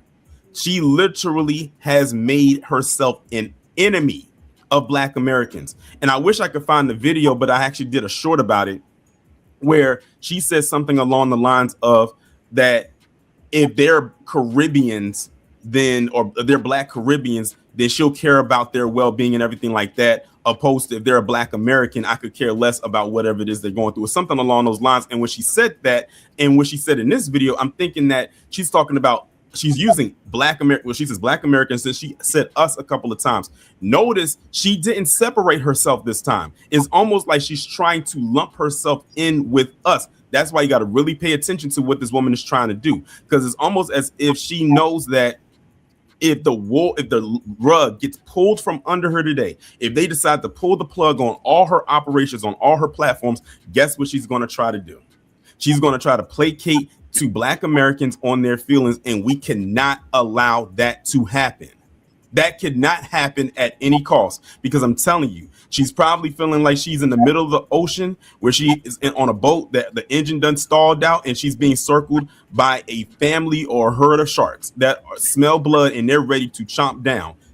Do not allow this woman to try to ease her way back in. First of all, she was never over here to begin with. Let's be clear about that. She was never over here to begin with. Make sure it stays that way. When she did that whole Blackest Week Ever, that was her testing the waters to see how far she could go. She didn't go that far, but she was testing to see how far she would go with this. If anybody doesn't know anything about this woman, I don't know how they wouldn't know. Be sure to inform them of what this woman was like before she started doing the conspiracy theory route, or the stuff, getting into it with the Prime Minister of France and his wife claiming that she was born a man. Make sure y'all know about the stuff she said about us as a people before you start to give her flowers. That's all I'm saying.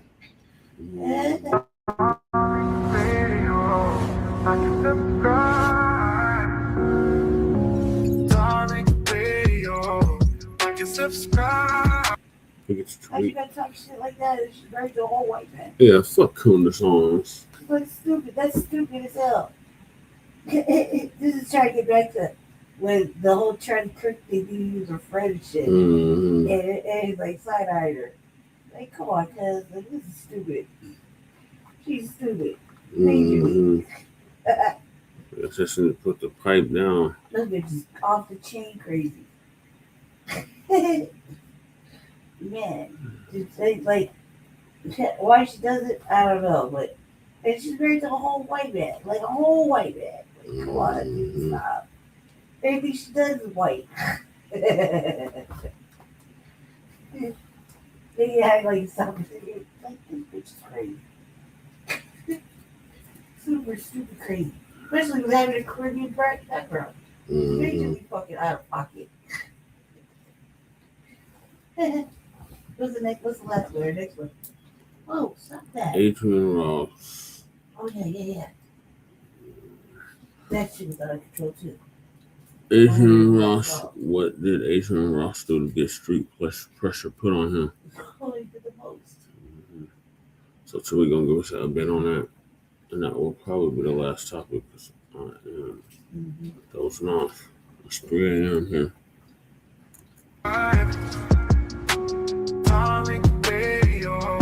Like and subscribe. Okay, Shermont. What's up, brother? Hey, what's going on, Mr. Shabazz? How are you? Doing pretty good down there in Columbia, South Carolina. You know what I mean? We're doing yes, indeed. So what's on your mind, brother? Just more or less. I mean, we see what's going on. I guess what is the suggestion? What we need to do at this point? As far as what? As far as us coming together. I mean, we see, we are the FBA and you know what I'm saying. But what we need to do as far as us coming together to combat not only white supremacy, but I guess the tethers. But yeah, just us acknowledging our unique lineage, that combats a lot of the stuff right there. That clears up a lot of things because a lot of people won't be able to dump things on us. So we're already clearing that up just by acknowledging and being on code as far as our lineage. So we're doing good as far as that front already. It's already happening. But I want y'all to understand something, family. Listen, I want y'all to listen very close, family. Do y'all know that crime, like especially homicides, in many of these majority FBA cities around the country are actually at historic lows? Do y'all know that? Do y'all know, like with 2025 and right now coming into the new year, homicides and a lot of crime in these FBA-run cities are at massive lows. I'm talking about, like, for example, Detroit, they only had 165 homicides in 2025. You understand? This is the lowest number of homicides the city of Detroit has seen since 1965, ladies and gentlemen. That's a massive milestone for a city that struggled with violent crime rates for a long time. You understand what I'm saying? Y'all look up at it. I'm going to talk slow so y'all can kind of fact check everything I'm saying. Philadelphia, another city full of FBAs. They only had 222 homicides. That's the lowest since 1966. You understand? Now, just a few years prior, 2021, it was like 562 homicides. So there's like a damn 60% reduction. Baltimore, they only had 133 homicides. That's the lowest in 50 years, since the 70s. Boston had just 24 homicides, something like that. You know what I'm saying? No, it was 24 and between 24 and 30. Very small numbers. That's the lowest rate since 1957, ladies and gentlemen. And people love to talk about Chicago. Chicago had a 28% drop in homicides in 2025. New York had a 20% drop. Birmingham, Alabama, ladies and gentlemen, a city that I grew up in. I grew up as a child in Birmingham, Alabama, FBA city. It was like there's a 49% drop in homicides. I love the town, Oakland. Where's the town? You know how many homicides were in Oakland last year? 57. That's the lowest since 1967, ladies and gentlemen. You understand? Come on now, this is all across the board. Those numbers are great. You know why some of those numbers are low? The delineation movement. The delineation movement is partially for that, ladies and gentlemen. A few reasons. I want y'all to understand why delineation is working. You want to know how delineation is working? It's working. You better look at these stats. Listen, delineation stops crime stat dumping. So we are now forcing accurate accountability. You understand? We stop letting people who ain't of our lineage just get their crimes dumped on us. We force them to delineate, hey, those people ain't us. And as you see now, they are delineating crime stats. We've made these other groups accountable for their own crimes. Y'all notice, and we've been talking about this for the past few months. Every time they start talking about crime stats and all of that, they make it a point to talk about, okay, these were Haitian nationals, these were Somali nationals, these were Nigerian nationals. They make sure to put it in the right context. That's why the tethers are so mad at the delineation movement, because now their asses are being held accountable. I've been telling y'all a lot of these crimes, we weren't really doing them. I've been telling y'all that for years, just being in the streets and understanding how it works. I'm like, hey, man, a lot of this stuff that gets dumped on us, that ain't us doing it, man. These are people who are foreign. You understand? And now we're seeing the reality. We see, man, the crimes these people are doing, these multi-million-dollar criminal rings that these people are doing with daycare centers and all types of stuff. Boy, the rabbit hole is getting so deep, they've already shut down Minnesota with all of the Somali crimes, and now they're showing the Somalians are doing it in Ohio and all these other states. That Minnesota was the tip of the damn iceberg. These people's scams run deep. See, I've been telling people it's not us doing this stuff. You understand? So now, in the public, they tried to treat foundational Black Americans as the default culprit. So delineation, that tightens up the category. Who's being discussed? Who's responsible for what? So that nudges all of these groups involved, these immigrant groups, these subgroups. That makes them confront their own internal problems instead of hiding under Black. And another thing too, foundational Black American lineage pride, that increases psychological ownership. You understand what I'm saying? So when you have psychological ownership, people are going to protect what they feel they own. Does that make sense, family? When a foundational population sees themselves as a foundational population, you're not temporary, you ain't no immigrant, you're not a guest here, you're not disposable. That strengthens neighborhood stewardship. Like, this is our neighborhood, these are our kids, this is our future. You're going to start thinking like that. You're going to have intolerance for random violence that stains your community. See, that's one of the strongest crime reducers. Collective ownership, that produces informal control. Everybody's going to kind of be on their P's and Q's. You know what I'm saying? And when you have a renewed respect, that changes how foundational Black Americans see each other, from just some random op to that's my brother. You understand? Listen, a big driver of street homicide and crime is dehumanization. When you dehumanize, you see that other person living next to you as not just like you, but just not even human. So you see that person as a target, as an enemy. But when you look at things through the lens of delineation, you see that brother, y'all have a shared lineage. You have a shared history. You have a shared stake. So that it goes from him into being us. You know what I'm saying? So even if you don't really like each other based on whatever beef, you're going to be less willing to do some kind of irreversible harm because he's not an abstract person no more. You understand? It's real deep.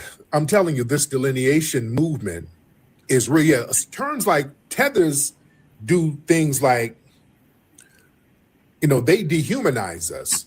They got these little weird names, a akata, that's an animal. When they call us an akata, they're calling us an animal. Yeah. Oh, wow. You understand? Oh, it's animal. Yeah.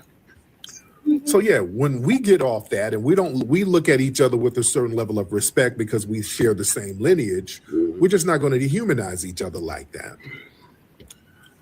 And that's a beautiful thing. Yeah. It's heavy. Who is this person? Hold on. We're trying to get on.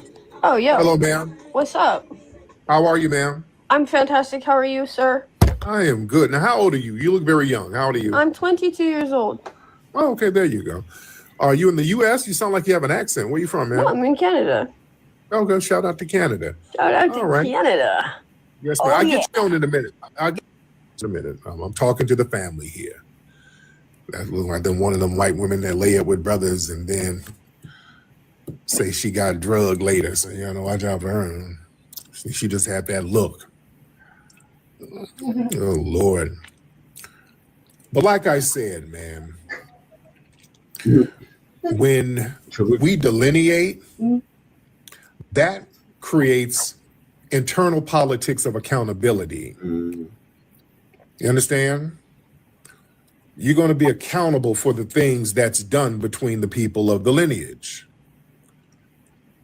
And that strengthens informal social control. See, that's more powerful than policing. See, what prevents violence on a day-to-day basis is not the police. It's basically some of the elders checking some of the young men, the women, because there's a lot of women who are really respecting and standing on FBA business. A lot of sisters are on that. So a lot of the sisters start pressuring the brothers to kind of calm down and chill and just think things out. When you have peer groups who refuse to co-sign chaotic behavior, when there's community shame for reckless behavior, you see, this Renaissance movement gives people moral language and social permission to intervene. Like, hey man, don't bring that on us, bro. Don't stain the legacy by being on that bullshit. You know what I'm saying? Mm-hmm. So I'm telling you, we're seeing delineation working, ladies and gentlemen, in real time. We're seeing it work in real time. And what we're doing now, we're forcing these other groups to now be accountable for the criminality and action of their communities. See, this foundational Black American delineation movement, the movement is delineation. A lineage can't be a movement, but the movement is delineation. And when you delineate, there's an insistence on lineage distinction that basically remove the whole Black American shield that a lot of these immigrant groups use to blend in. So yeah, a lot of these groups, they can no longer hide their specific crime issues around the Black American narrative. So there's cultural pressure that forces these groups to now police their own communities. Now you have to hold your damn self accountable. You ain't gonna dump that shit on us no more. So now y'all gotta have little conversations in your own home about little janky stuff that goes on, because they've been getting off scot-free with the negativity. They can do stuff and all of the blowback falls on us. So now that we're not there helping them and acting as a shield and absorbing all the negativity for them, now they got to get some damn act right. Mm-hmm. Because now the block is hot for them and they ain't got no history of fighting back. They're getting taken up out of here. You understand? And that's why we're seeing low crime rates, if you want to know who's really doing a lot of this janky stuff out here. You understand? If you really want to know, you see, they ain't fighting the system when shit gets hot for them. But yeah, there's a restoration of lineage honor, ladies and gentlemen. The core of this Renaissance is a reverence for our specific lineage, for the people who built the United States. So that instilled a form of lineage honor. And that's a psychological deterrence to violence. If a young man, he sees himself not just as a minority, but he's a descendant of the architects of this country, you're less likely to engage in behavior that's going to dishonor that specific bloodline. So the crime drop, man, I'm telling you, that's a direct manifestation of the restored collective self-esteem. And you know what we're doing? Another thing, family, we are, like the brother spoke on tethers, or we got to combat tethers. See, there's a collective rejection of foreign tether culture vultures. You understand? Mm-hmm. There's a rejection of these people who come and vulture on us and crash out and do little weird stuff. You understand what I'm saying?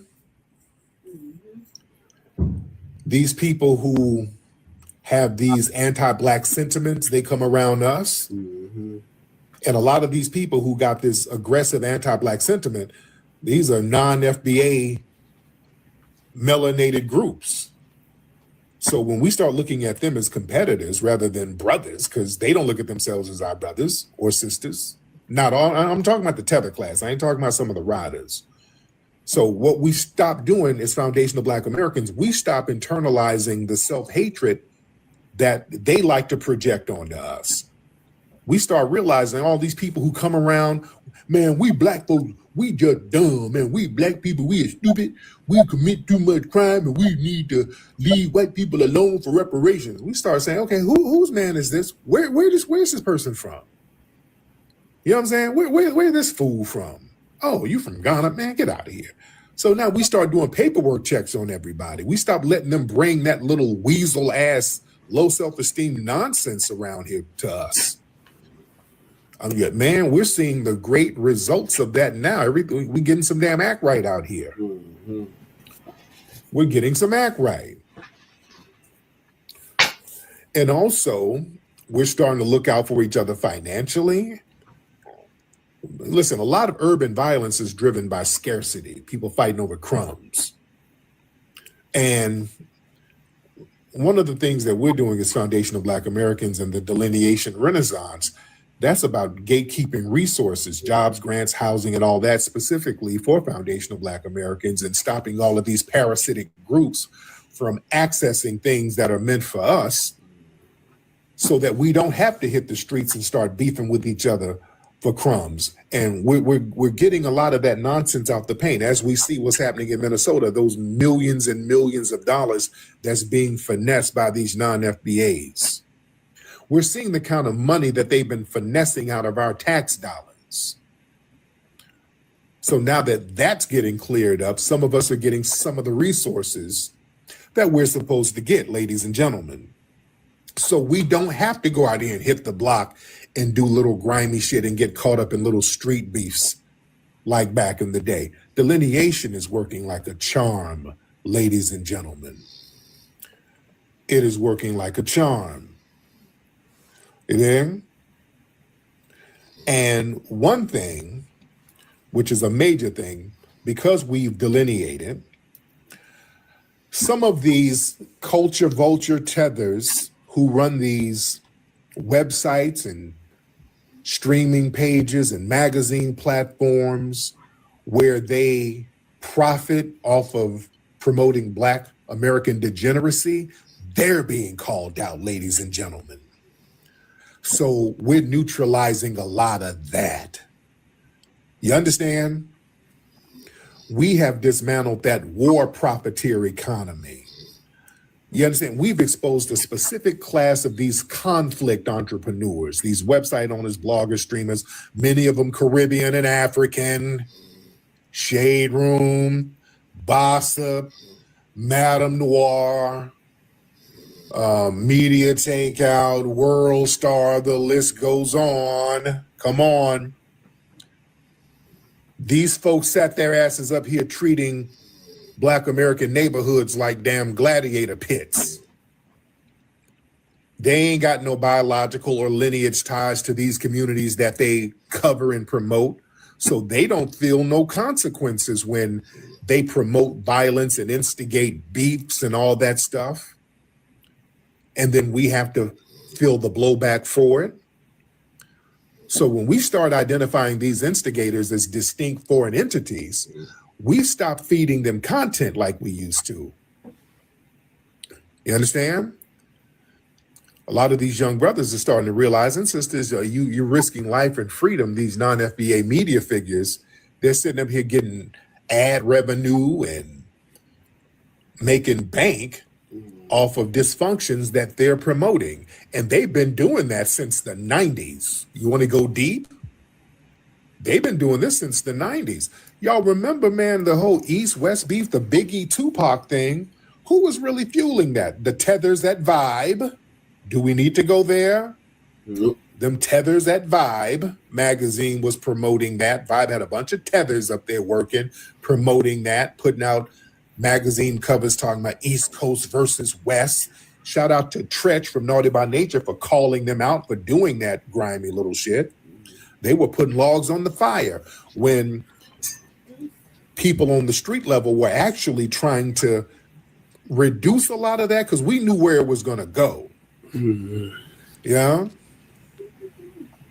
And remember, the people who set up Pac when he got shot up there in Vegas, not Vegas, in New York. Now, in Vegas was a different thing because Pac got into, they jumped a certified dude who was a reputable. Mm-hmm. So they had to clap back before they got to LA. That was inevitable.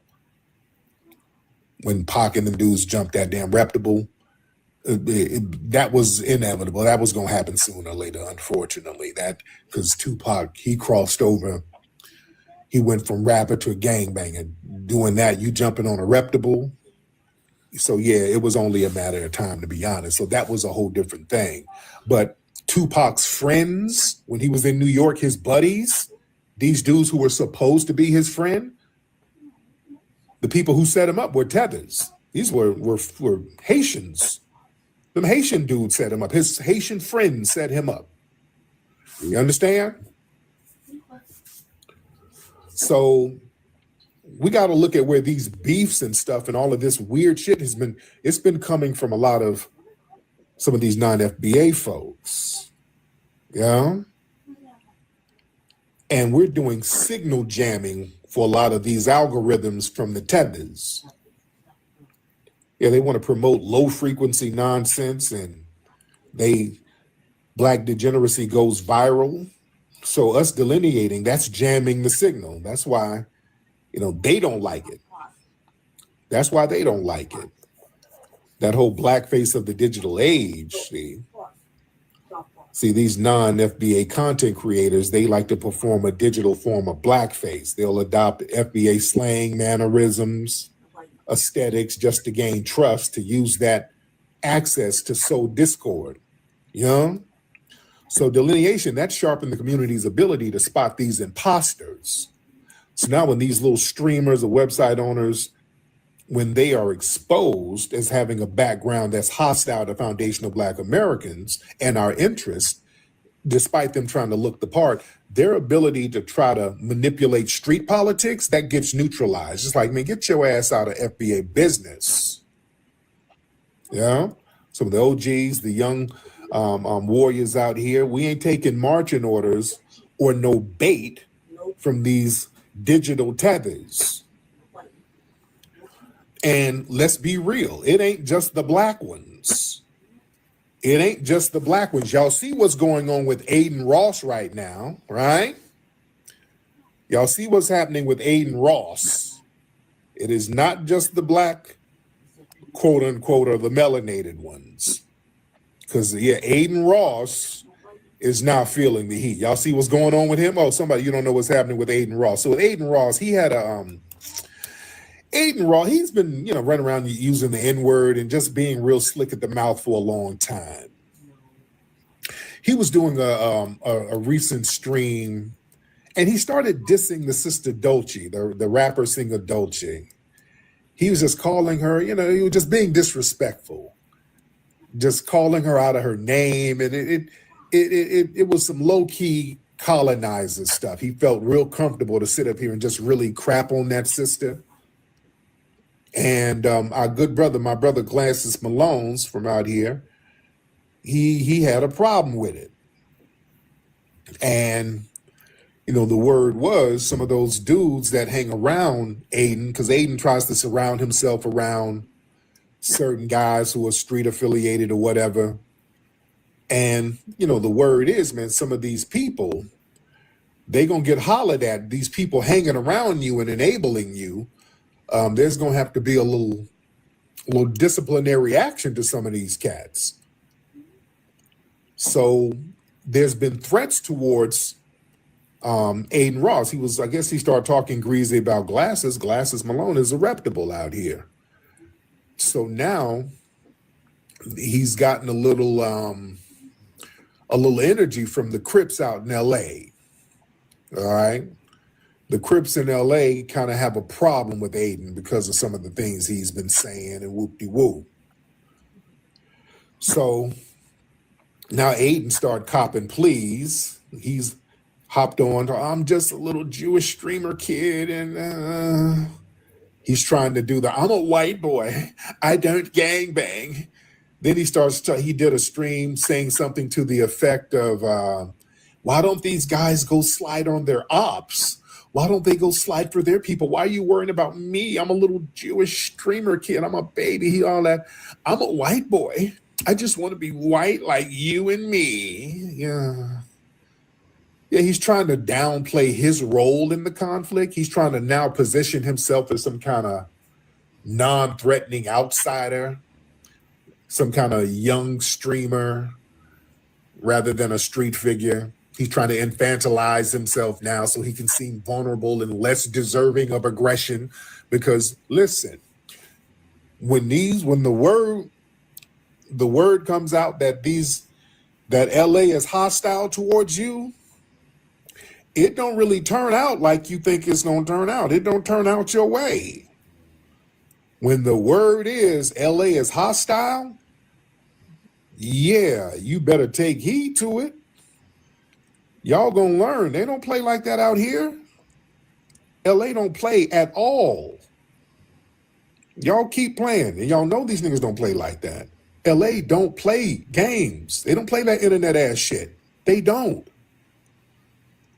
And I'm gonna call the police. Dude, don't know. He's gonna call the police, but he's turning into a Karen. LA don't give a shit about that. You talking about you gonna call the police? You understand? LA done ran cops off the block. Dude, man, if you don't, okay, dude, man. So now, he's copping pleas. And now he's the dual face of the culture vulture. That's the classic culture vulture strategy by these non-FBA content creators. See, the Adin Rosses of the world, they sit up here and mimic our aesthetic. They mimic the slang, mimic the aggression of FBA street culture to try to build an audience. So you come across as the real white boy. Yeah, you an edgy white boy. Then the moment some real world consequences come from that behavior, you start fucking around with these LA players who ain't playing no games on no internet. Now you want to pivot. Oh God, I'm just an internet. I'm a streamer. I had a bar mitzvah, dude. I'm a baby. No, don't be a baby now. Now you want to toggle between being hood and now you're a little helpless alabaster baby. No, see, that's a privilege we ain't got. If we say something, we got to stand on it and we got to deal with the consequences of it. You want to try to use your ethnicity as a safety button to eject when the heat gets high, because these cats ain't playing with you. You know good and well these dudes ain't bluffing. When they say there's a problem, there's a problem. And all that, just the fact that he did that whole, the Crips, they should focus on sliding on their ops. See, that reveals a whole parasitic relationship with Black violence. Sliding on your ops, really? Now, you're still trying to stir up and instigate things among Black people. You see, that's the problem. You, sir, are the op. You are the op. That's the problem. You see? So Adin has said, he went on his stream, he said he's going to donate $100,000 to Black businesses in LA. And basically, some people are looking at that's like a protection fee, basically. That's an admission of guilt. He realized that he got a lot of value monetarily from foundational Black American culture without contributing anything but chaos. So now a sudden donation, that's an attempt to try to pay a toll to cross safely through a territory that you disrespected. See, these people, you're a guest and you've overstayed your damn welcome. And then he tried to outsource bravery. He got Whack 100, and Whack is my guy. I'm cool with Whack. He tried to get somebody who's certified. Whack is a certified cat. So he tried to get Whack 100 to mediate his conflicts. And to get, Whack came out trying to kind of explain for him, because he can't stand on his own. He can't stand 10 toes in the culture that he profits from. So that shows they need FBA muscle to try to legitimize their presence and protect them from consequences. So it's getting very interesting. It's getting very interesting. Yeah. No, Blacc is my guy. I'm cool with Blacc. Blacc is my guy. But yeah, Adin, he's getting desperate. Waden is getting desperate. So yeah, that's Adin is trying to frame himself as a victim of gang threats, and he's trying to flip the narrative. He's trying to become a sympathetic figure being bullied by the scary black gang members. Oh God. Now he's doing the whole Michael Rappaport thing. You know, I don't all that yo word to the mother shit. I'd have told y'all for years that don't impress me. When these white boys get around here with all that yo word to the mother, y'all letting them say the N-word. No, y'all gotta check that stuff. Y'all gotta check that. Yeah. Y'all better check it. Man. Shout out to everybody in here. Well, we got a lot of folks in the building. Respect to the family. Respect to the family, ladies and gentlemen. Oh, man. Let's see who we got in here. Should I get some calls in here? We got a lot of folks in here. We got a lot of... Is this Bushmeat Barrister? Bushmeat, what do you want, Bushmeat Barrister? What's up, Empress? Empress? Yeah, can you hear me? Yes, ma'am. How are you, dear? Pretty good. I just wanted to touch base on what you said earlier about how they contribute to, Black killings, because there's a video on TikTok where one of the Bone Thugs and Harmony members has said, that they, in their contract, it says that they have to make this type of music to influence Black men to go to their prisons. Wow. And you can look this up. And I think too, that was the whole point of Trump coming in and trying to turn TikTok off and turn it back on to basically say, I got control, because it's a lot of videos of people actually saying these things. Wow. And you guys can go look this up right now. Okay, no, I'm Crazy Bone lives down the street from me, so I gotta holler at him about that. What city you in, Empress, by the way? I'm in Arizona. Hop on camera real quick. Did you hop on camera ever? Hop on camera. I'm cleaning up. All right, let's see what your bonnet on. Real quick. Your braids look good in the picture. Let's see what they look like now. Can you see me? Hit save, then I'll see you. Hit save. Put some chapstick on. You gonna call me out? Yeah, that's how we do it. That's how we do it. Can you see me? You got hit save. I did. You see yourself hit save. I'm doing it. It's not working. Oh, You'll connect with me. got it. Oh, wait a minute. Can you see me save? There you go. Hi. What's up, dear? So yeah, it's a lot of videos online that you can go and look at where, like I said, the artist is actually saying these things. Oh yeah. Well, let's see what your crib look like. No, this ain't my crib. This is my shop. You funny. What kind of shop you got? A beauty salon in Arizona. Oh, cool. Love that. Thank you. What you specialize in, braids or weaves? Natural protective hairstyle. Oh, there it is. Okay. All right. There you go. Well, thank you so much, dear. That's Empress. Shout out to that lovely sister.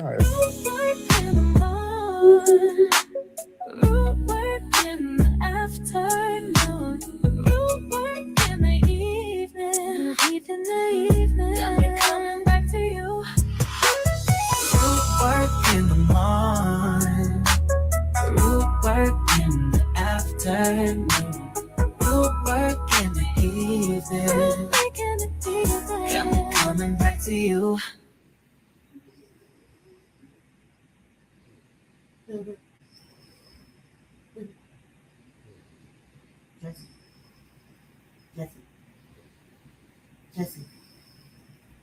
Jesse. Babe.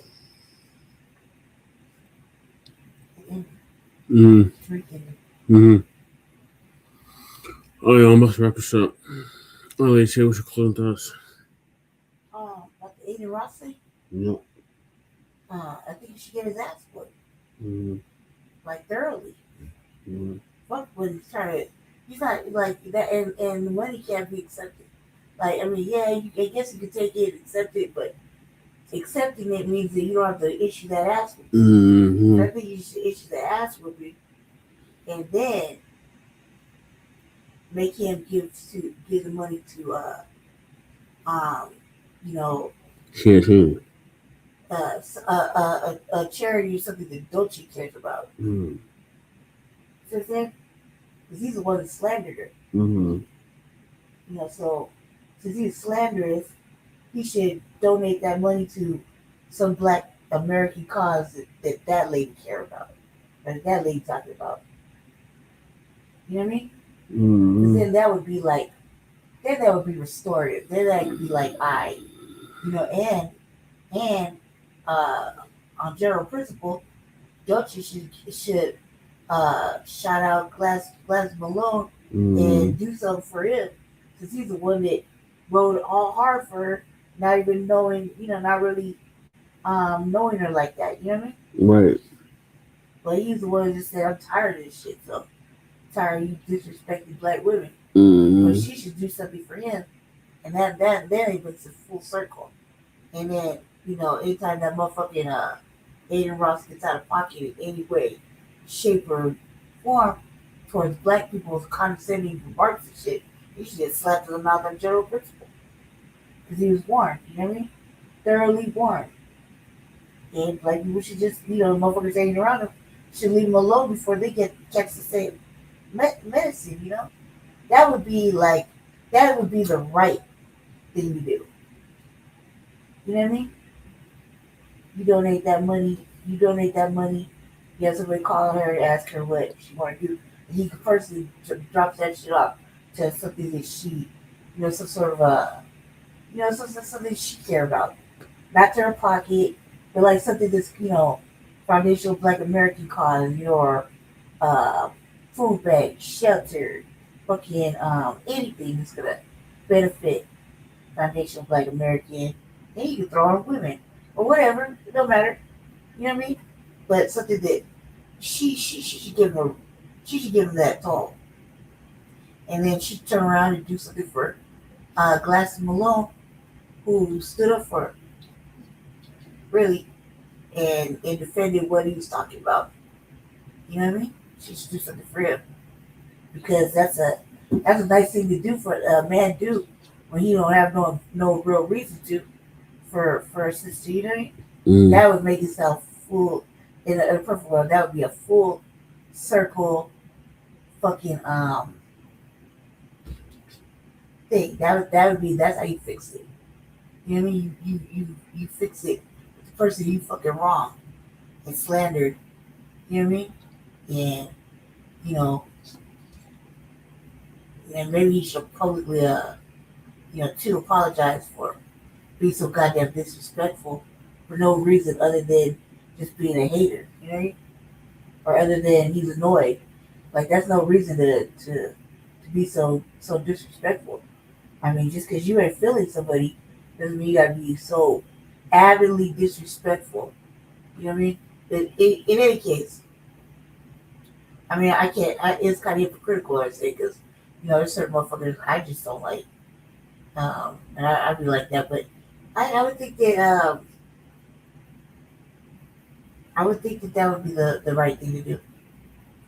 And he's been warned, so, you know, he catches. Roll call of the joint session. House Majority Leader Duran. Thank you, Madam Speaker. I move that the morning roll call of the House be made the House. Oh, yeah, I forgot about that. All right, finish with that, ladies, and I'm going to wrap this up. All right, thank y'all for tuning in. I'm going to end the show now. That's the last one for me.